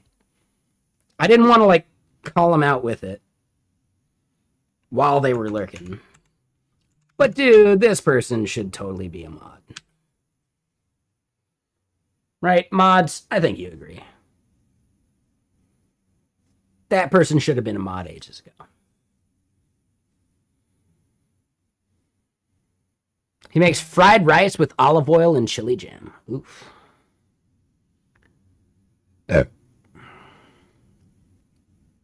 Right, like exactly, Robotic Head.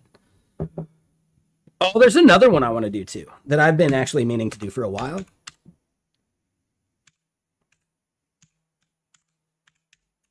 I'm pretty sure that's how they spell it. I think that's them too. Yeah, they deserve it too. Like, in general, I just want mods to be able to, like, well, okay. Do they want to, like, are they dealing with someone who sucks and they want to get a little bit of that extra, like, oh, I'll ban them over and CM Griffings too? Because if any of my mods are having trouble with somebody in their stream, I'm going to have trouble with them too. Could you save me the effort? Just leave like a mod note. That's all. Robotic Head's done it a few times. And I appreciate every single one. Especially with, like, the note of why. All right, so real quick, between Jamie, Olive Oil, and Rachel Ray, you don't know which is worse. Oof. So wait, you don't understand the dislike towards Oliver, perhaps? You've been living under a rock. Last you heard, he was arguing for quality food in schools. And yeah, like GJ, I think that is worthwhile. Group ban lists. Here's the thing. I would never, like, I tried it once, Dingo. And... oh, God. What's her name? Mel. Juicebox Hero. Juicebox Hero is the only streamer that tried to, like, opt into a shared ban list with me. And then she realized that, like, half of her regulars are banned here. Like, not literally half, but enough people that it was a bad idea.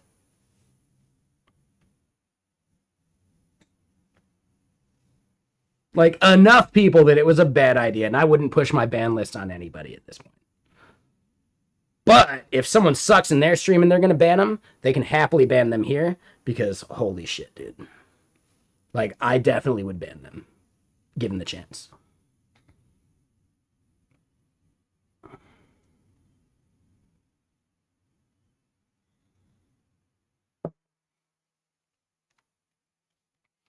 So I think that's the big thing, right? Like, could we share ban lists? Well, yeah, I would happily let someone share their ban list with me, but I should not be pushing my ban list on anybody. It's just, there's too much shit on me.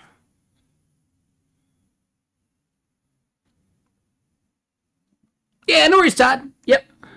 No worries. Sounds like outright ban is the right choice, but having the context on who and why. Oh, isn't the right choice, but having the context on who and why could have value. I mean, as a mod in my channel, you can always look up what they've said that probably led to their ban. Like, any mod can see the history.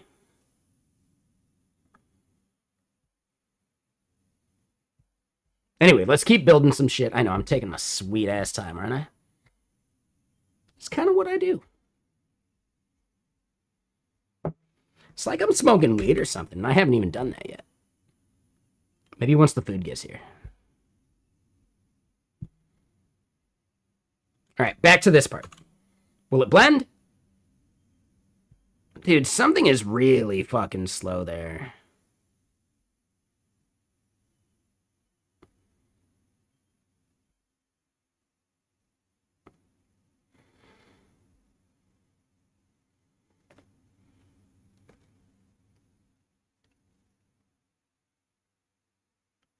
Wait, what the fuck, dude?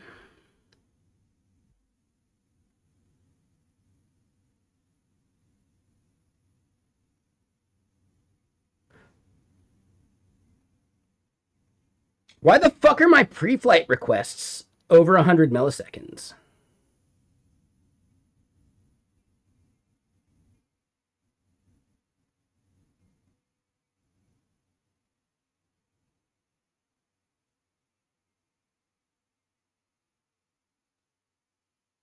I've never noticed that before. Why the fuck are my pre-flight requests, right? The course shit, right? Why are the course pre-flight requests over 100 milliseconds?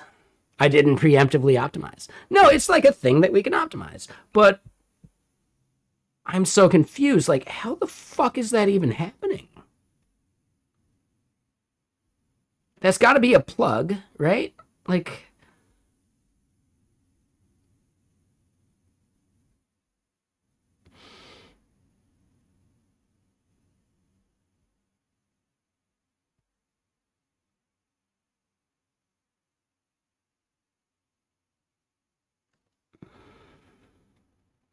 this is the entire chorus plug right there.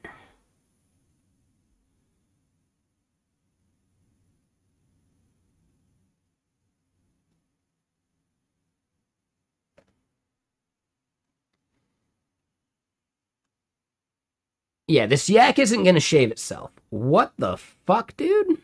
Yeah, we're skipping this song with the singing and all that, but, what the fuck, dude?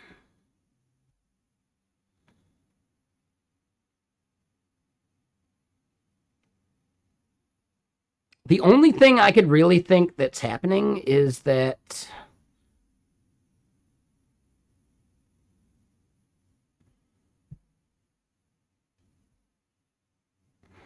Oh, wait. No, like, it's in the list. What the fuck, dude?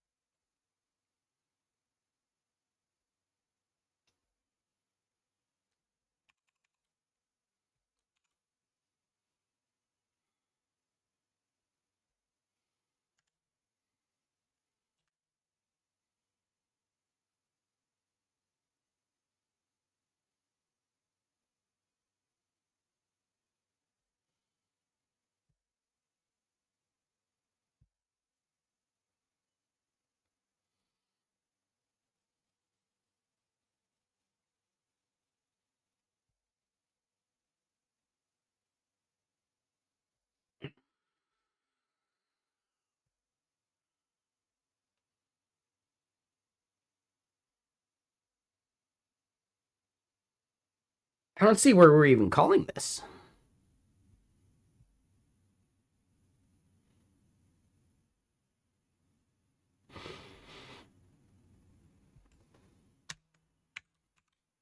Right? Like, we can make it a 204, but.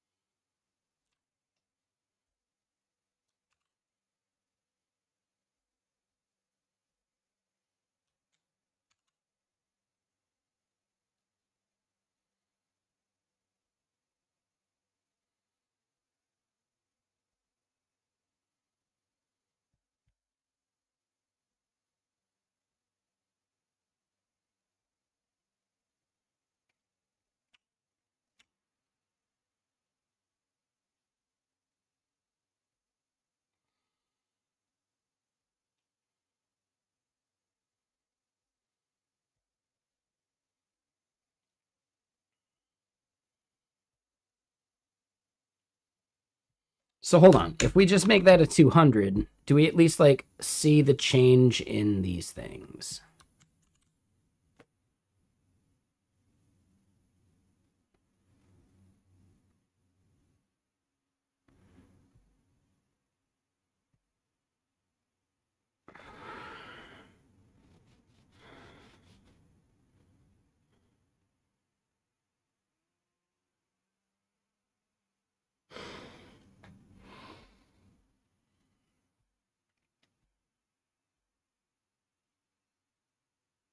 How have I never noticed this before? Like, why the fuck are the pre-flight requests so slow? Those should be really fucking fast.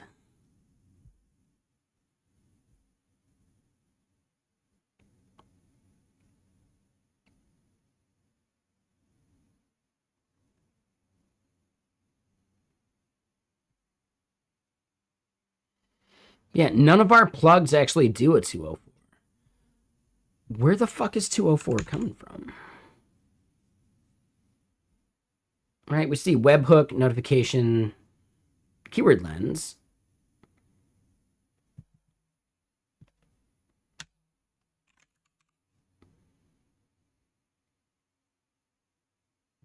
Ah, we're doing it right here. Ah.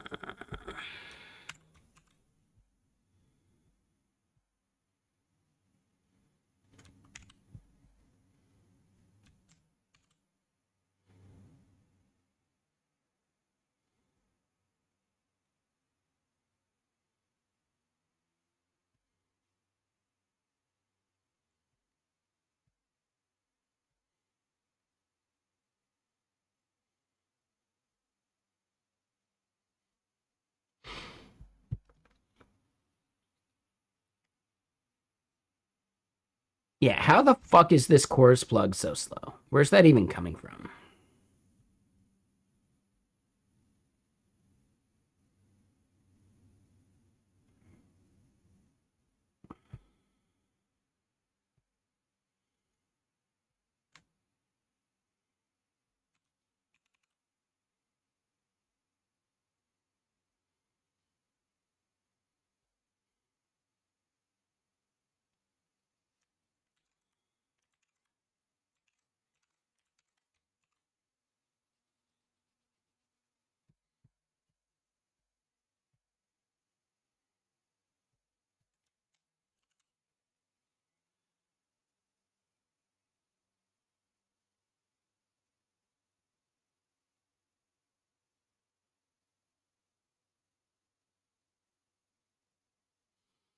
All right, so now I think I know, dude, this yak will never get shaved. Where the fuck is chorus plug even coming from?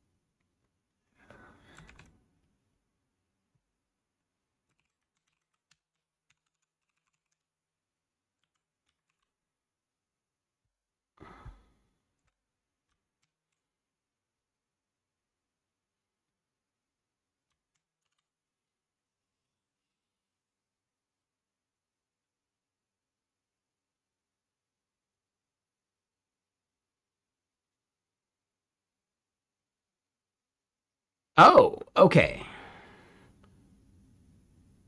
So now we do see that the options request is good, but we're not adding those headers to the other response.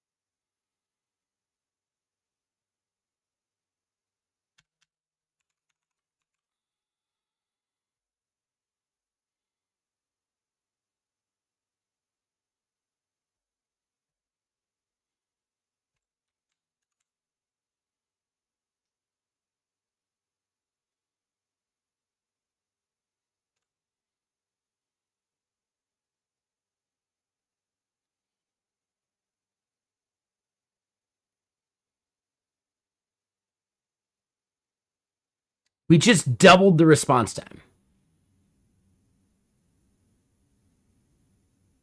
What the fuck, dude?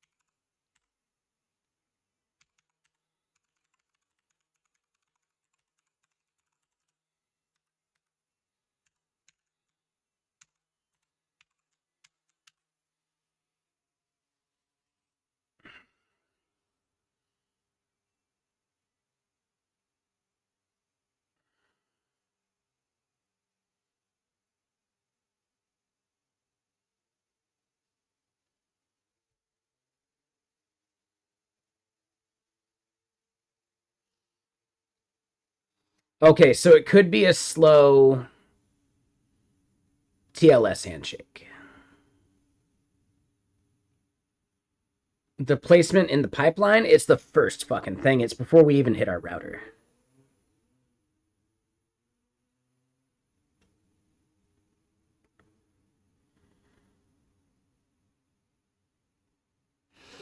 Okay, so maybe that's it. Let's double check Messijo.com, right? In prod mode, are we seeing something similar? Dude, it's like, dude, prod is fast as fuck. Dude, prod is fucking fast, dude. Right, okay, so we're dealing with like 10 to maybe 20 milliseconds in prod. So it's not a problem we need to solve. It's just not a problem that needs solving.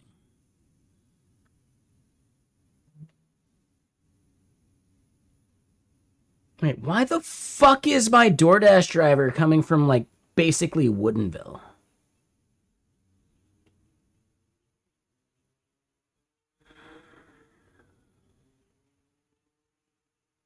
All right, so, yeah, this isn't a problem that we actually need to solve. This bit here, like, honestly, I should leave...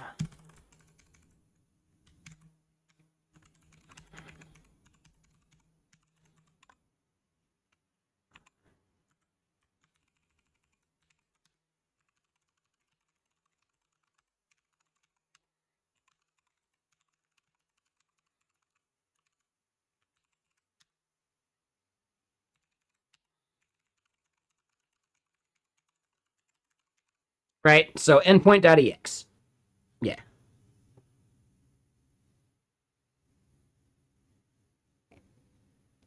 All right, so then back to the problem and we go back to the router. Sorry, endpoint.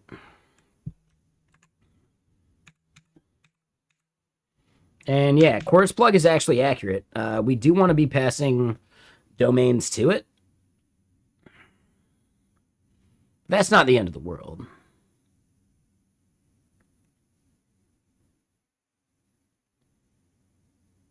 Plug.session? Dude, we're not using sessions.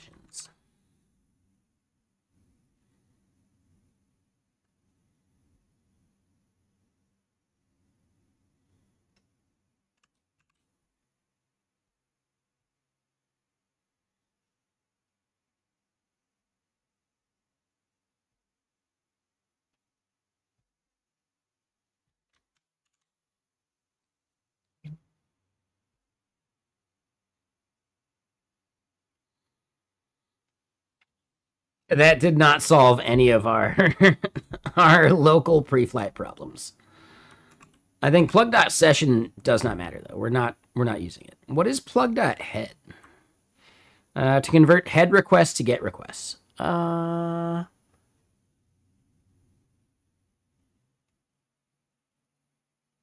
not sure I want that either.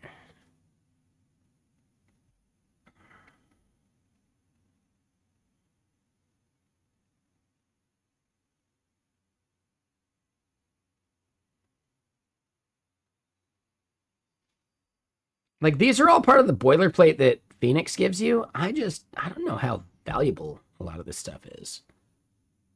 Like, I guess brainless. Are you using all of these? Like, session, maybe if you're using cookies and all that, sure. If you're using JWT, like, session has no place in the app.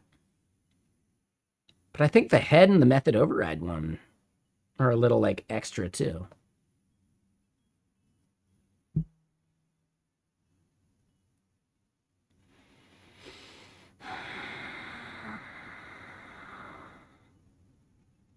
Yeah, I don't know about that. Yeah, I don't know if there's a lot of value there.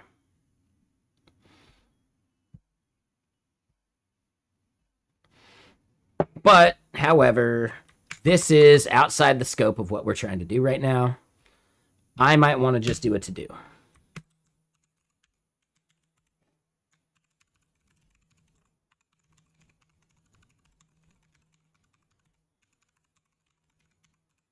Right? See if we actually need any of these default plugs. That, I'm okay with that change, like mixing its way into this this commit we're going to make eventually. But yeah, something's weird there. I guess, hold on, are we back to it? How much RAM is the beam chewing up? Only 800 meg. How the fuck was the beam chewing up 22 gigs earlier?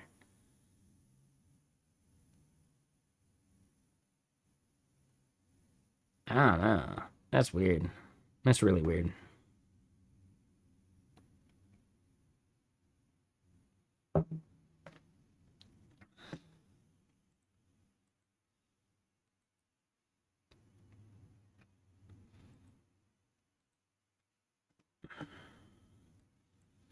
Anyway, yeah, the driver is picking up my Indian food order right now.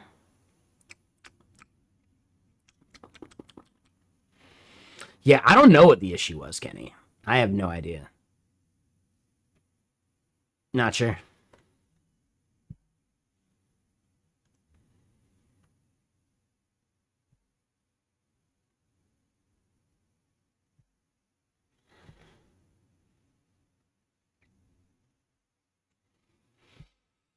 All right, so let's at least think about where we want to come back to this.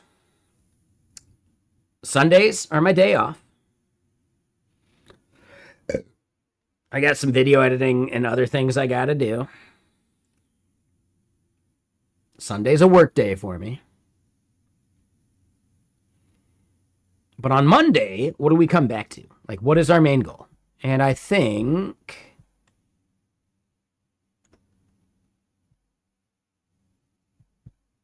let's double check this. Are we at least getting the values we want? Right? Inspect, network, refresh. And I don't think we're getting an error for any of it, right?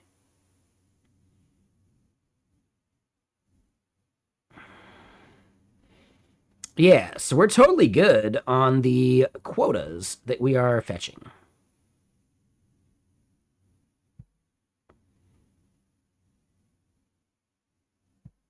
All right, we see events and lens results come back. We should be populating that onto our global store.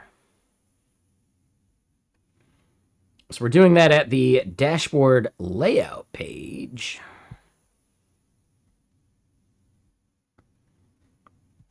Let's just do this. Const quotas set quotas is that, and then we bring it in.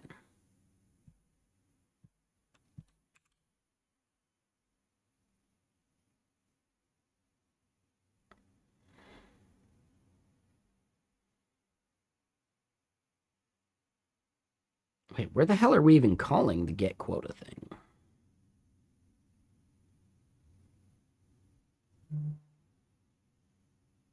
All right, dude's waiting for my order at the restaurant, so we got a little time still.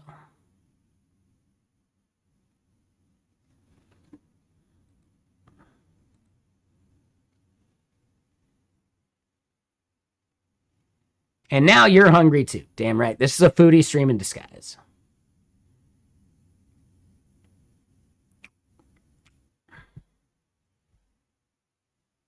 Oh, here it is. Yeah, this is the part we're doing it. So yeah, as we fetch these, we want to set this at the top level, and we just do set quotas. Quotas.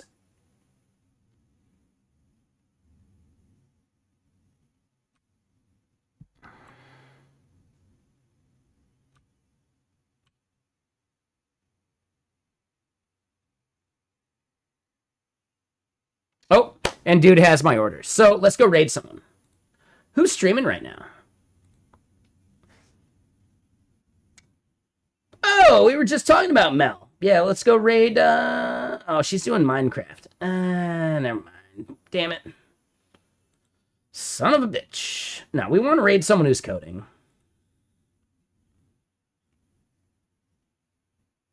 Geo hot? Eh.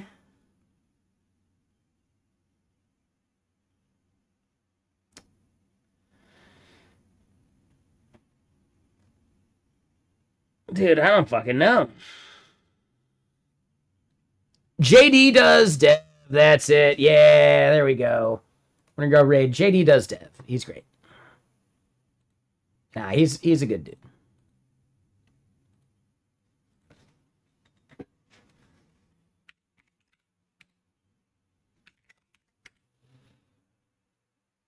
All right, so everyone on the YouTube, yeah, I didn't get nearly as shit-faced as I did yesterday, right? That's a big win.